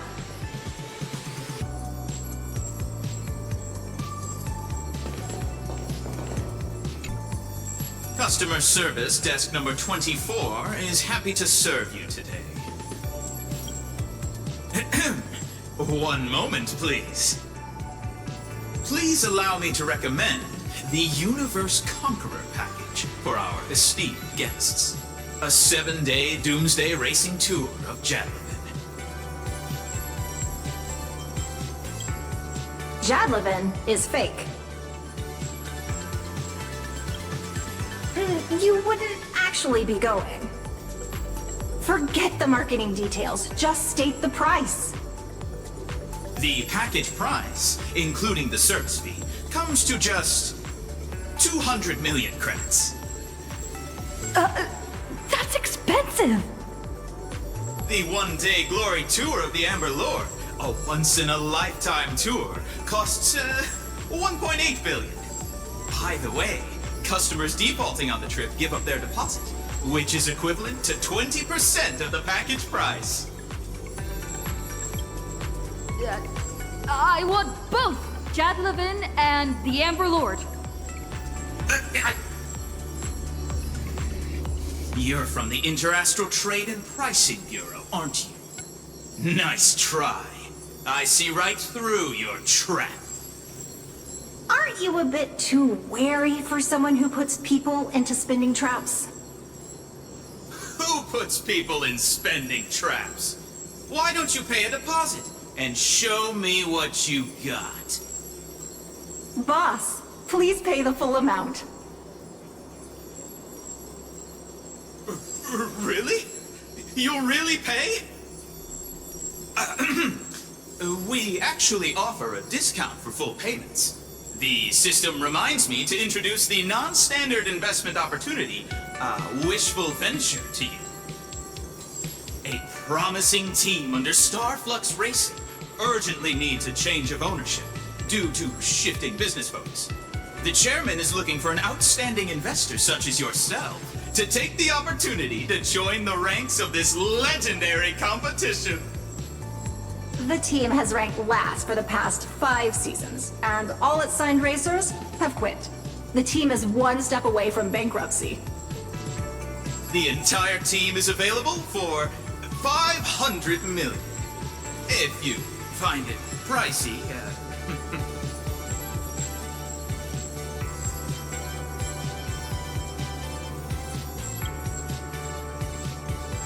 Please enter your payment password.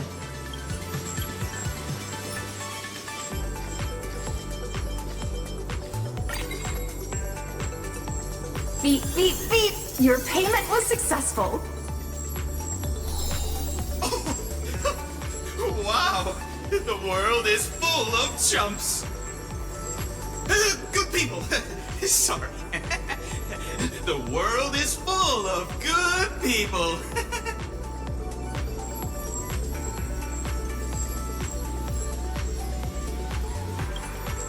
Good news! While you were buying the team, I finalized the mall booth acquisition agreement. Take a look, please. This is your empire. As per your command. As the expenditure assistant, I must remind you about efficiency during the splurging challenge. To facilitate your understanding, I will use a beeping sound as an indicator. When using the weather card for 30,000 credits per second, it sounds like beep, beep, beep, beep. It took a while to buy and pay for the shops, 150 million per system hour, which sounds like beep, beep, beep, beep, beep, beep. When you were purchasing the Wishful Venture package, it was like beep, beep, beep, beep, beep, beep, beep. And when you were purchasing the Bankrupt Racing team, the indicator was beep.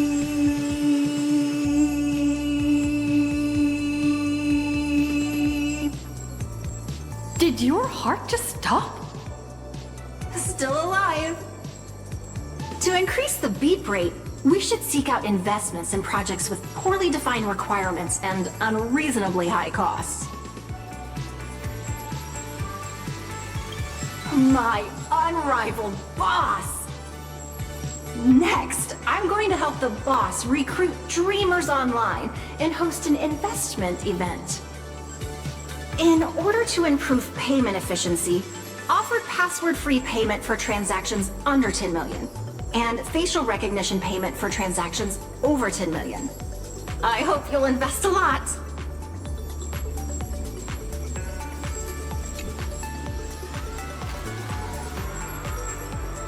Why are there so many people here all of a sudden?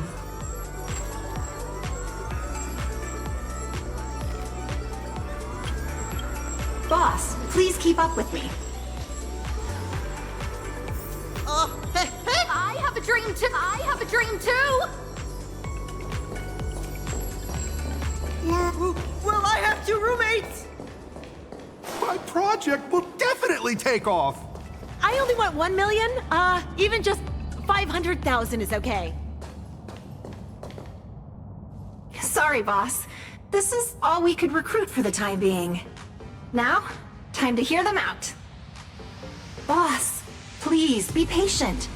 Don't scare them away with big numbers, and don't let anyone think you're a scammer. More importantly, a crowd is gathering. Do not reveal to them that you're participating in the all-you-can-lose challenge.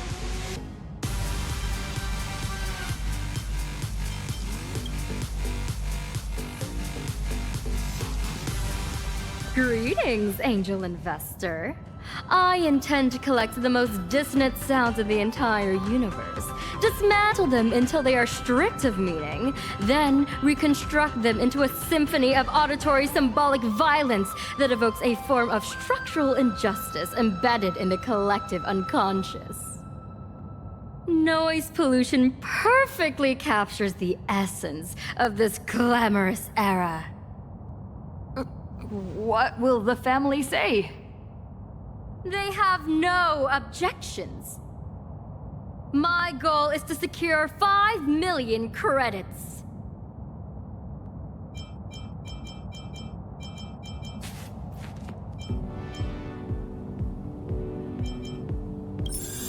Your payment was successful. Angel! I have seen an angel! Madam, I have penned a masterpiece of philosophy titled Credits, the Root of All Evil. But every publishing house has refused to defy the IPC and publish it. Unless they receive 6 million credits in compensation. The 10 million?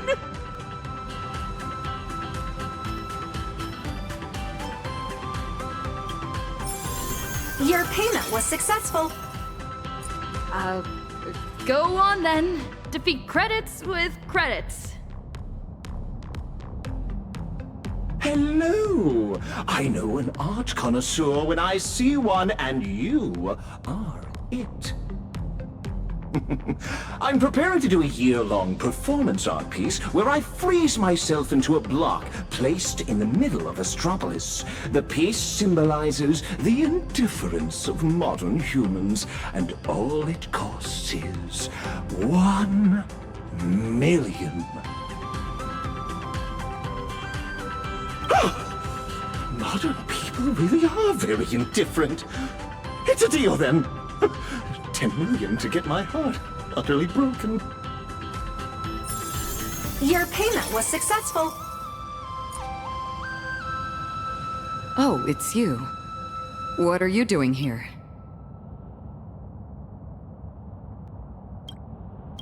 Is this still Penacony?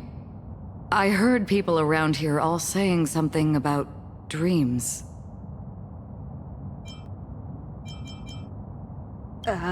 Do you have any dreams? My dream? Well, it has nothing to do with wealth, unfortunately.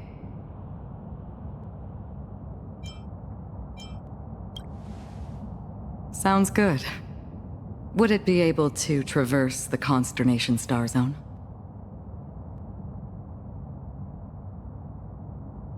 Thanks for your kindness. Just always take care. I will continue my search.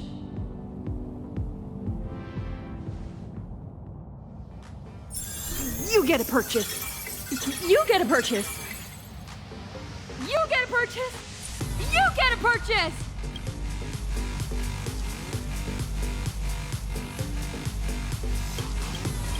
Don't forget about me! Yep, coming. Oh, me too. Buy whatever you want. It's on me. I'll even buy Astropolis and change its name to Raccoon City.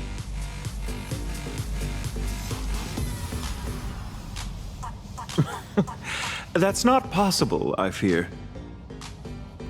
Yikes! Time to go! Astropolis City Management is here! I've just received a report from the antitrust regulator regarding a mysterious buyer purchasing a large number of shops. And now I see an investor destabilizing the market. Could you offer some clarity on this?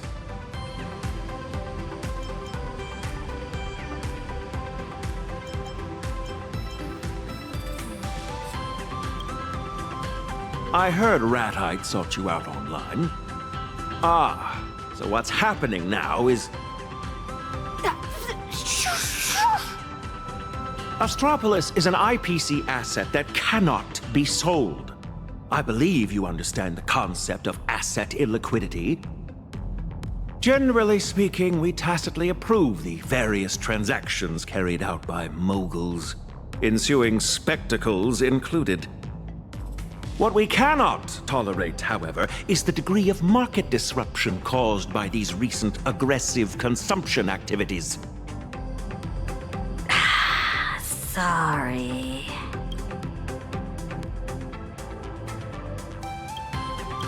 No apology necessary. Your spending today is but a fraction of the significantly larger scale of consumption in Astropolis. I have a few suggestions. Stop this mischievous spending to start. Then, accept my invitation to Lodestar Tower tomorrow. Interastral Peace Entertainment offers the genuine business collaboration opportunities you seek.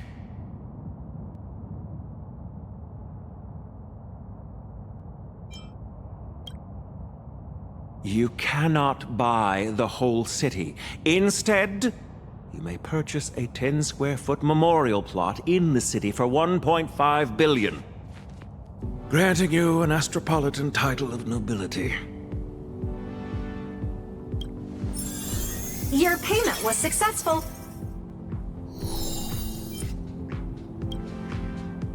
Until tomorrow, then, Lady Trailblazer.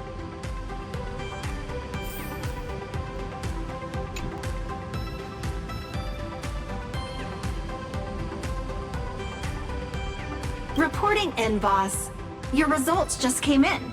Your total spending today was 8.816 billion credits. A number of stores in Astropolis now belong to you. So, as you continue to spend, you'll just be pulling money from your left pocket and pushing it into the right. Starting tomorrow, you will have fewer and fewer ideal spending opportunities. The real test is approaching, boss.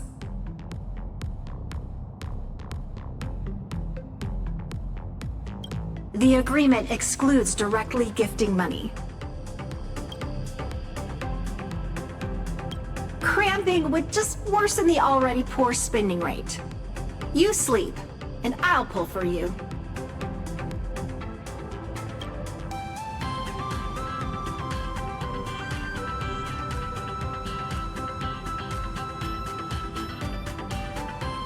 Yeah. Good night, Astropolis.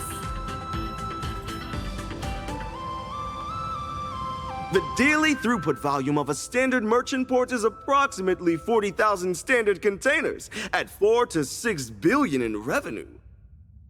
Isn't that something? So she really spent 8.8 billion. She did better than the port. But did all that money really just end up down the drain? We'll have to wait for tomorrow to find out.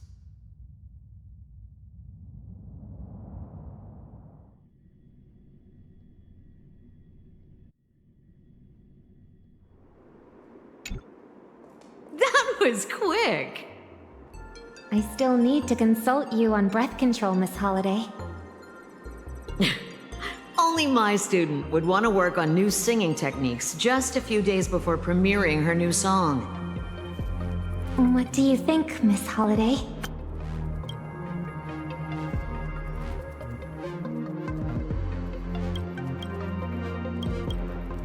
Your technique is perfection, and so is your singing style. But there is one thing I've never heard before in my Robin singing. Self-doubt. Nothing ever escapes your ears. Let your teacher guess. The family is behind this? If it wasn't for that scorpion control freak back in the day, I wouldn't have left Penacony for Astropolis so long ago. I thought that returning to Penacony and taking on this responsibility would turn into a new symphonic movement.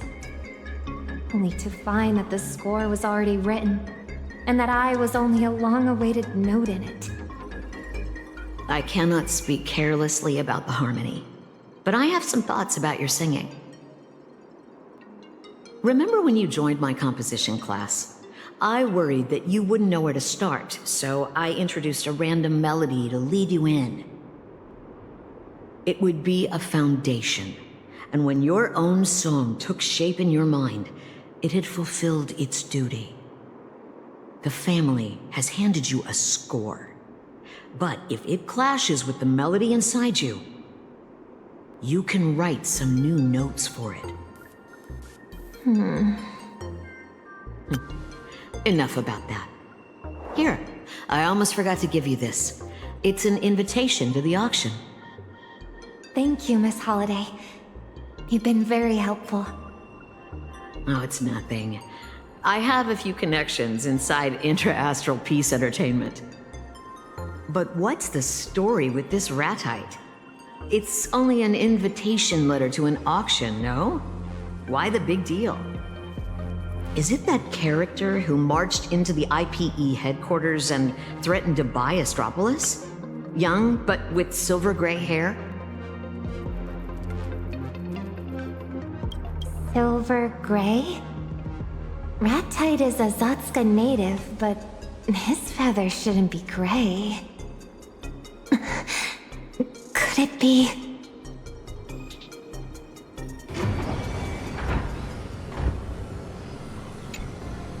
Reporting in, boss. I have good and bad news. Well, they're actually the same news. Boss, you've made money. Huh? The money you threw at, invested in everyone yesterday triggered huge spending in the mall. You own most of those stores, so... as of waking, you have earned another 250 million credits.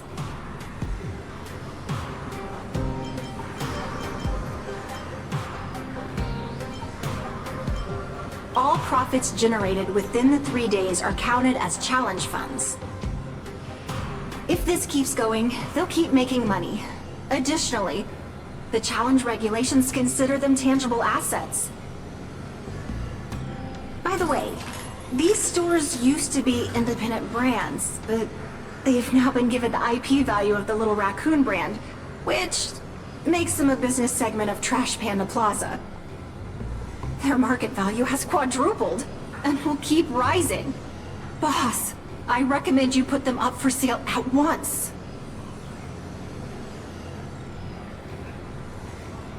Your transaction is being processed. Ding, ding, ding. Transaction complete. All physical assets have now been sold, except the racing team you bought, which has no takers yet. Current balance, 19.2 billion credits.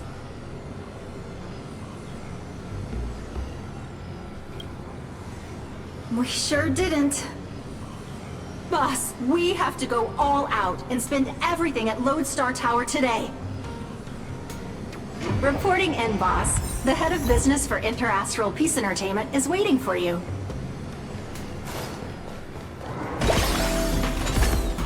Morning. On your way to work?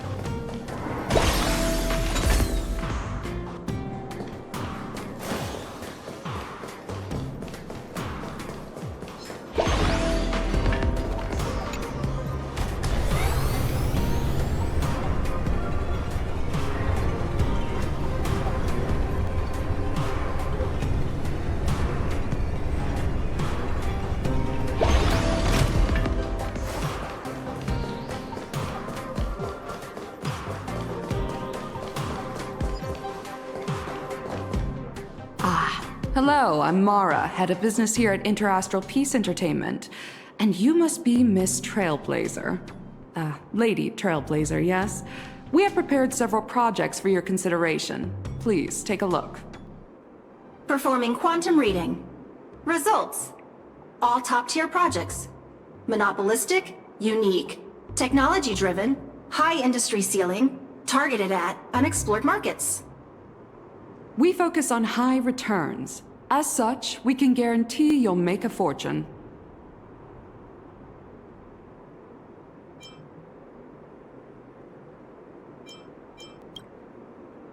Excuse me? The projects we're looking for are high expenditure and purely loss-making, with no returns. Do you have some misgivings? Rest assured, IPE acquires elite talents from every industry and maintains a stellar reputation.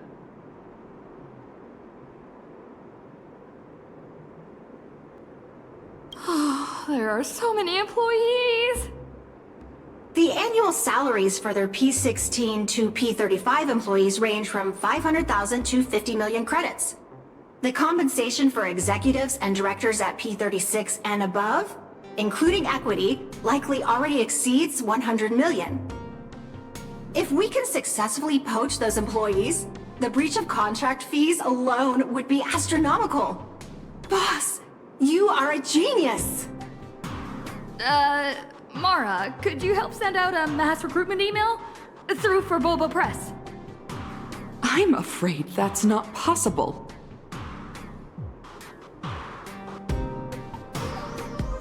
Your advance payment was successful.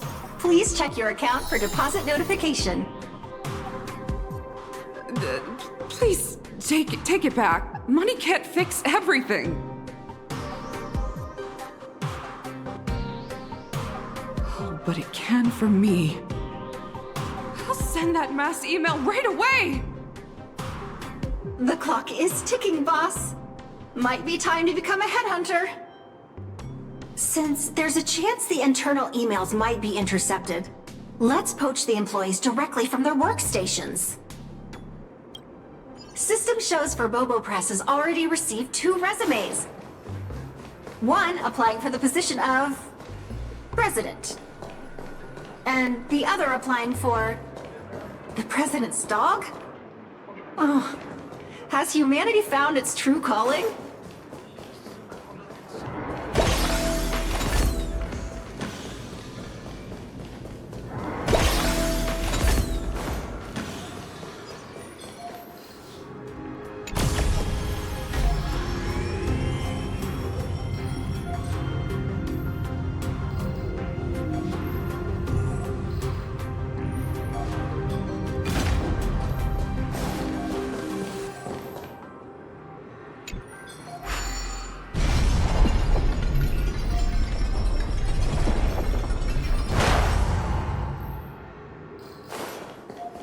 Switch to primetime ads for 50.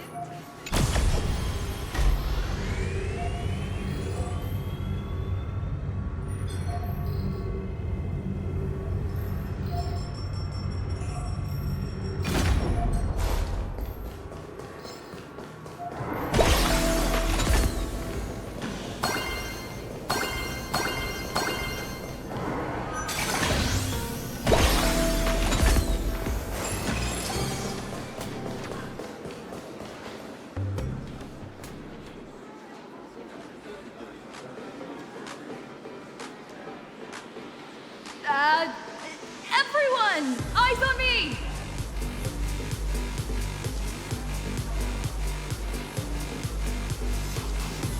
For Bubacom is hiring urgently. Use linked out referral code QUIT NOW! No resume required, no onboarding test required, no interview required, and immediate start! Whatever your current salary, I'll multiply it by 10! Why be moved when you can get moving? Madam, your stunt is severely disrupting normal office order. I am Vodaleni. In my capacity as a P-39 supervisor in the Talent Motivation Department, I must ask you to stop. With all due respect, your comments constitute a serious violation of the Inter-Astral Peace labor laws. Hey, mind helping me record this on my phone for evidence? You disrespect Inter-Astral Peace Entertainment. Everyone here is creating one-of-a-kind, world-renowned products. Their individual value simply cannot be replicated anywhere. Get up. My annual salary is so high that it's not even worth mentioning. But what the IPC gives me is far more than just money. Money merely represents IPE's basic promise to every employee. No passion projects paid in exposure here. We want you to achieve both fame and fortune. This was my first job after graduation. I have worked my way up from an intern to P-39. Astropolis is my second home. An outworlder like you could never understand this sense of belonging and pride. Every single one of our employees is monetizing their talent, turning their dreams into capital.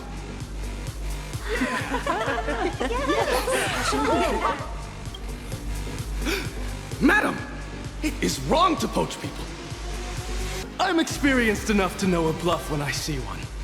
I urge you to back down before I really have to call security.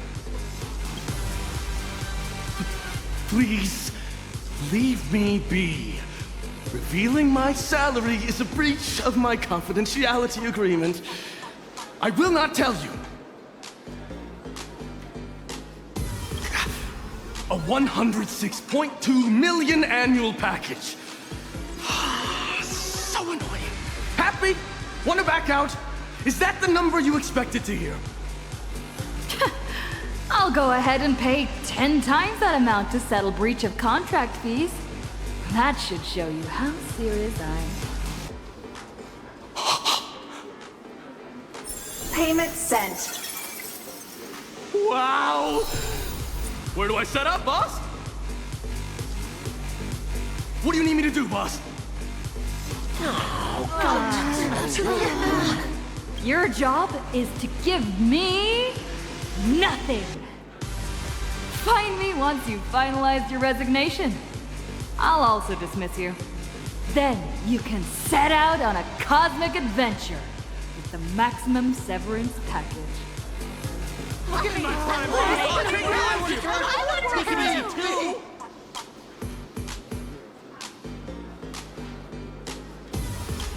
Please return to your workstations, everyone. A private word, Miss Trailblazer. Please cease challenging the IPC's operations and working arrangements immediately. Your actions are sufficient grounds for us to sue you for unfair competition. I can provide compensation for the losses I caused today. And by agreeing, I play right into your hands. I will immediately issue an application to the IPC's headquarters asking to have you banned from using credits to settle any transactions. You have not forgotten, I hope, that credits are issued and managed by the IPC. Mr. Kenneth, surely there's been some misunderstanding. I'm willing to bet that she may be dealing with a problem she cannot reveal.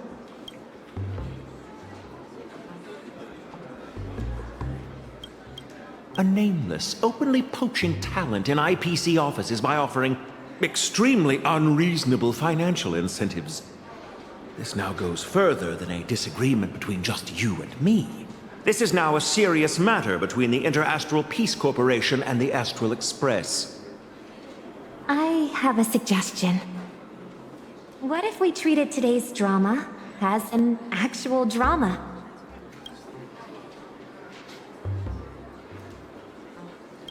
About a mysterious nameless joining the IPC and sparking a hilarious workplace comedy. He would likely perform really well in viewer ratings and in generating buzz. You may not be aware, Miss Robin, but last year's industry report found the rejection rate for film projects in Astropolis is as high as 98.7%. In itself, this figure should be convincing enough. Well, what if I played the nameless? You are serious? Please prepare the contract. I'll be in Astropolis for the next few days, so we'll have loads of time to finalize the details. Huh. With Miss Robin starring in the next series, it could be worth... I don't think you have any reason to refuse. You can probably understand why I'm willing to vouch for her now. From what I've seen, she didn't mean any harm. All right. I've already given orders regarding the contract matter. As for Vodolini, he's been very lucky today. We'll be going then.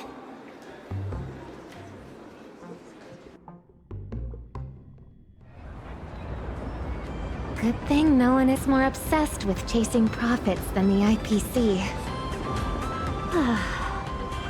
Hopefully my suggestion just now won't cause you any problems.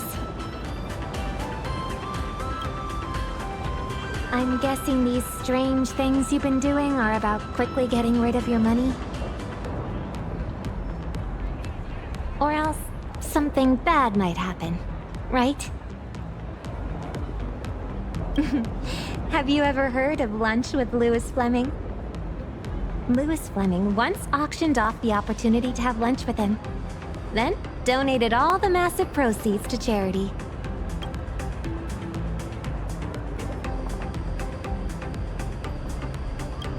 If what I guessed is correct, would you be interested in bidding for a lunch with Robin? Miss Robin, it's almost time to head to the beach to shoot a video for the new song. We'll make it, don't worry. I'll go do glam, have lunch, then head over afterwards. Okay, I'll go give them a heads up. Thank you. Would it make me seem spoiled if the price of this lunch were 100,000 credits?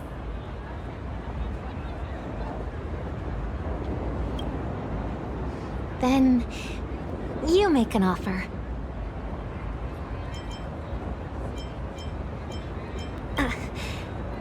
That's the kind of money offered as a Stellaron Hunter bounty.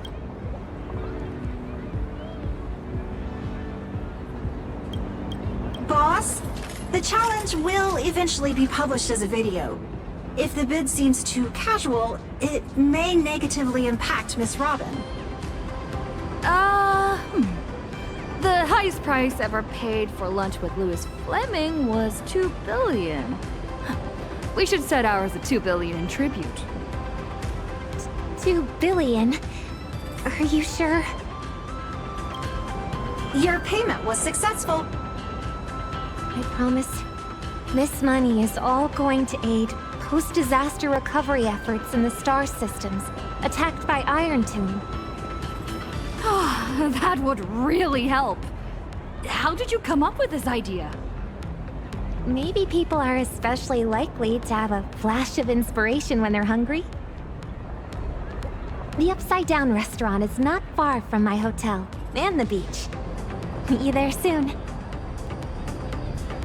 Miss Robin is so nice. Work hopes she enjoys her meal. Why don't you wish that for me? Boss, you just focus on eating more.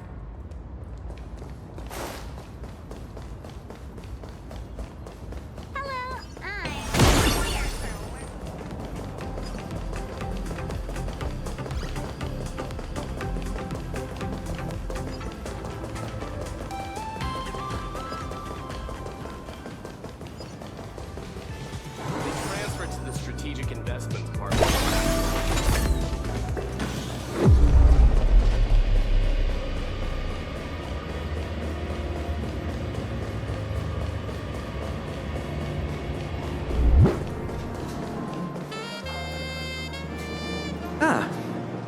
Good afternoon. Do you have a reservation?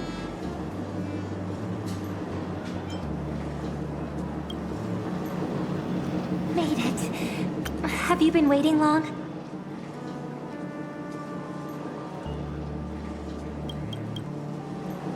Our restaurant is running a summer festival promotion today. Diners dressed in swimwear pay half price. Really?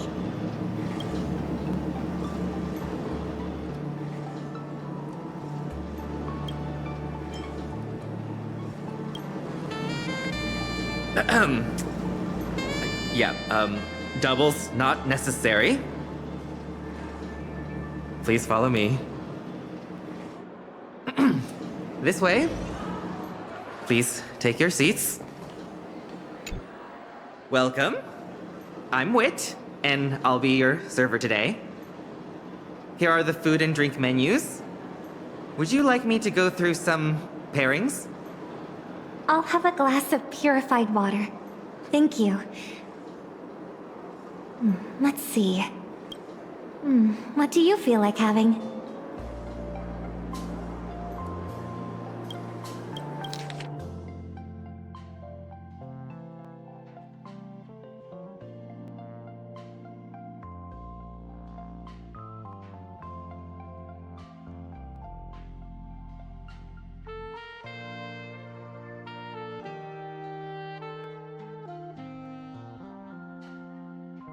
This is the chef's recommendation for today.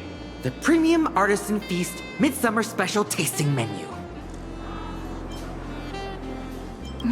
I'll have your most expensive.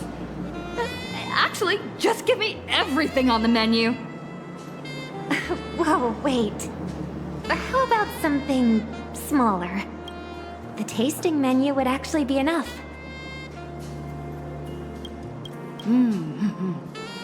We'll take the tasting menu then. Also, everyone else's meal is on me. All right. I'll place your order right away. In the meantime, please enjoy the chef's complimentary appetizers. You seemed kind of nervous looking at the menu just now. Worried about the prices?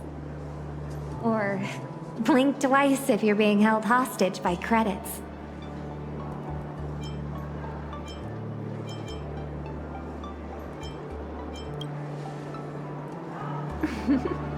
You can still joke around, even in a situation like this. Actually, I'm really jealous of your attitude. It's not like me.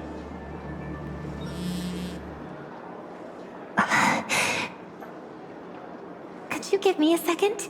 I need to take this call.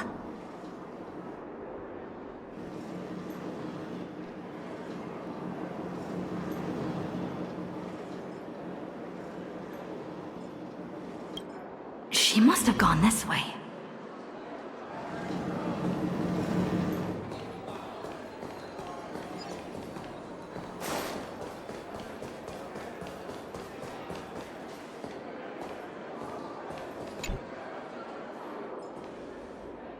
Oh, you followed. Sorry, did I keep you waiting too long?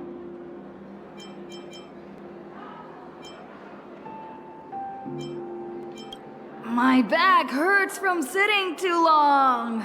I'm just stretching a bit. This excuse is lame. Thank you for trying to excuse my impoliteness. Actually, this piano takes me back to the days my brother and I played piano duets. When I was younger, I even dreamed we'd go on tour together someday.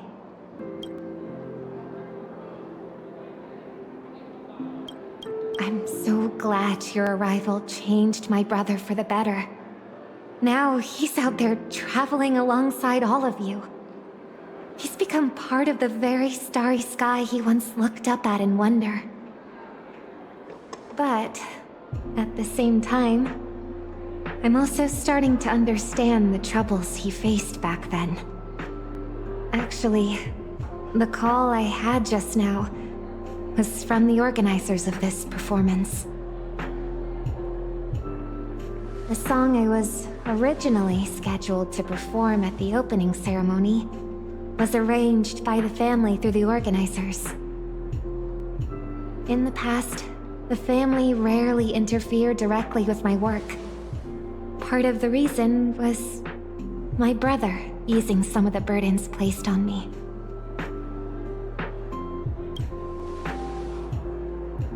Yes, but the melody of the harmonic strings doesn't quite fit the intensity of the race event.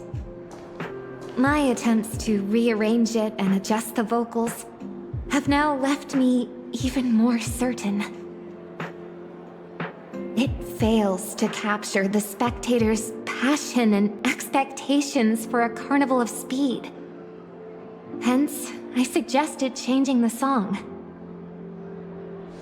But the organizers are under pressure from the family, and they are still hoping I will go along with the arrangement.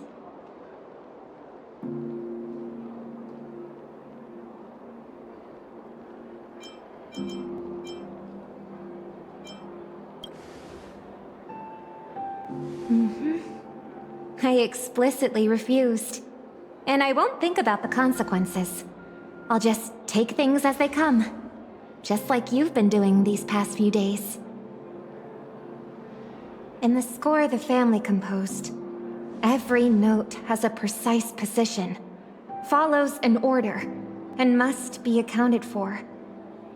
Mr. Gopherwood, my brother, then me. The music of the harmony doesn't tolerate discord, or for any note to be missing. I'm afraid that what the family truly wants is Oak Family Head Robin to follow Oak Family Head Sunday. So I am even more resolute in my conviction. I don't need to change myself. Even if I become a family head, I'm still the songstress Robin. Furthermore,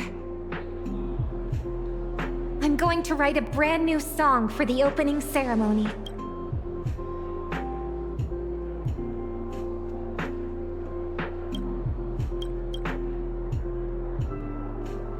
It's just, even though I've already got some melodies in mind, I'm still missing a bit of inspiration. May I hear you play the piano?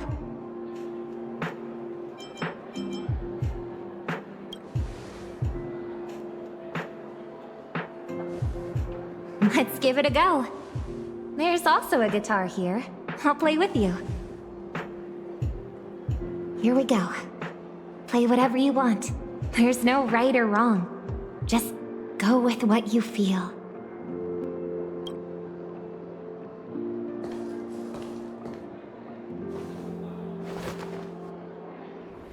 Deep breath in. Relax. Don't tense up.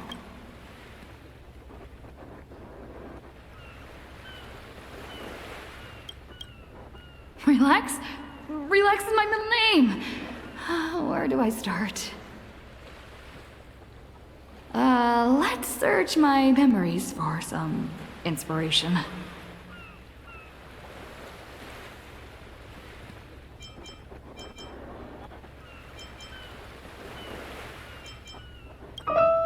Almost feels like I'm looking at a picture of my brother and I performing a duet.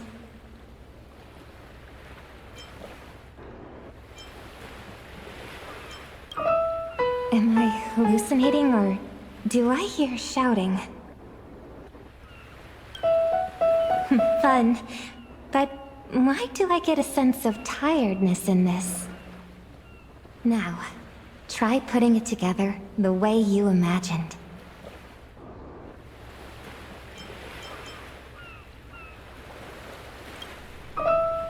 Yes. Keep repeating it at your own pace.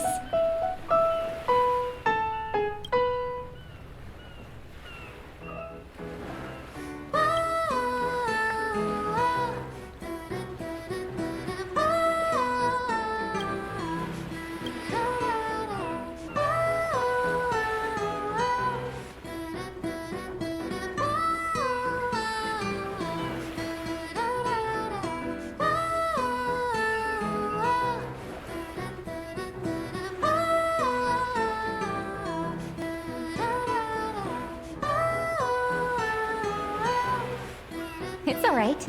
You can play with a bit more daring.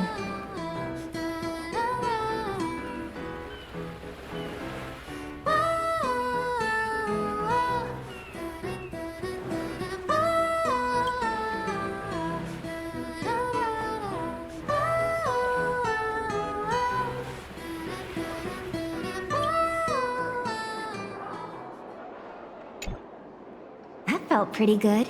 What did you think?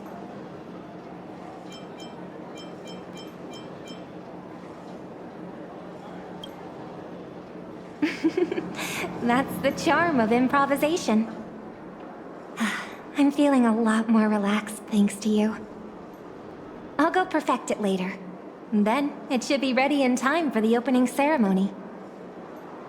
And for the composer credit, I'll write Robin and the Trailblazer.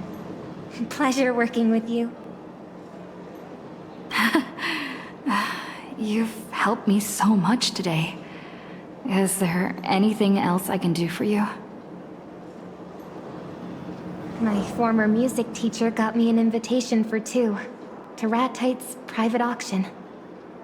Actually, I guess something else about what you're doing. It's something to do with Ratite, right? No need to answer. Holding an auction of this scale in Astropolis probably means every item will likely fetch an astronomical price. In any case, this invitation should come in handy.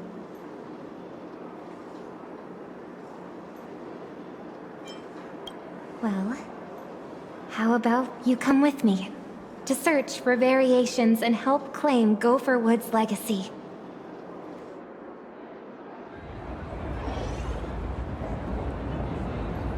Day 2 of the All-You-Can-Lose challenge has now ended. Such a pity. What a crying shame. 2 days of ups and downs and she only managed to blow through 6.5 billion. Which means tomorrow, on the final day, she'll have to burn cash at the rate of 562 million credits per system hour to clear out 13.5 billion credits. Let's review the challenge's rules again. If the Trailblazer fails to complete the challenge successfully, she must return all 20 billion credits. This also means that she will be up to her eyeballs in debt. Will these riches completely devour the challenger? Or will we see a shocking comeback? Subscribe to Ratite's channel and let's witness the most expensive countdown in this cosmos together. Grand finale tomorrow. See you there.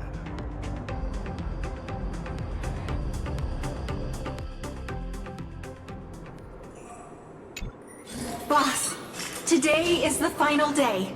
The fate of your All-You-Can-Lose challenge rests on this private auction. You brought the invitation letter, right? I have it here. Let's go.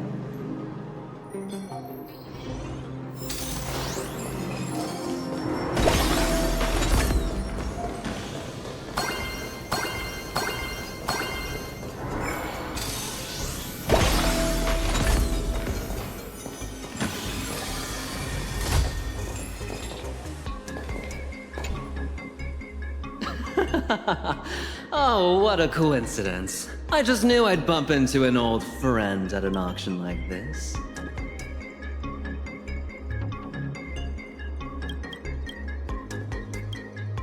Well, if you find it praiseworthy, then it must mean we share similar tastes. Well, this is hardly the place for a casual stroll. By the way, what's caught your eye? I'm very curious. What's interesting enough to bring you all the way here?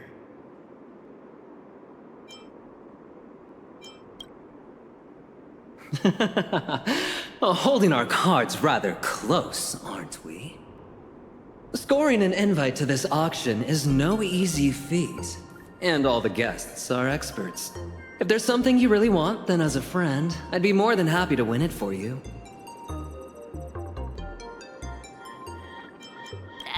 Is there something you want? As a friend, I'd also be more than happy to win it for you. Haha! Feeling generous, boss? Then I'll have to give it some serious thought. Hello, Mr. Aventurine. It's been a while.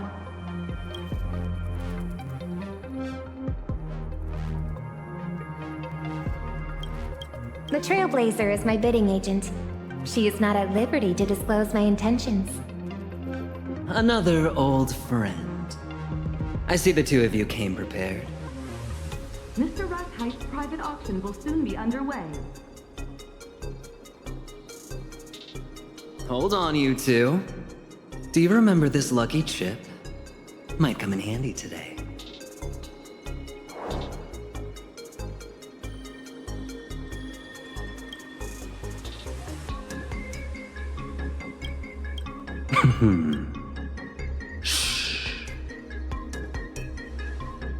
Best of luck to you both. May we all successfully claim what we bid on. This way, please, everyone.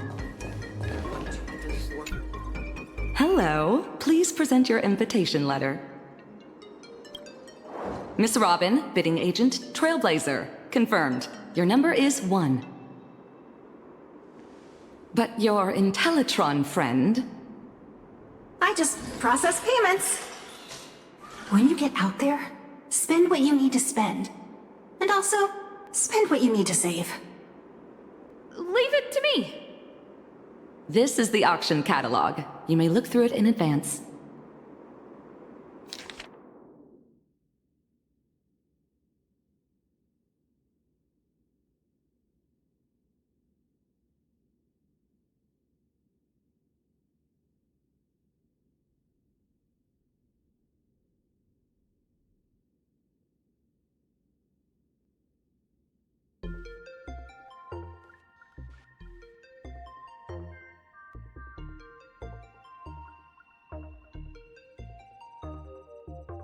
Don't forget our bidding strategy. We do not want to show our hand too early. The best place to hide a leaf is a forest. No sign of Ratite. But he will definitely be paying close attention to proceedings here. The venue is ready.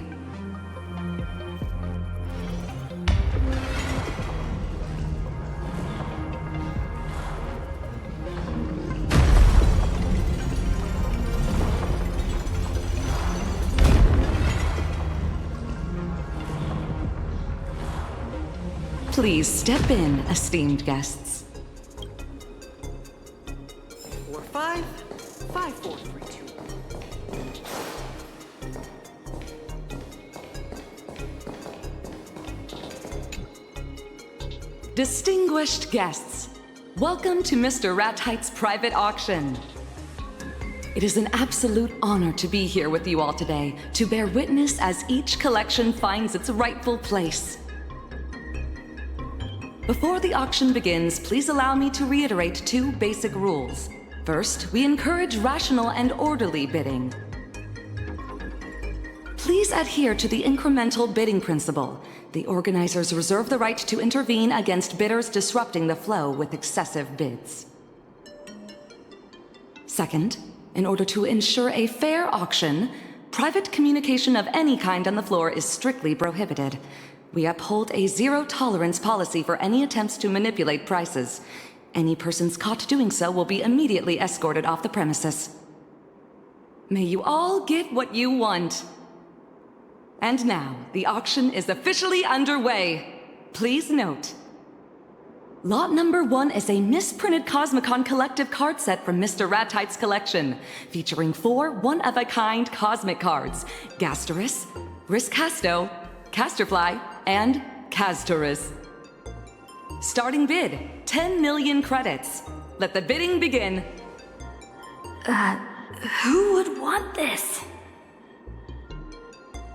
20 million with guest 6, 50 million, guest 4, 100 million. Do I hear 150? 150 million now. Any advance on 150?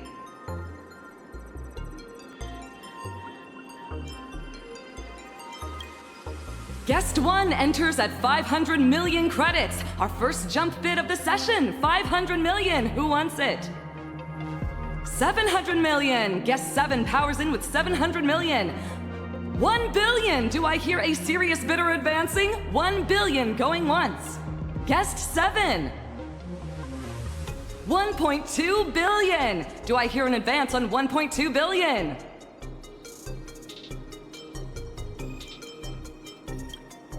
$1.5 billion! How far are you willing to go for Cosmicon Collective? Very far! 1.8 billion with guest 7. Are you letting go, guest 1? 2.7 billion, says guest 1. This is too much. Fascinating. All eyes on you, guest 7.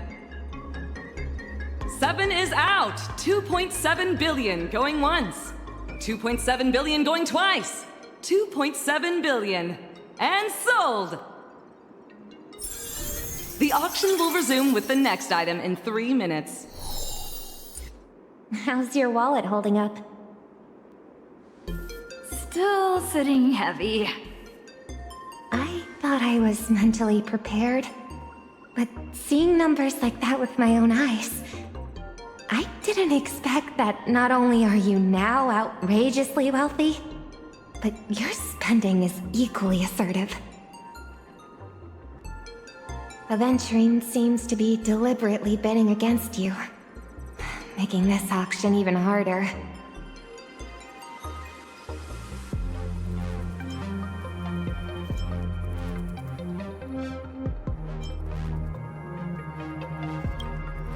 As long as he keeps raising the bid, he plays right into my hands. Let me see what the next item is. The Amber Lord's Pardon. Aventurine's definitely going to make a move. Lot number 2, a special prize from the Interastral Peace Corporation's 2000 AE Annual Gala, the Amber Lord's Pardon.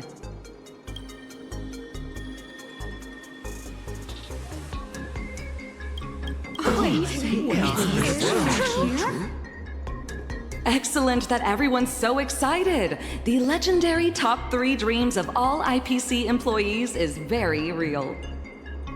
Whether you've caused a monumental workplace disaster or cost the IPC a fortune, as long as you've been a full-time employee for at least 1 year, this item grants you a one-time pardon, absolving you of all accountability and compensation claims. That's amazing.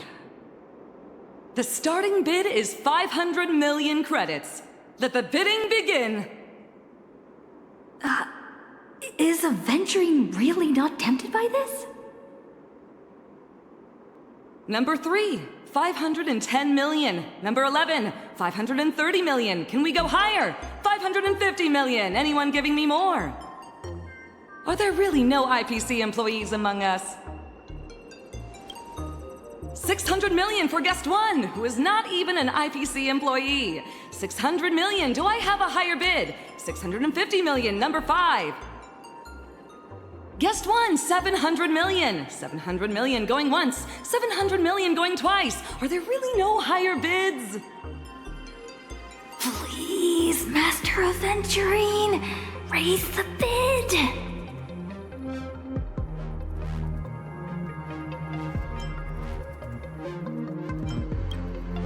Over here, Aventurine. Look at me.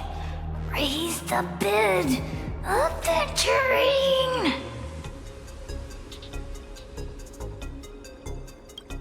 I see 750 million. Guest 1 immediately signals 800 million. You're really playing it cool, Guest 7, upping to 1 billion.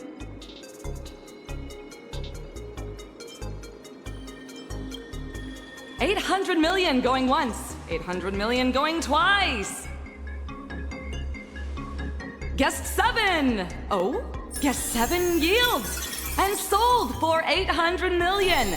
Congratulations to Guest 1 for winning the Amber Lord's Pardon. At the client's request, slight adjustments will be applied to the upcoming lots. The auction for the next item will resume in 10 minutes. Please take a short break, everyone, while also kindly maintaining etiquette.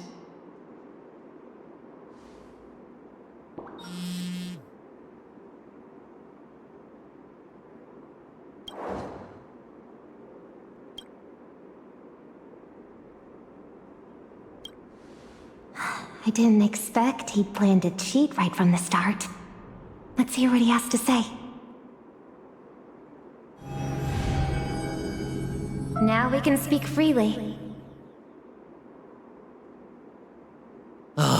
You finally found the lucky fine print.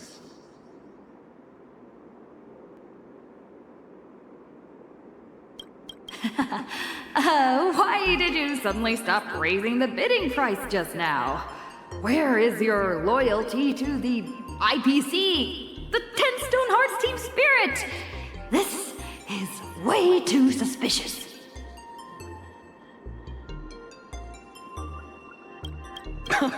And you?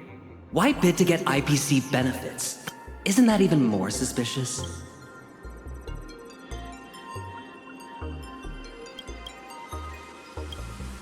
I'm just keeping options open for the future.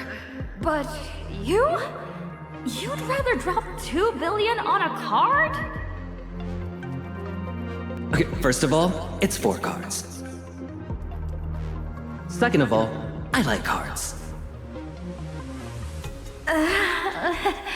Honestly... same. Can you two get to the point?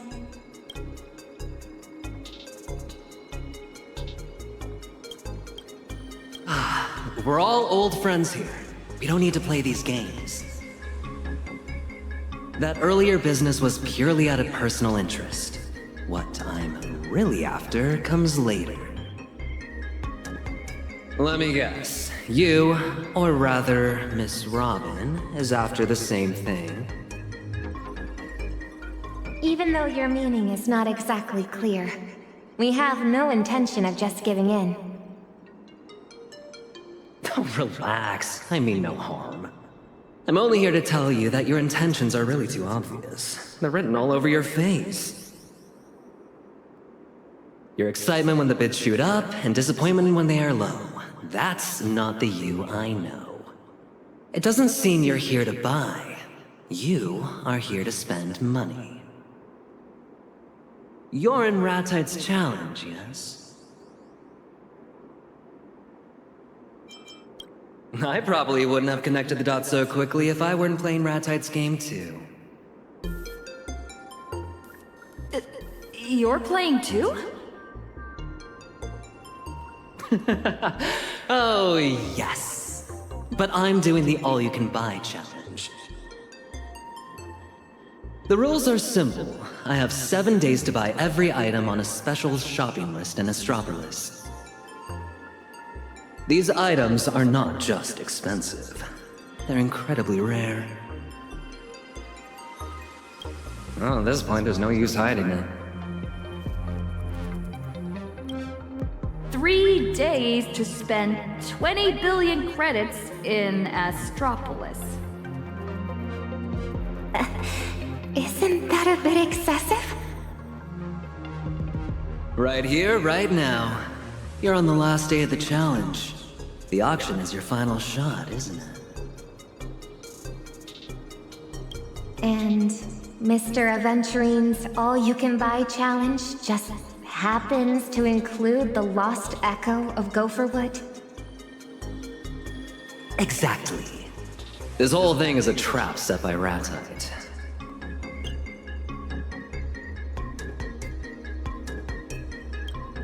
One of us is inevitably going to be penalized for failing.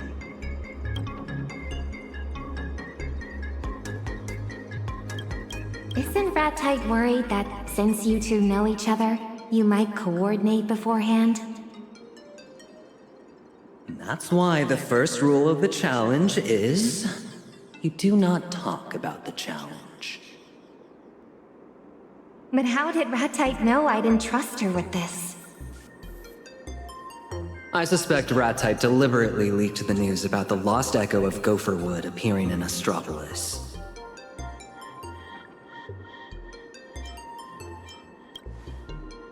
But we can't worry about that right now. The auctioneer just got the signal. It looks like the next item is the lost echo of Gopherwood. You need it to spend big, Miss Robin needs its contents, and I need to use it to uncover a secret. So, I'd like to propose a deal. I'll help you drive up the bid so that you win your challenge. Once that's done, would you two mind handing it over to me?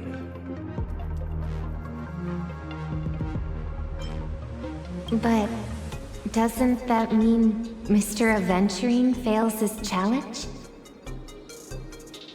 I'd just lose a bit of money. No biggie. Besides, even if I did throw in, with you guys around, the bids definitely wouldn't be cheap. When I complete the challenge, I'll split some of the money with you to help lighten your load. Thanks. That's all I needed to hear. I second Mr. Aventurine's proposal. How much money do you still have left to spend? 7.4 billion. Your attention, please. The auction is about to resume. Come on, good friend. It's our turn now to put on a show.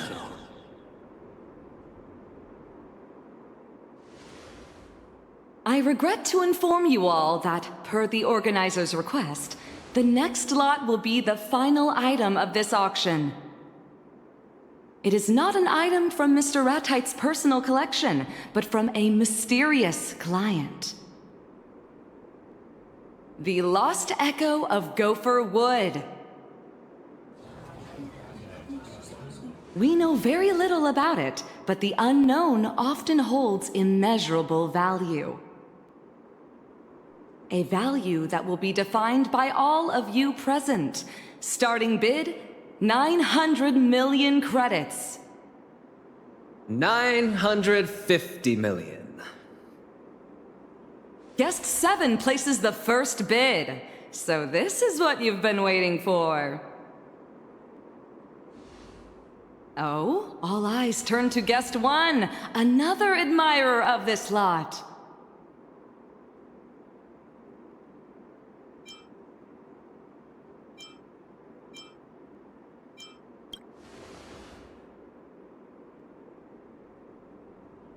Everyone, here's your chance. Number 6 with 980 million. Number 8 with 1 billion. Guest 7, 1.2 billion. 1.2 billion, anyone higher? Still waiting, Guest 1. Where's all that aura from before? Guest 12 with 1.3 billion. Oh, up to 1.4 billion from the back. Do I hear 1.5, Guest 7? Halt! Remote bidder in for 1.6 billion. Guest 7 responds immediately. 1.8 billion. They both mean business. Wait, 2 billion again for telephone bidder.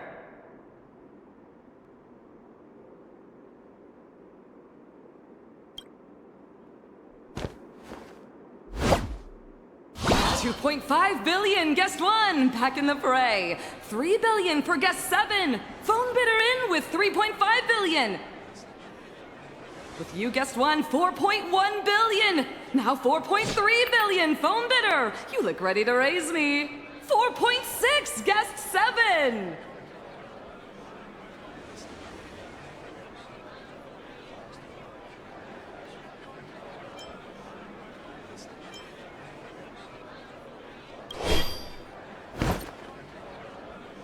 $5 billion! Phone bidder hangs up, and what will you give me, Guest 7? That's $5.5 billion! 1 and 7 are going head to head.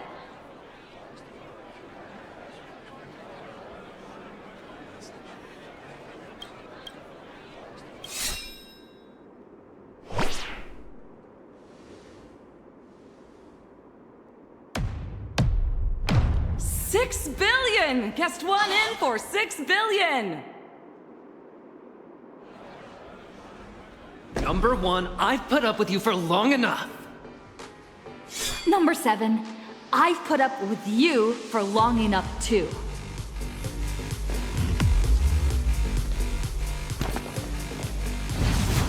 But this busted music box selling for $6 billion? Are you insane? That or you're just messing with me.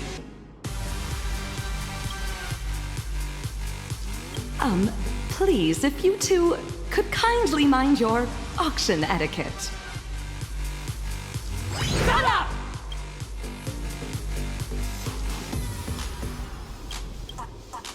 Fine.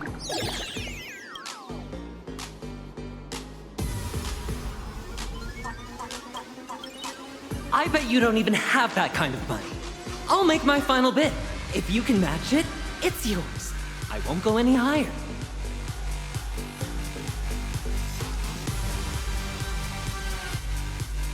I bid $7 billion. $7 billion?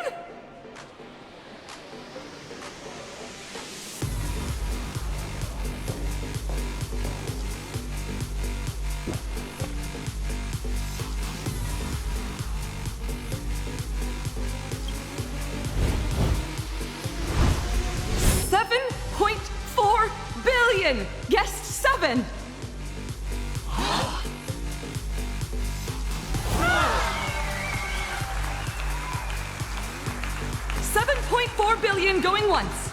7.4 billion going twice.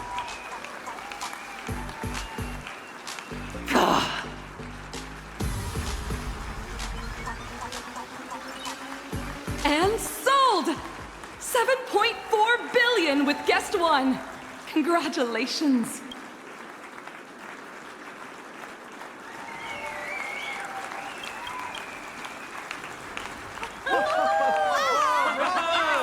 Amazing! Wow! Excellent!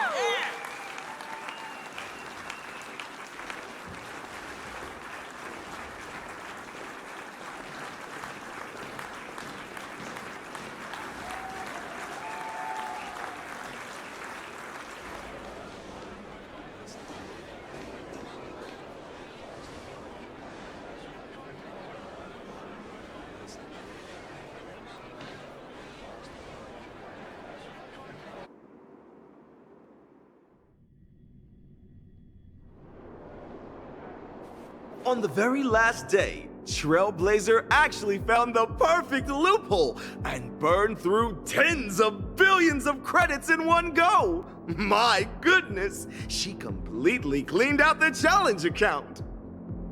But has the challenge really been won? Next up, our team will rigorously audit the spending records to make absolutely sure the rules were respected and followed to the letter. Subscribe to Ratide's channel, and all the suspense will be revealed tomorrow. Stay tuned.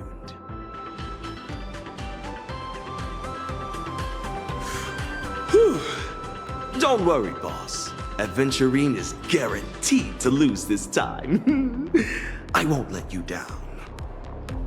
Calling me over just to watch this farce? Ratite, you've got a lot of nerve. I can smell it, even through the screen, that reek of shabby pedantry. After all these years, it's still just as nauseating. That's it? Kid, you've barely won a few pennies off me. Enough to keep me fed for 3 days.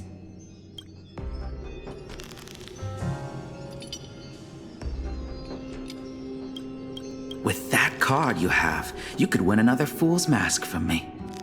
Put that on and you can say goodbye to your past for good. You misunderstand. I turned down the Fool's invitation a long time ago. Then why did you even bother playing cards with me? I wanted to get a closer look at your mask. You have the most exquisite mask of all, lined with golden threads and full of jewels. But now that I've gotten a closer look, I see that it's just another mask.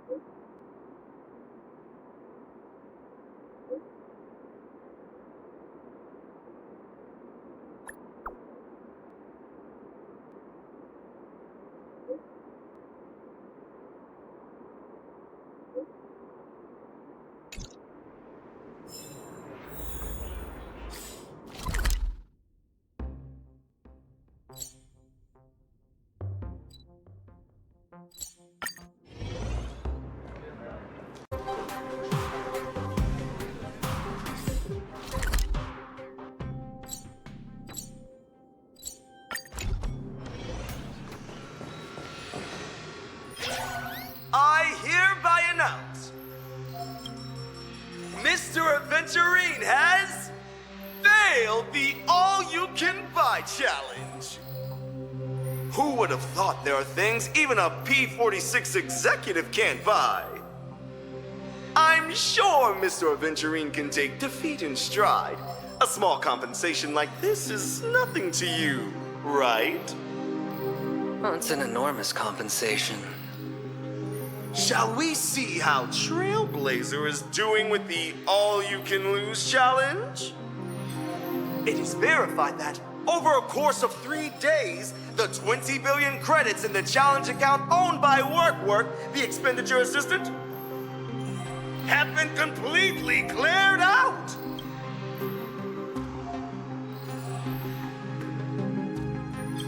To think anyone could be this good at spending money! Now I declare the all-you-can-lose challenge a failure. You aren't trying to cheat us, are you?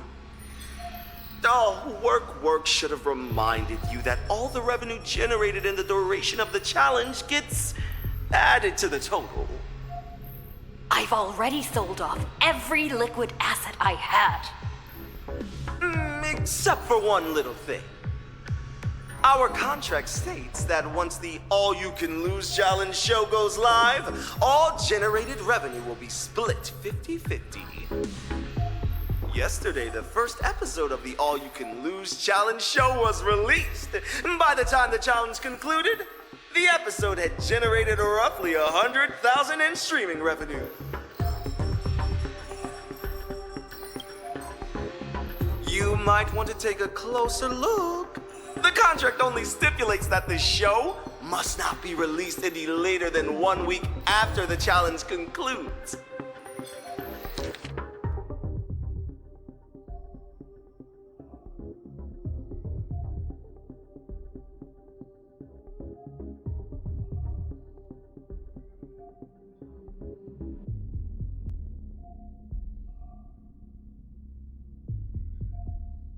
But it never said it couldn't be released early.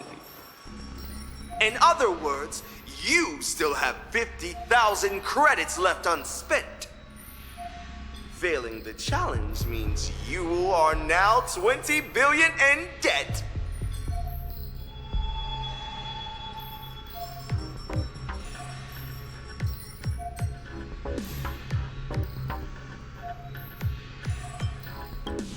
Well, you never came to collect it. The entire challenge process was transparent, and the contract is in black and white. Or are you refusing to acknowledge your failure?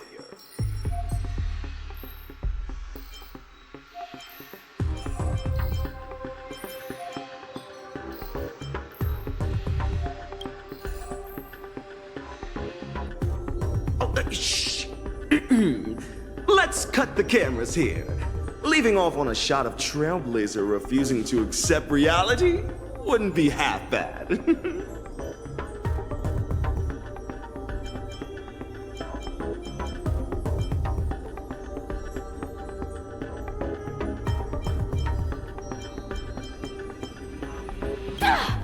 I've never met someone so utterly shameless! Ugh, haven't you had enough fun? Mr. Aventurine! Shut it, Bird. I wasn't talking to you. You're nothing but a puppet. You're not the one who truly enjoys watching money destroy human nature. Stugilite, you went through all this trouble to see the show we put on. Was it worth the ticket price? If you want to have fun, I'll indulge you anytime. But dragging her into this is just distasteful. Or are you afraid that if you don't muddy these waters, I'll see right through whatever you're hiding in your hand? A one-on-one game is just too monotonous. It's much livelier with the crowd, isn't it? You are all so into it. Why not let me join the fun? Besides, this time I picked up a scent other than yours. That of a new friend. Even from this side of the screen, I can smell the tantalizing fear rolling off her. She is my friend, and she's under my protection.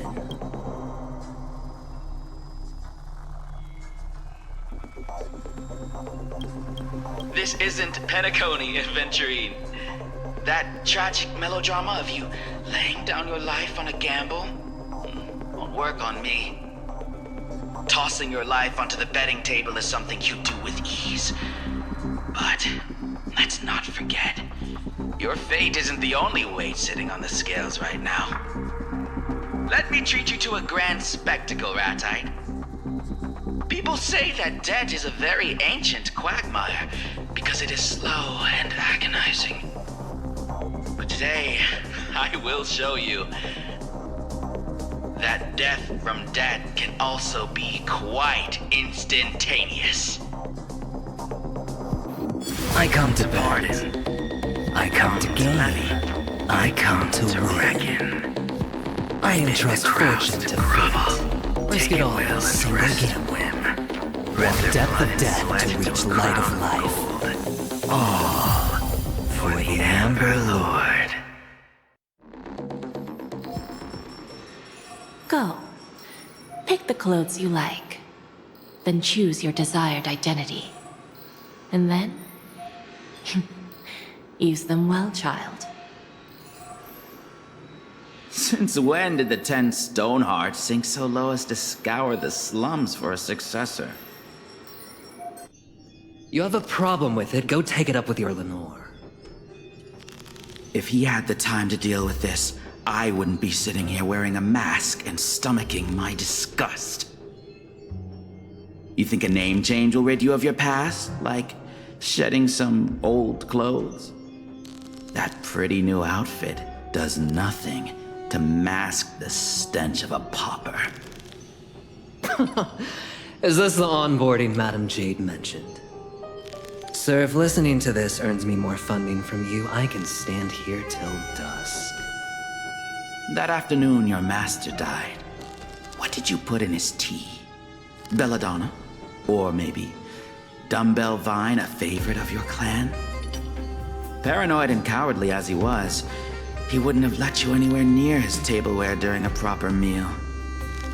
You seem to know more about the things left off the record than someone who was actually there. He was a kept hyena. It hardly mattered when he got put down.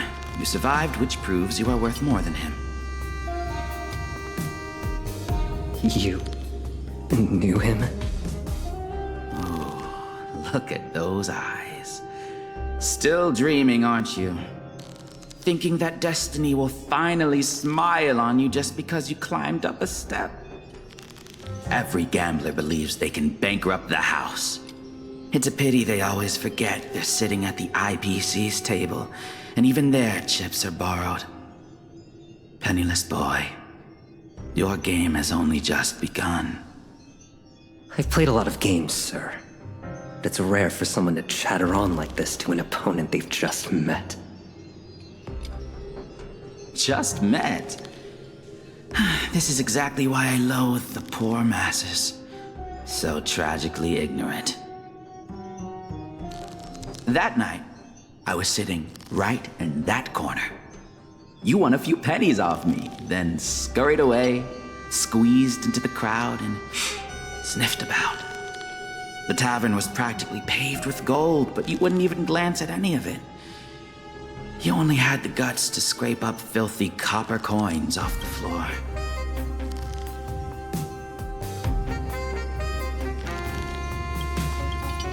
I've beaten too many masked freaks.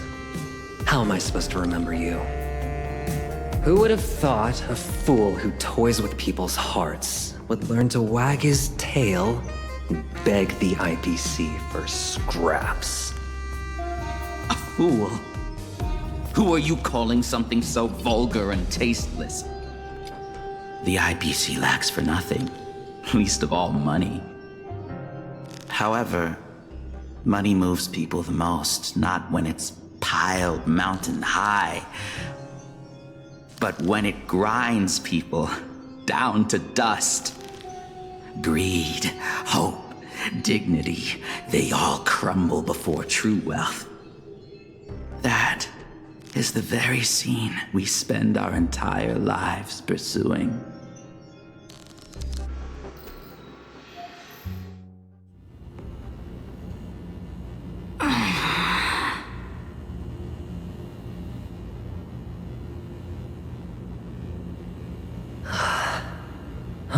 you're awake. Where am I? There's an IPE urban legend about a room you can't leave until you finish editing. This is it.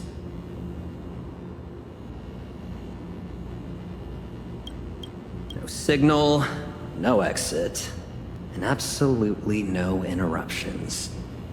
You have no choice but to focus on editing, to focus on creating. After blocking that hit from Sugilite, I remembered this place and brought us here to lie low for a while.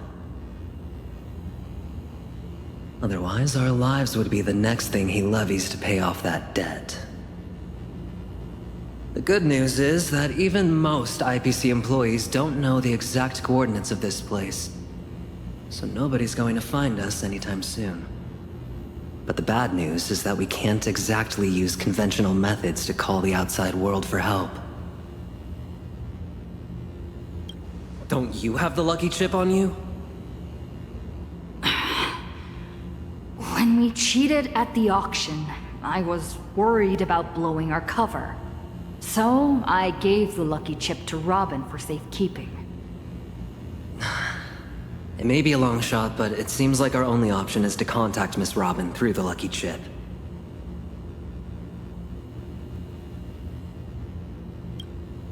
Sugilite of the 10 Stonehearts. A colleague with atrocious taste. Overstatement. Just colleagues. Oh, relax. He doesn't have a personal vendetta against you. He just couldn't bear to see the game end so soon. Purely twisted humor. Oh, the cornerstone Sugilite of levies. Simply put, every time we rack up debt, another weight drops onto Sugilite's scales. Although neither of us is strapped for cash, I recall you still hold a 5% stake in Penacony? The debt we racked up is so massive it's lethal. I had to unleash the cornerstone just to make sure I could block his strike. If we let the debt roll and do nothing about it, sooner or later I won't be able to hold him off. But paying it off isn't the only way to escape debt. If we can significantly reduce the financial pressure, Sugilite won't be a threat.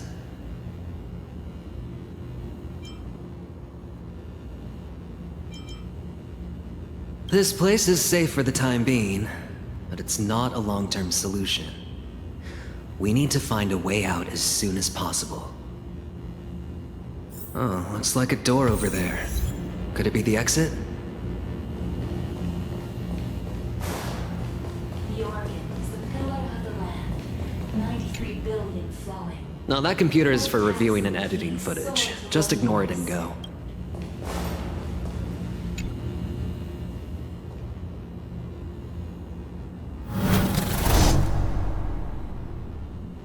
I knew it.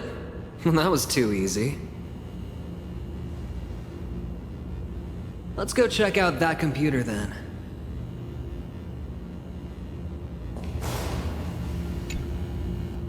Facial recognition in progress. Bad credit defaulter Aventurine detected. IPC banking reminds you to pay. Beep! Message closed. System's highest priority, editing. All irrelevant information will be automatically blocked.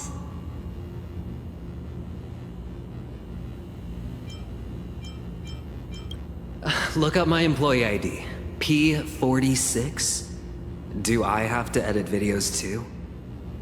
Correct. Even Lewis Fleming himself would have to edit videos. Ugh. You take over. I'm getting a headache.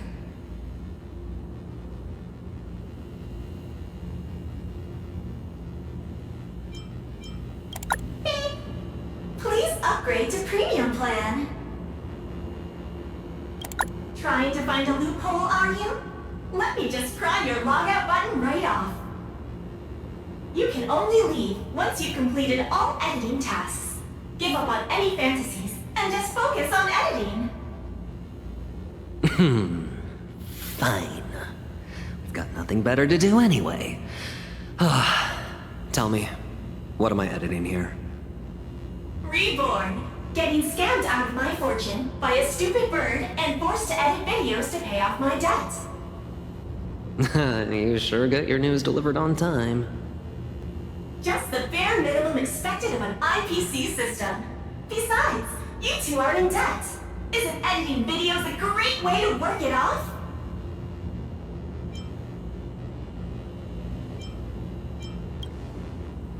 Seems like the urban legend is true. We don't have any other way to escape. So let's just play along with his busted computer for now. But forget about using this to pay off the debt. Keep your eyes peeled while we edit, and let's find a way out of here. Editing materials have been generated. If you wish to leave the footage review room, you must gather the materials and come back here to finish editing.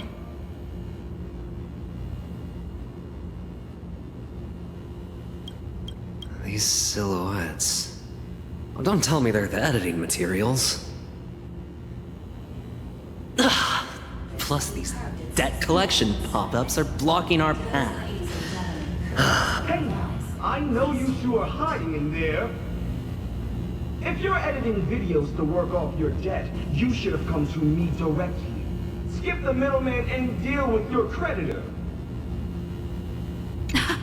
If it isn't Bodolini, I gave you 1,062,000,000 earlier. Could you spot me 100 million for an emergency? Who are you? Do I know you? Why are you talking to me? Please stop talking to me. I'm quiet quitting, and you're in the way. Go away! Shoo!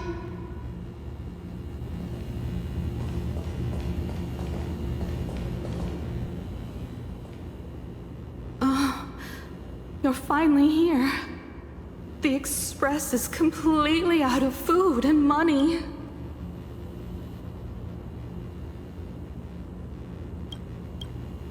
No.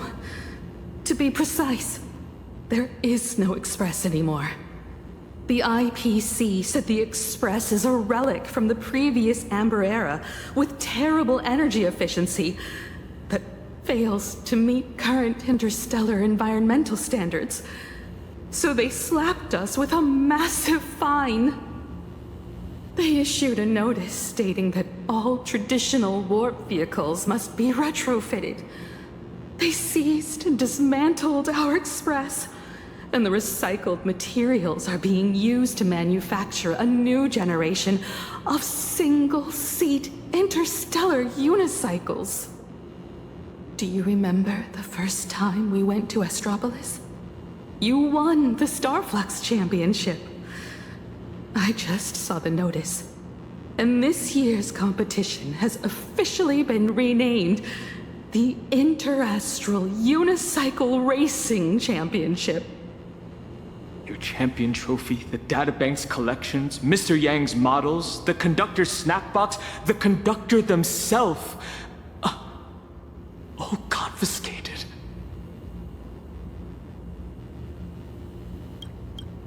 I heard the conductor is being sent to a zoo, and we'll have to buy tickets just to see them.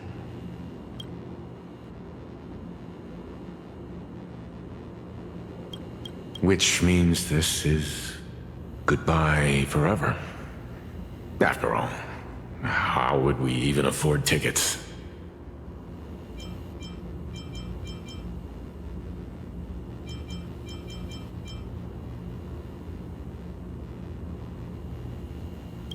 Wild? Are we talking about the zoo? Miss Asta found us a job. If we stick together as a family, we'll be able to pay off the debt in 8,000 years. 8,000 years? Oh, that's it. I'm cutting out boba starting today. Every single credit counts.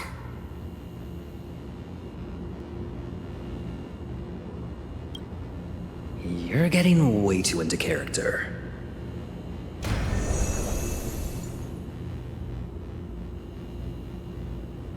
A snapshot of this incompetent race from you two makes a great video thumbnail.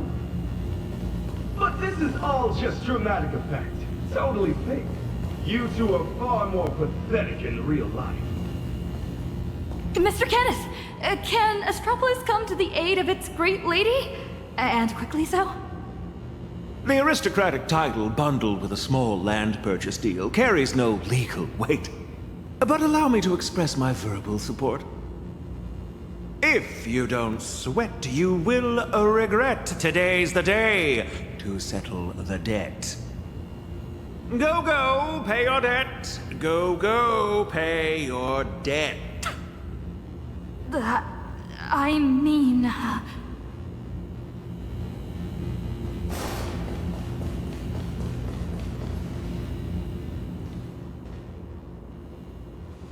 Aventurine, I am truly disappointed. You've racked up far too much debt. You are now a non-performing asset for the Strategic Investment Department.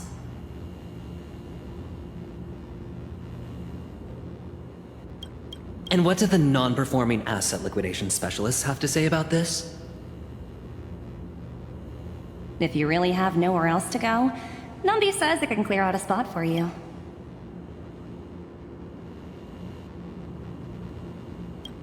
Thanks, Numby. Diamond has decided to strip you of your cornerstone and expel you from the 10 Stone Hearts. You can no longer call yourself Aventurine. You need to change your name.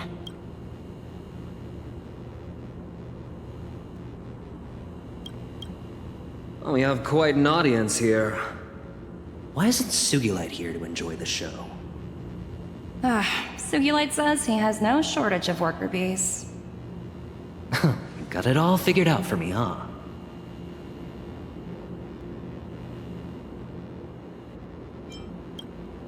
I moved to tears. Oh, the professor's here too. Care to offer a few words of critique?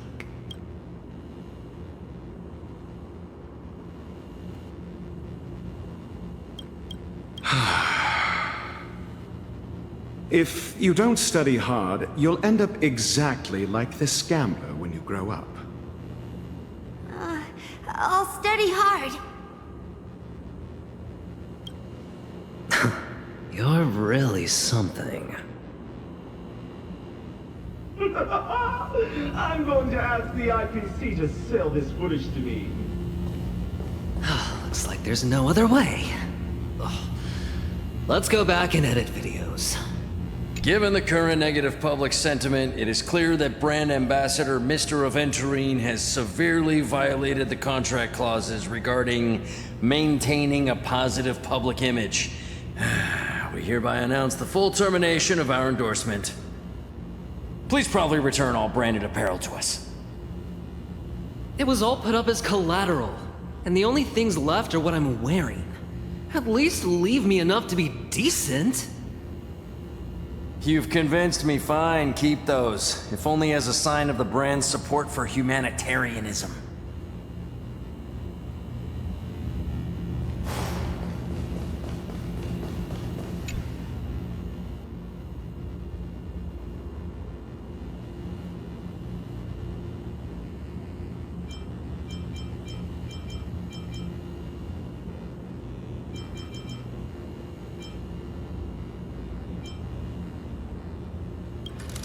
Miss Asta found us a job. If we stick together as a family, we'll be able to pay off the debt in 8,000 years.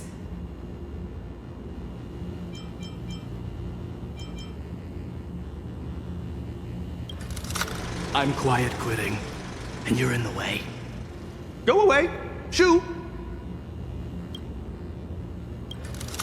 Diamond has decided to strip you of your cornerstone and expel you from the 10 Stone Hearts.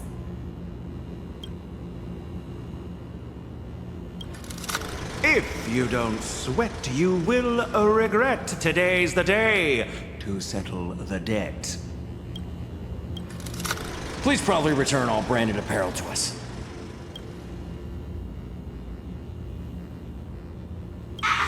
There's no emotion at all in this edit.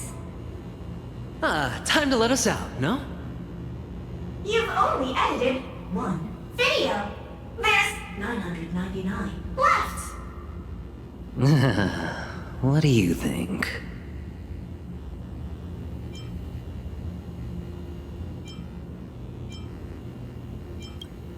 With all the time that's gonna take you, you could probably think of something else.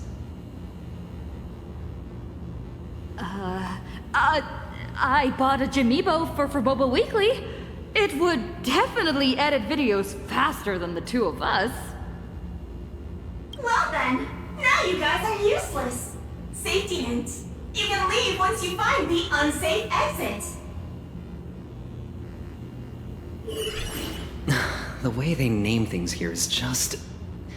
Are they afraid we might actually find the right way out? That sign is the most suspicious. Let's take a look.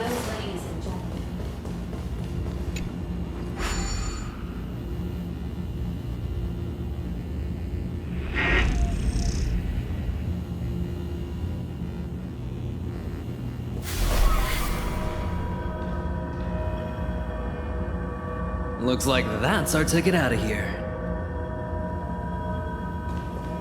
Look at all these pop-ups. Got this whole spam bombardment trick down to a science.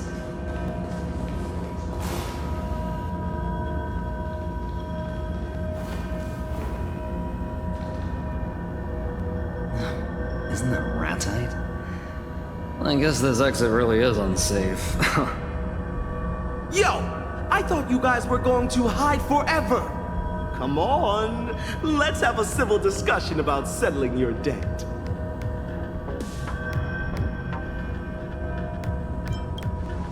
What kind of bandit logic is that? Even if you turn me into a rotisserie chicken and swallow me whole, the debt won't disappear. So save it. You misunderstand. This has nothing to do with the debt. We just need a punching bag. I've met far too many sore losers, which is why I only buy the most expensive avian life insurance. And the same goes for my security. If we can't come to an agreement today, I shall take my leave. See you in the next video! Run?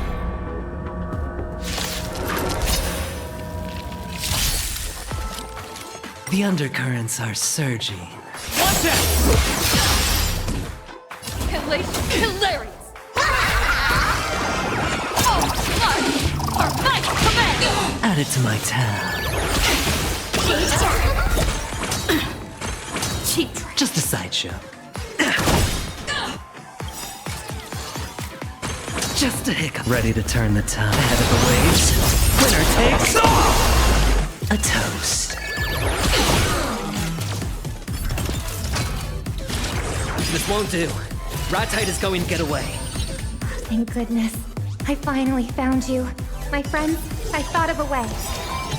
So let's get rid of these pests first.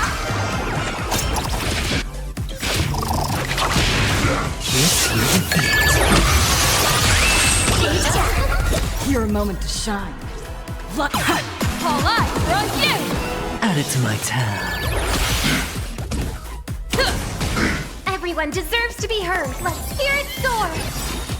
Let the voice of our hearts converge. You make the summer sky sparkle. A toast. The music never fades. Fill summer with song. Ready to turn the tide. Ahead of the waves. Winner takes all! Mr. Ratite, please wait. I better not. Those two behind you are practically overflowing with murderous intent. My bird life is on the line.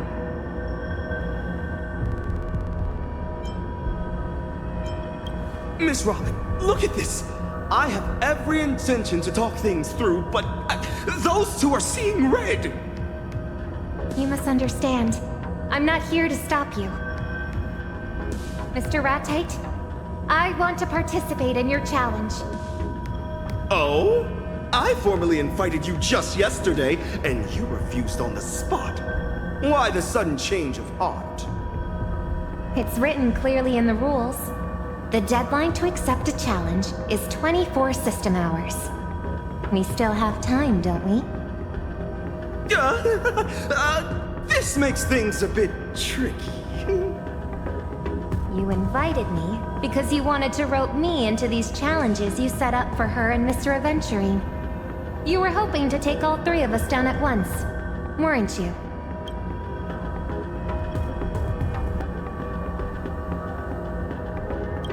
This is how today's show would go. First, you announce their failure, and then you put it out that Robin will participate in person. What a brilliant PR stunt.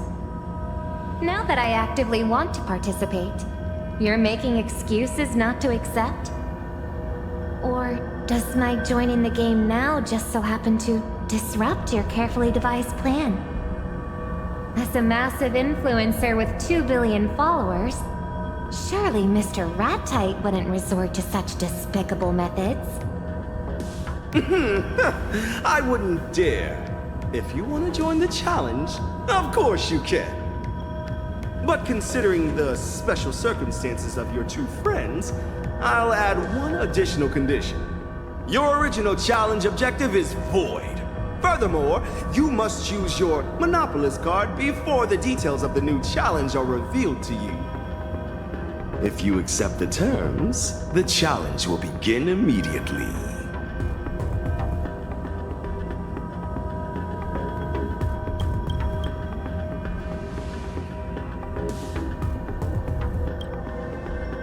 Don't worry. I know what I'm doing. Mr. Rat-Tight, you can change the objective all you like. But I have made my decision on the card I'll use. Wow, confident are we? Now I'm actually a little curious. I'd like the shared wealth card, please. I think I know what you're trying to do. But I must remind you, you have one and only one chance to use a Monopolist card. Once you accept the card, there will be no takebacks, all right? Of course.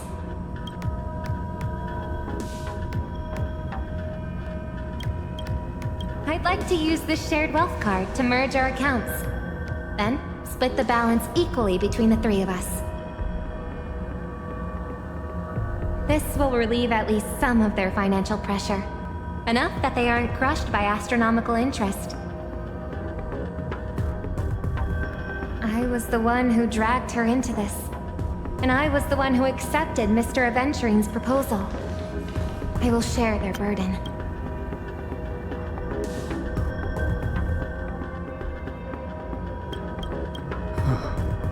I'll remember your kindness, Miss Robin.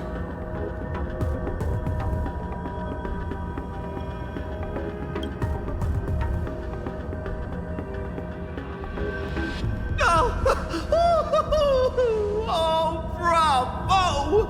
I gotta say, I admire your courage and generosity! But by using it to bail them out, you've effectively thrown away your own shot at winning. But for me, the only difference is now I have 3 debtors instead of 2! Whatever you say. When we win this round, the only burdened debt will be you.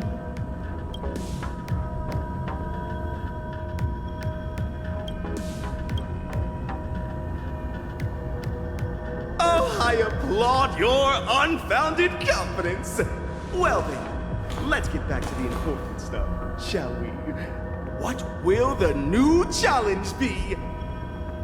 Oh, since Miss Robin is planning to sing at the Starflux opening ceremony, let's have a challenge related to the race.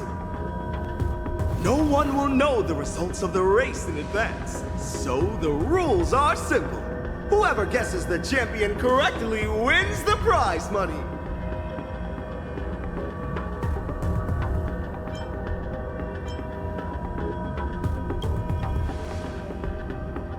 Now, hear me out.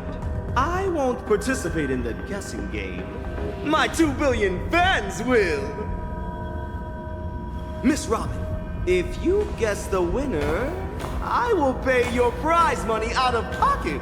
I'll give you 500 credits for every fan of mine you outguess. But if you miss the mark, you'll be responsible for the payout to the winning fans. Likewise, 500 credits each. Should you outguess everyone, you could walk away with up to 1 trillion credits. Conversely, you risk being on the hook for a 1 trillion credit payout yourself.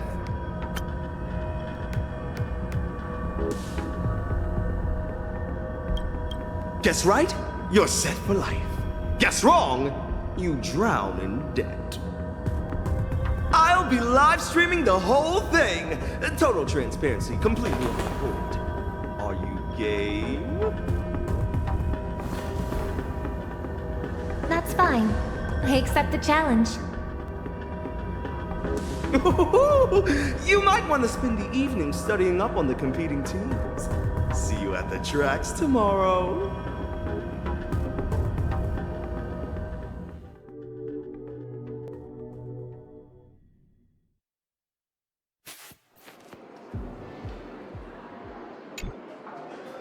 Thanks to Miss Robin stepping in, we've managed to dodge Sugilite's levies. At least for now. But on the flip side, now all 3 of us are completely dragged into Ratite's little game. I couldn't help but overhear. It seems you've been through a lot yourself, Miss Robin. Yes. Last night, I received a challenge invitation from Ratite. He challenged me to walk around Astropolis all day without being recognized, while not wearing masks or disguises of any kind. Frankly, it's not that hard to pull off. I could just play myself. Plus, I'm pretty good with makeup too.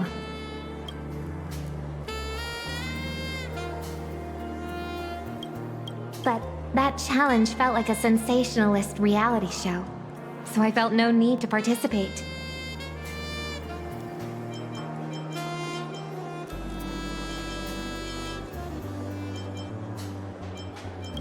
We haven't swapped identities since we were children.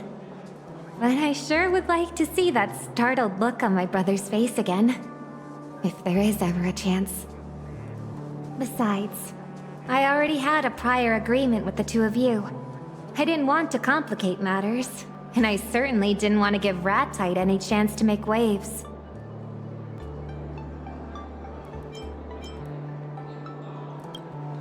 Actually, that's all connected to the lost echo of Gopher Wood. Speaking of, I was hoping to hear your thoughts on it.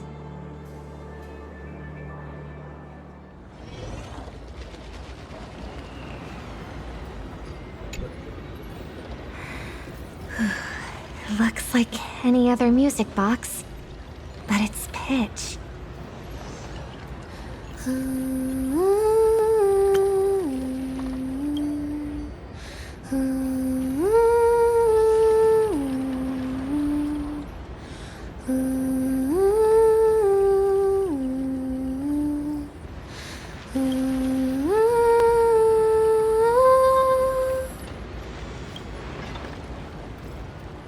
Dear Robin, it has been a long time.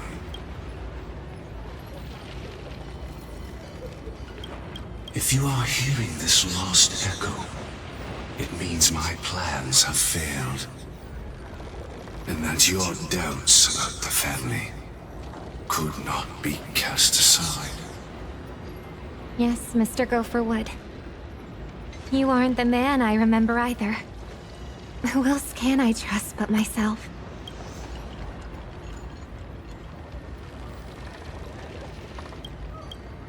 But I knew you would follow your instincts and take the first step toward the truth. My child, stumbling forward is simply how we learn to walk.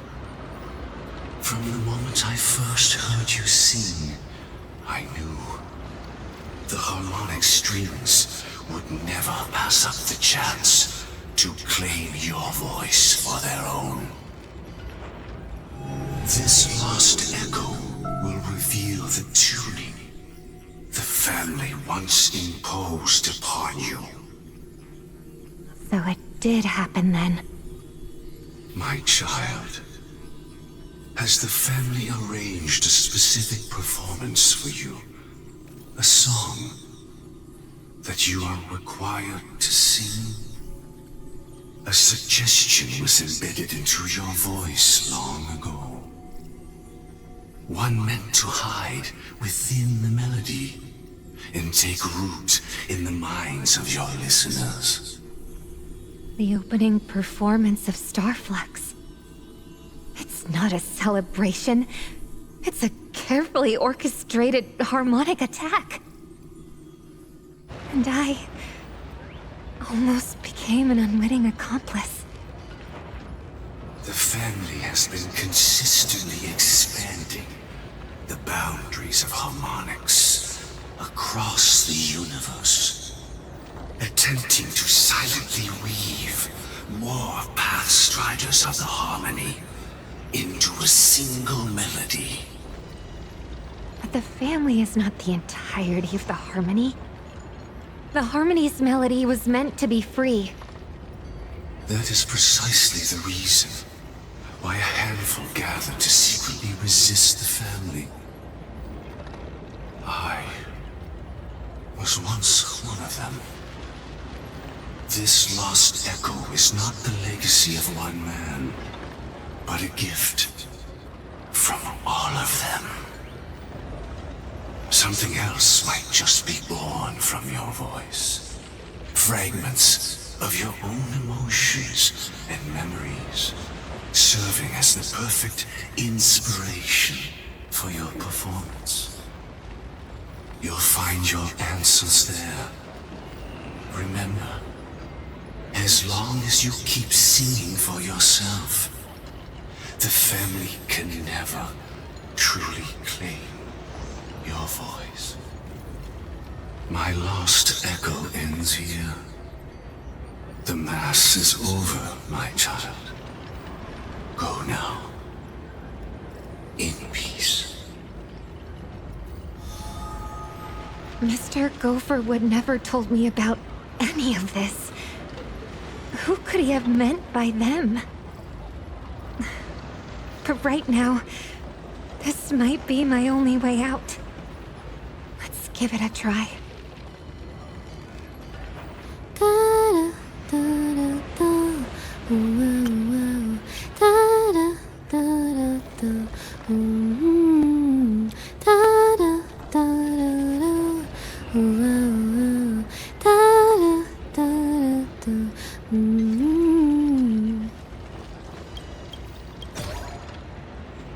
Do these little ones born from the song carry the answer I look for?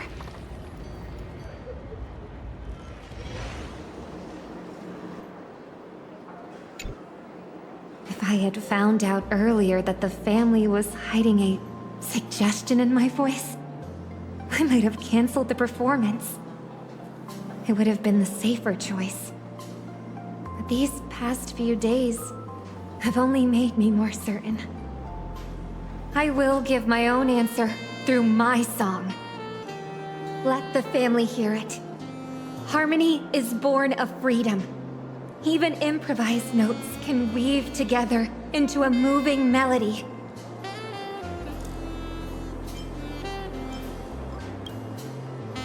Miss Robin, have you ever tried surfing? Between the crests, a surfer has to read every subtle shift in the current beneath their board. Sometimes it's tame and calm. Other times it's turbulent and unpredictable. But you can't learn to find your balance until you're actually riding the waves. You asked for that monopolist card before the challenge was revealed. If you ask me, Miss Robin, your improvisation has already begun.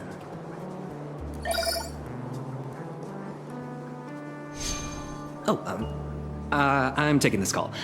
You two chat. Praise be to the beauty.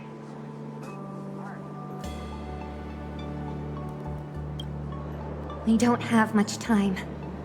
Ratite has already announced the Guess the Race Winner challenge across all social media platforms.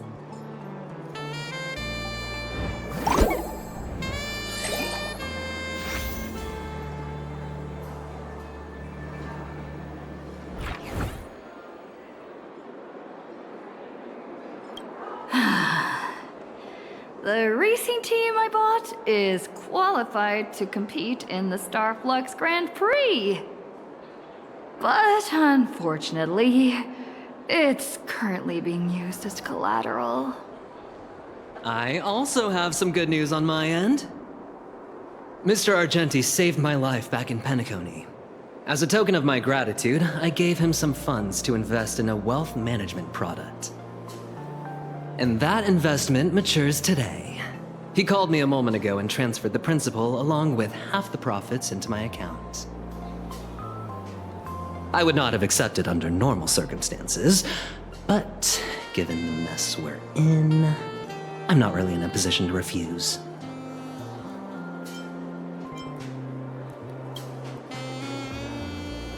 I have a plan, and 3 people are all we need. Step 1. We use these funds to buy back your racing team. As for Miss Robin...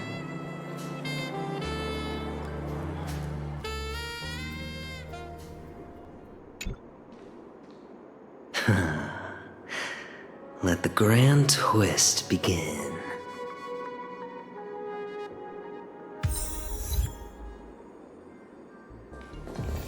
Mr. Aventurine! Right this way.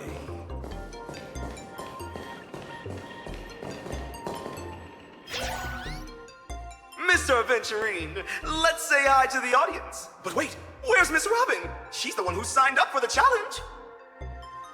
Miss Robin has a performance today. She asked me to stand in for her in this guessing game.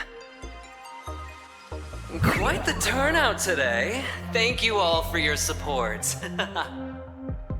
Now this is interesting. You're carrying double the stakes, Mr. Aventurine. You have to win for Miss Robin and salvage your own reputation. Even with your legendary luck, a second loss would ruin you, wouldn't it? Attention to all friends just tuning into the stream. The countdown for the Guess the Race Winner Challenge has officially begun. Tap the link below to face off against the cosmic superstar, Miss Robin. Entries close 15 minutes before the race starts. Grab this last chance and get on board. So, with all that said, Mr. Aventurine, which team will you pick? I'm afraid I can't disclose that. Oh, playing coy, huh? But we all know that Trailblaze's team is also competing in this race. We have a few more heavyweight guests tuning into the challenge today. Let's patch them through for a quick interview and hear their thoughts. It's Miss Blurry! I heard you actively requested to do this interview. So, have you participated in the Guess the Race Winner Challenge?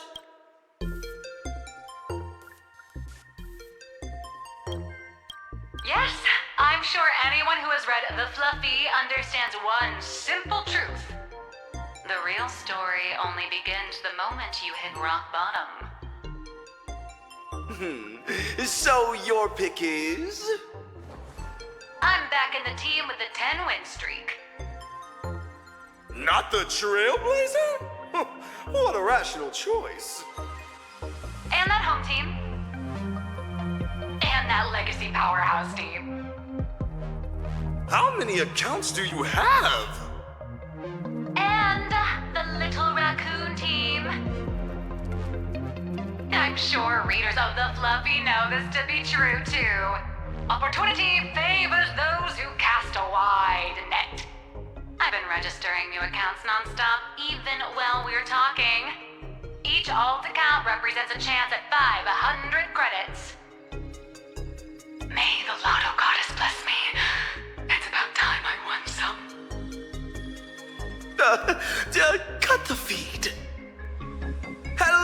to the Astral Express family. Is the signal okay? How come we can't see anyone? Oh, care to introduce yourself?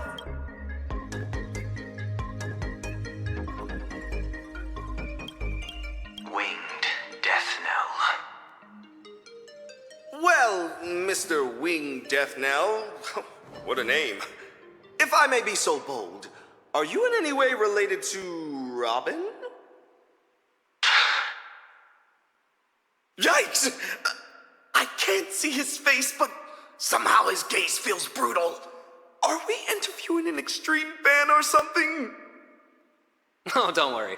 His methods are even more brutal than his gaze. Hurt her, and we'll make you pay double. Hurt Robin. I'll make you pay, multiplied by your follower count. What is with all these oddballs and weird birds today? Let's connect to our final group. Everyone, please welcome the renowned investment expert, one of the 10 stone hearts, and the colleague to Mr. Aventurine, Miss Topaz. Alongside the famous mystic and Xianzhou diviner, Miss Jing Cui. Let's hear what these two have to say.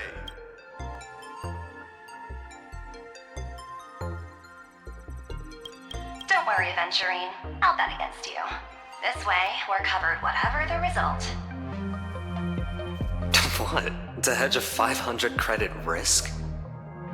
What we're seeing here is the team spirit of the 10 stone hearts. And which team will Miss Jing Cui pick? If you stepped out left foot first today, I suggest you go with the red one. Right foot first, go with the blue. If you hopped out on both feet, skip buying altogether and head to see the Xianzhou Alchemy Commission. Oh, and whatever you pick, don't pick white. It's way too bare and has zero style. Ah, authentic Xianzhou style mysticism. What a ridiculous analysis.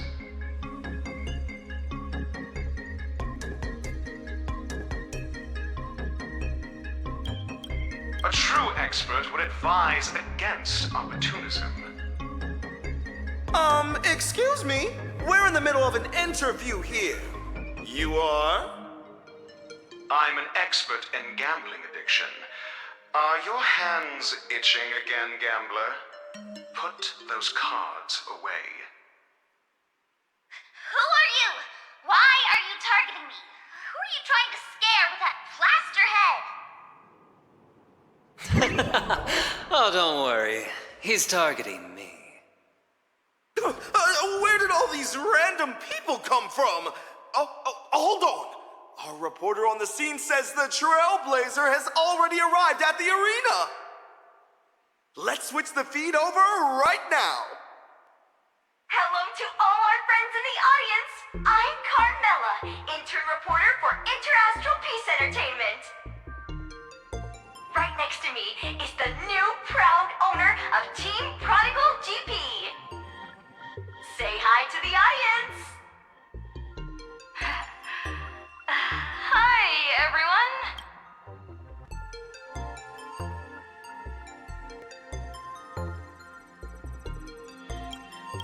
Just a quick note.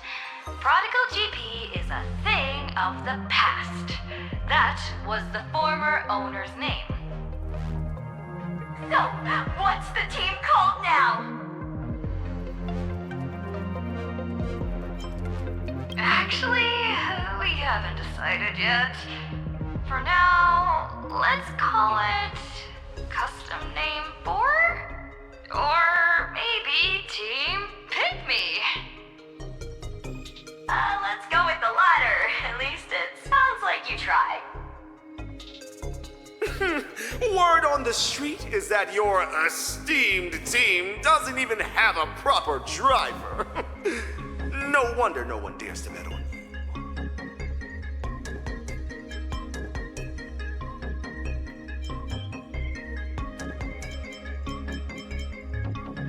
Worry not, my friends. Just pick us.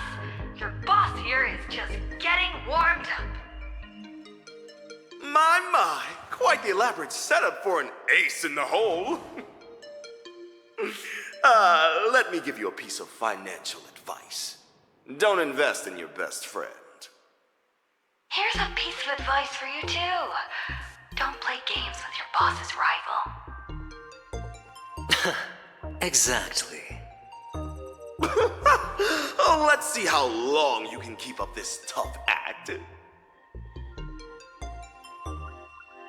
Oh, Miss Robin, the star of our challenge, is also joining us.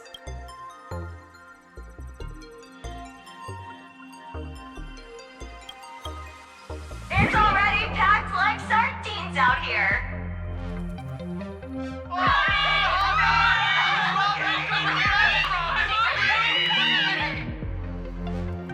Miss Robin is as composed as ever. I just wonder how long that composure will last. Miss Robin! Oh, please, say hello to everyone in the stream. Thank you all for your support. Wow, so many of you are participating in the predictions. Feel free to choose your favorite team, everyone. Please don't be pressured in any way. By the way, can you elaborate on that mysterious teaser you gave at the opening ceremony? During the competition, I'll be debuting a brand new unreleased song. Please look forward to it. Wow! Did you all hear that? Make sure you don't go anywhere during the race. Your proxy, Mr. Aventurine, is right next to me. Mr. Aventurine, is there anything you'd like to say to Miss Robin? I'm gonna run rings around this noisy, stupid bird right here. You have my full support. Ratite, feel free to edit that bit out if it's too much for you. Edit what out? We're live. My apologies then. Miss Robin, your friend's team is also competing today. So what do you think is the most important element in a race? Team radio, of course. That's the real highlight when it comes to team tactics. Oh, it sounds like Miss Robin is hinting at something. That's all from here on the ground. Welcome back to the stream. The betting window for the Guess the Race Winner Challenge will close in 5 minutes. Mr. Aventurine, have you still not decided? Mr. Ratite, why do you seem more anxious than I am? Oh, is it because you've rigged the race to end a certain way? How could I? This is a live broadcast across the entire network.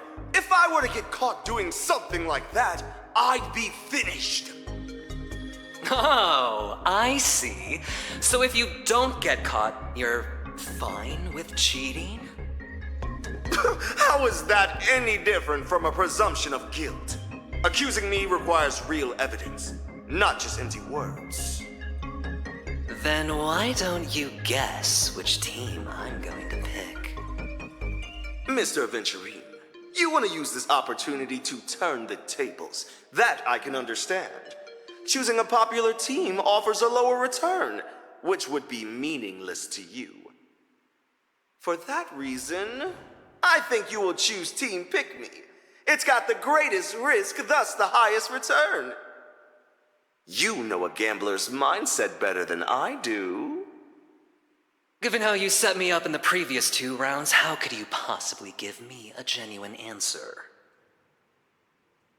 You're simply baiting me into making a certain choice. Richbird Racing, Scuderia Cosmo, or even Team Pick Me. You can manipulate any team into winning the race. But it will never be the one I bet on. The moment I place my bet, I step right into your trap. But the betting time is almost up. I'd hate to keep the viewers waiting. So let's get started.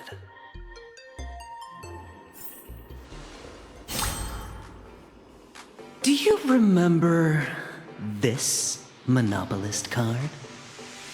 You said it yourself. This purchase card creates a purchasable item. Even if it's dirt on Lewis Fleming that I wish to purchase, you'll make it happen. Oh, isn't this the card from the last round of challenges? It is. But the rules never stated it couldn't be used in a different challenge.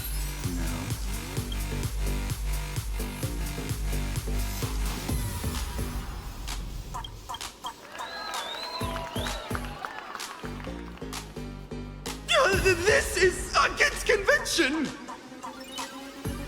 Convention? You don't get to decide that.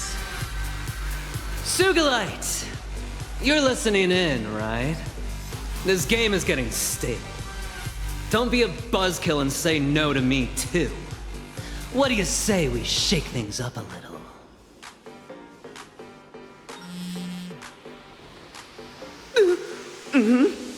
Yes, but... The boss approved. He said you can use it. Darn it! So, what do you want to buy with it? Choosing a team is like tossing a coin. Except whichever side lands up, the coin's gonna land right in your trap.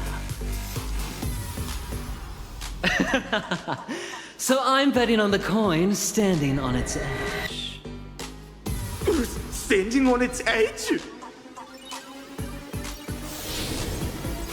Entrusted with full authority by Miss Robin, the outcome I am crafting and locking my wager on is this.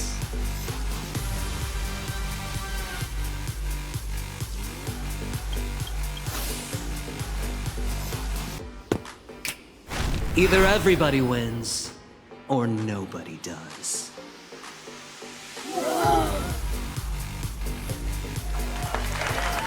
The betting for the Guess the Race Winner Challenge has now closed. Time is up! Whatever outcome you envisioned, it can no longer be modified.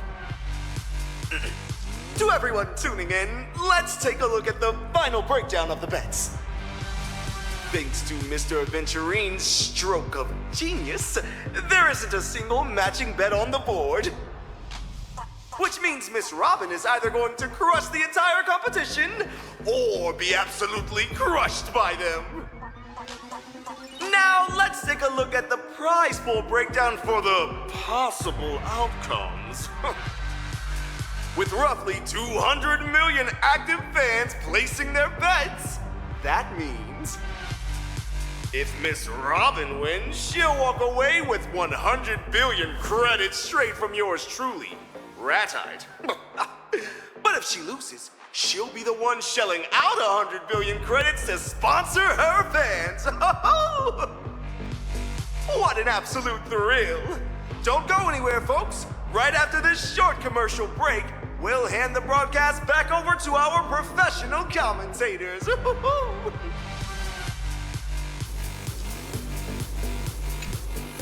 Welcome back, viewers, to the Starflux live broadcast. I'm your commentator, Crafty.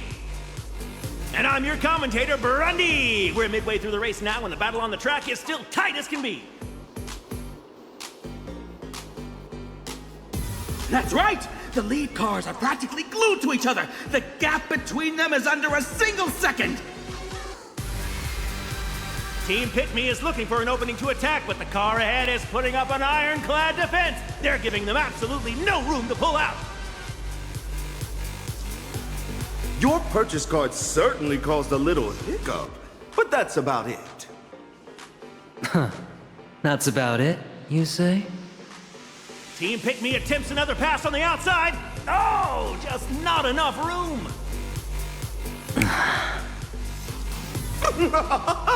Did you seriously think I wouldn't notice?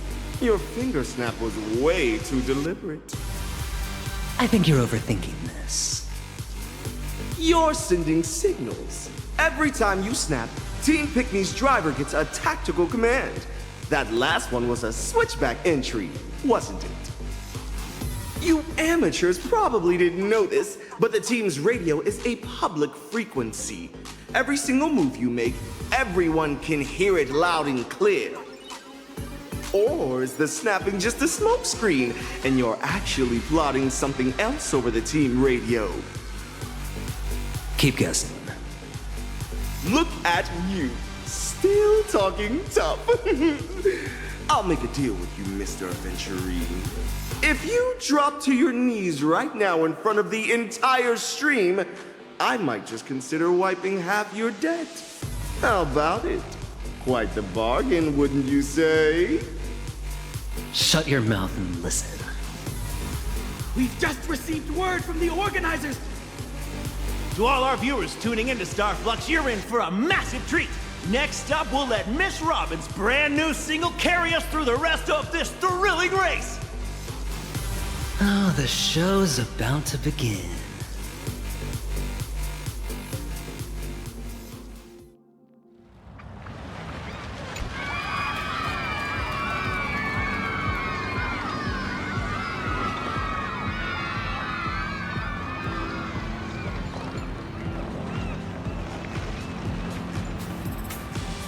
This performance once carried the heavy weight of the family's expectations. Those expectations were never truly directed at me. They were aimed at the shadow hiding deep within my song, the one known as the family head.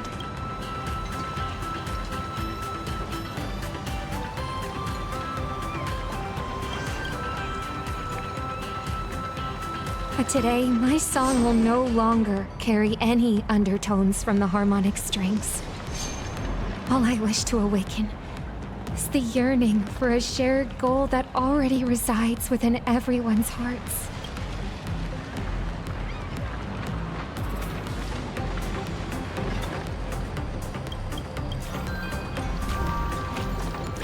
The harmony was never meant to be a choir led by a single voice. It is an orchestra. When my song rings out, everyone will find their own tempo and rhythm, embracing the unexpected and harmonizing with one another's intentions.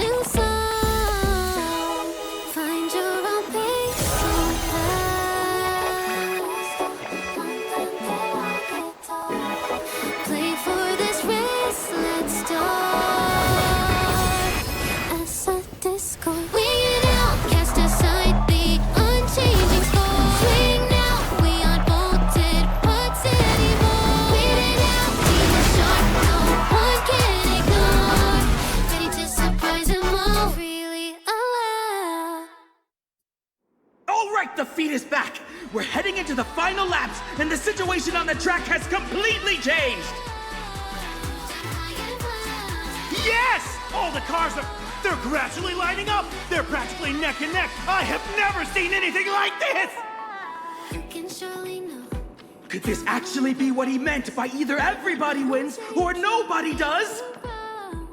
I guess if you stay in the commentary box long enough, you really do get to see it all!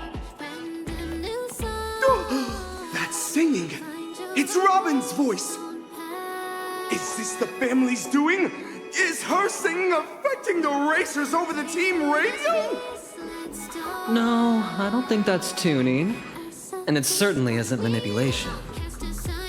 At this rate, every single car is gonna cross the finish line at the exact same time! It's gonna be a multi-way tie for first! Ooh, 100 billion credits. Well, that's a staggering figure. Even here in Astropolis, you'd be hard-pressed to find anyone else who could casually cough up that kind of cash. You didn't honestly believe Sugilate would foot the bill for a fool like you, did you? 100 billion? Oh, 100 billion? Oh, how could this happen? Oh my. To think I've been completely outplayed by a masterful sleight of hand from the Aventurine of stratagems. Did you think I was going to say that? Nope. I knew you were going to try something funny, so I kept a little something up my sleeve, too. Wait! Things have just taken another dramatic turn! The rich bird racing car has suddenly broken away from the past! Its engine is smoking!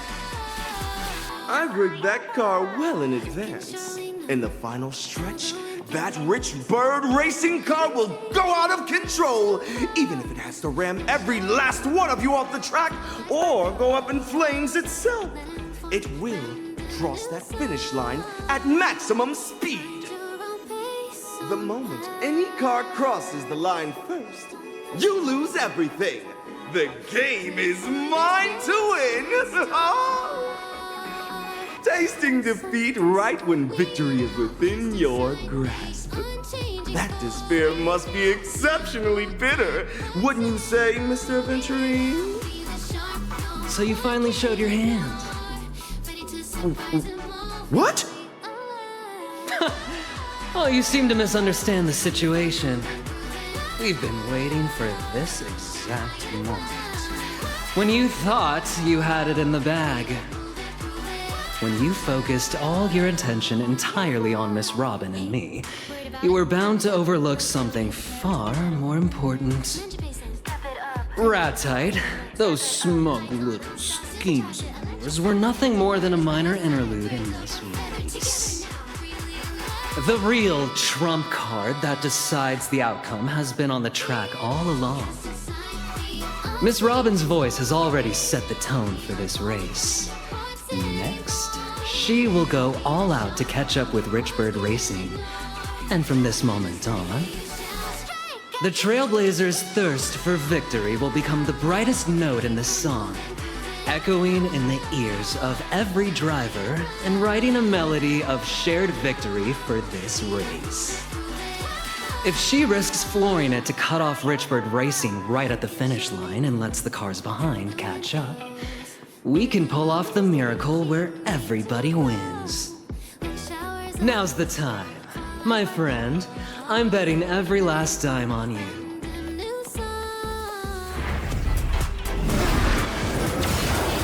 We're down to the last 2 quarters of the race. There's a car catching them.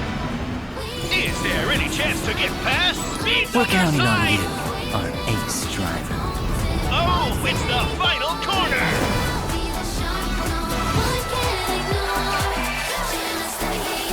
Still a close fight. Both boys are at their limit. Oh, was that a mistake? Holy moly, it's a tie! The race is over!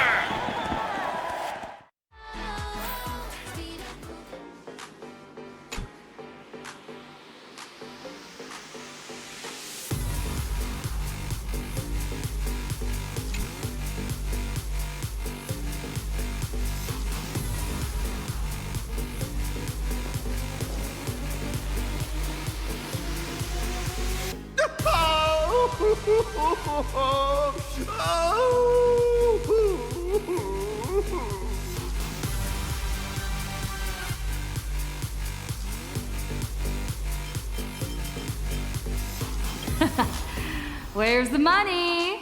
Pay up now, or I'm charging you interest by the second.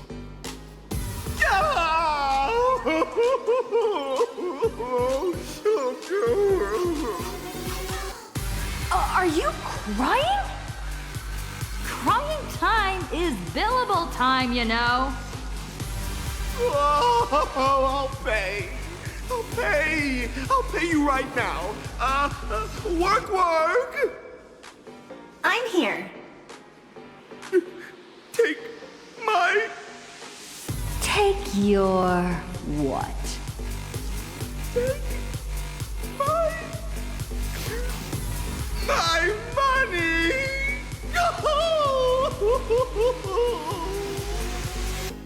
Transfer amount?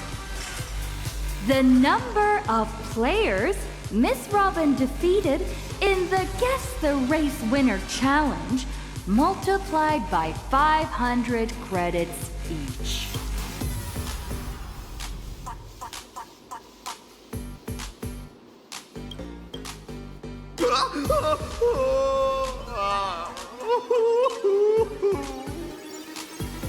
Please enunciate.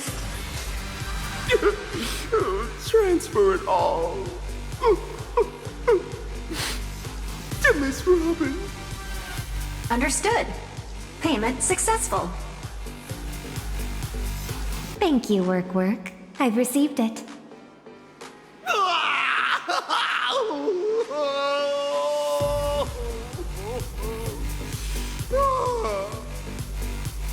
Is that the Astral Express blowing its whistle? That's the sound of Ratite achieving liftoff. Oh, we can't let him off the hook just yet. We still have our own score to settle with him. Any ideas, friend?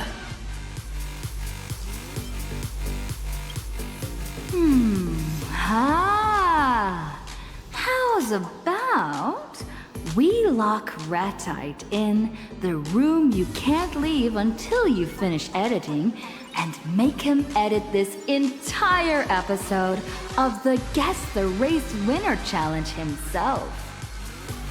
Consider it his way of leaving us all with a beautiful holiday memory. Oh, brilliant idea. I was thinking the exact same thing. Let's do it.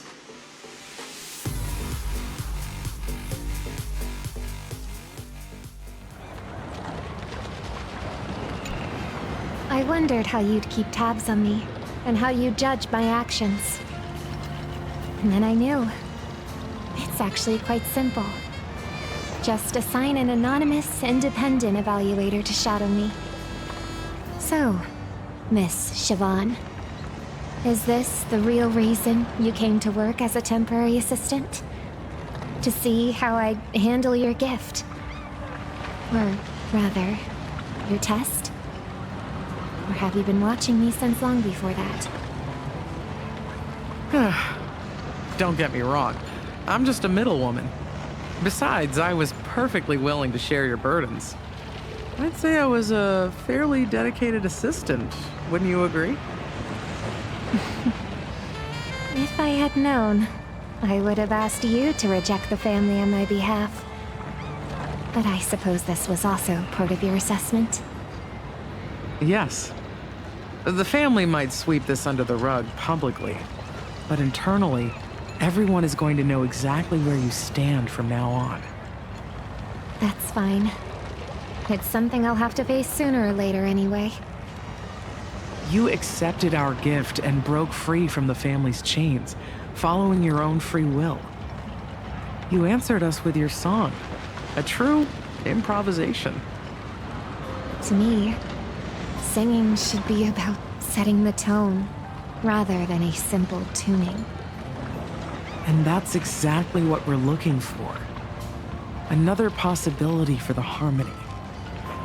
Miss Robin, Congratulations on passing the initiation test.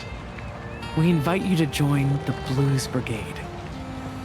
Are you willing to inherit Mr. Gopherwood's title of chorus and become a member of the Blues Brigade? The brigade wants to hear a variety of voices, not a monotonous chant. We would never restrict our members' freedom. I'm honored to be recognized by the brigade. But the brigade hasn't earned my recognition yet. I don't see this as a one-way gift, but a two-way choice. Oh? Mr. Gopherwood might have left the family, but he never walked the true path of harmony either. If the brigade simply provides shelter for those who reject the family, then I'm afraid our visions for the future don't quite align. Going through all of this has made me realize something. The family's blueprint, your invitation, none of that really matters. What helped me find my rhythm again was that carefree sea breeze and those syncopated notes. Carefree sea breeze, huh? Your sponsor's swing was right. You aren't easily swayed. Your heart will always beat for the people, and your wings are destined to soar even beyond these skies. Maybe this is what freedom is supposed to be.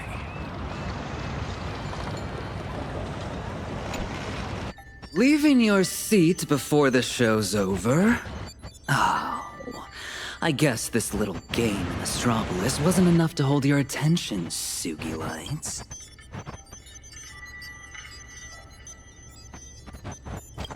During the disciplinary vote to strip me of my seat among the 10 Stonehearts, you were the first to vote in favor. That's far from the only resolution I voted yes on.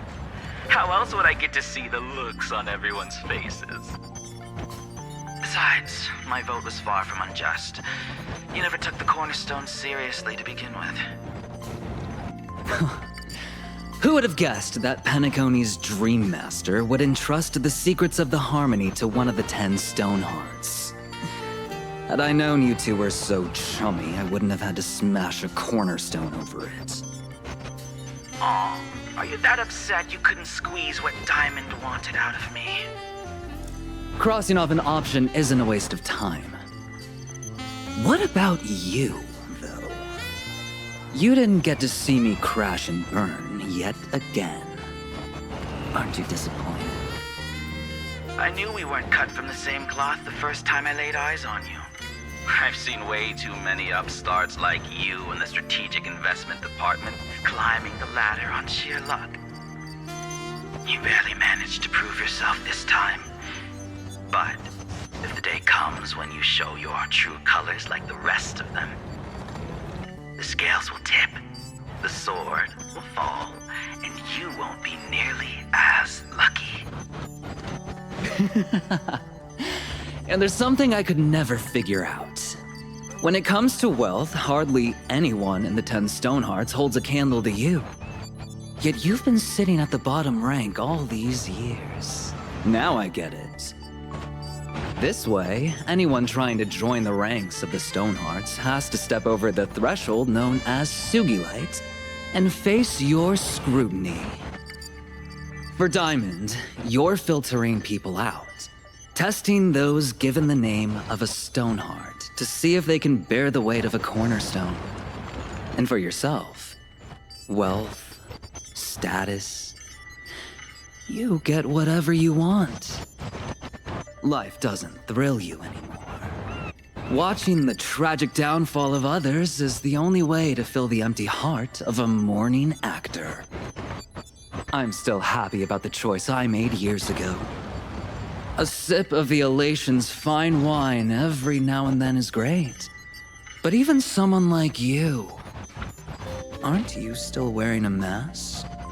Playing whatever part Diamond hands you? These days, even the tavern doesn't welcome actors anymore. What better stage to sit back and watch a tragedy unfold than the IPC? If you ask me, this show is far from over. Why don't we check in on our other colleagues? 2 more of the 10 Stonehearts are about to pay your old friend a visit. I had no idea. Who will it be this time? Obsidian and Opal. Why send them? Don't ask questions you already know the answers to. If there's a good cop, there has to be a bad cop too. You know exactly how those two operate. They either get what they want, or they burn it to the ground.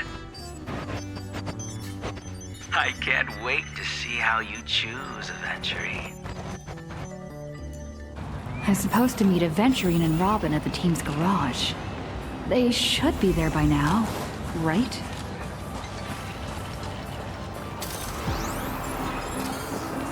Thanks to Mr. Aventurine pulling some strings, the paperwork for the prize money is already sorted. The Foundation called me 3 times to triple check if I was fully awake when I wrote down that number. Understandable, though. Even after clearing the debt, there's a pretty hefty amount left. And Miss Robin donated every last credit to the Foundation. I could not have done it without your immense support. Oh, it's the least we could do. Friend, what are you gonna do with the rest of your cut? The secret to happy spending is actually pretty simple. It's all about fulfilling your true needs. If treating yourself turns into a task, it becomes joyless and burdensome.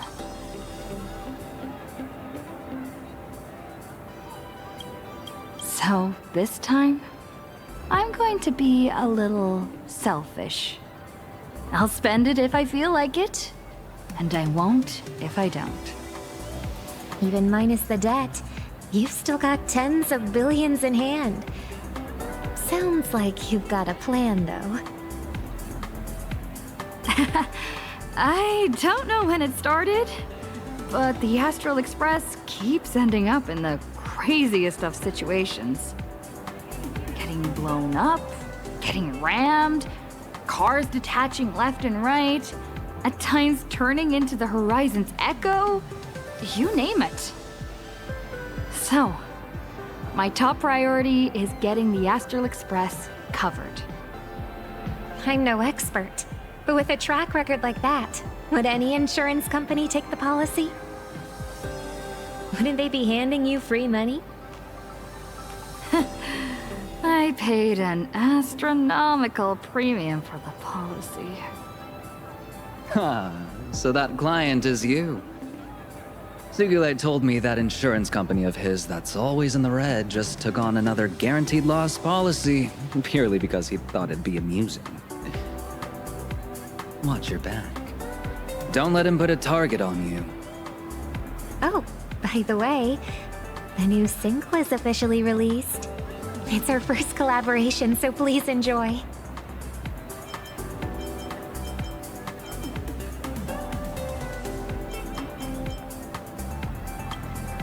One more thing. The bets for the Guess the Race Winner challenge were honored, but the Starflux Grand Prix results won't count toward the main championship points. It was classified as a fantasy exhibition race.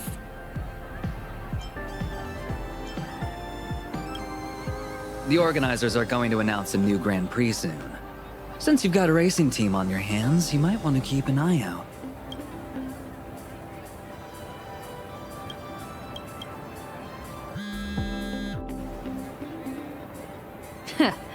Look at the new video Ratite just dropped.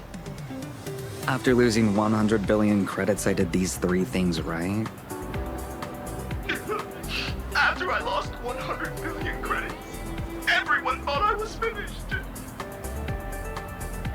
Oh, all 2,000 contacts in my phone turned into Drained Yourself or Night. Stuck in that pitch black footage review room. I didn't pick, and I didn't complain. Instead, I did 3 things no one saw coming. And today, I'm sharing these crucial life lessons with you. 0 reservations.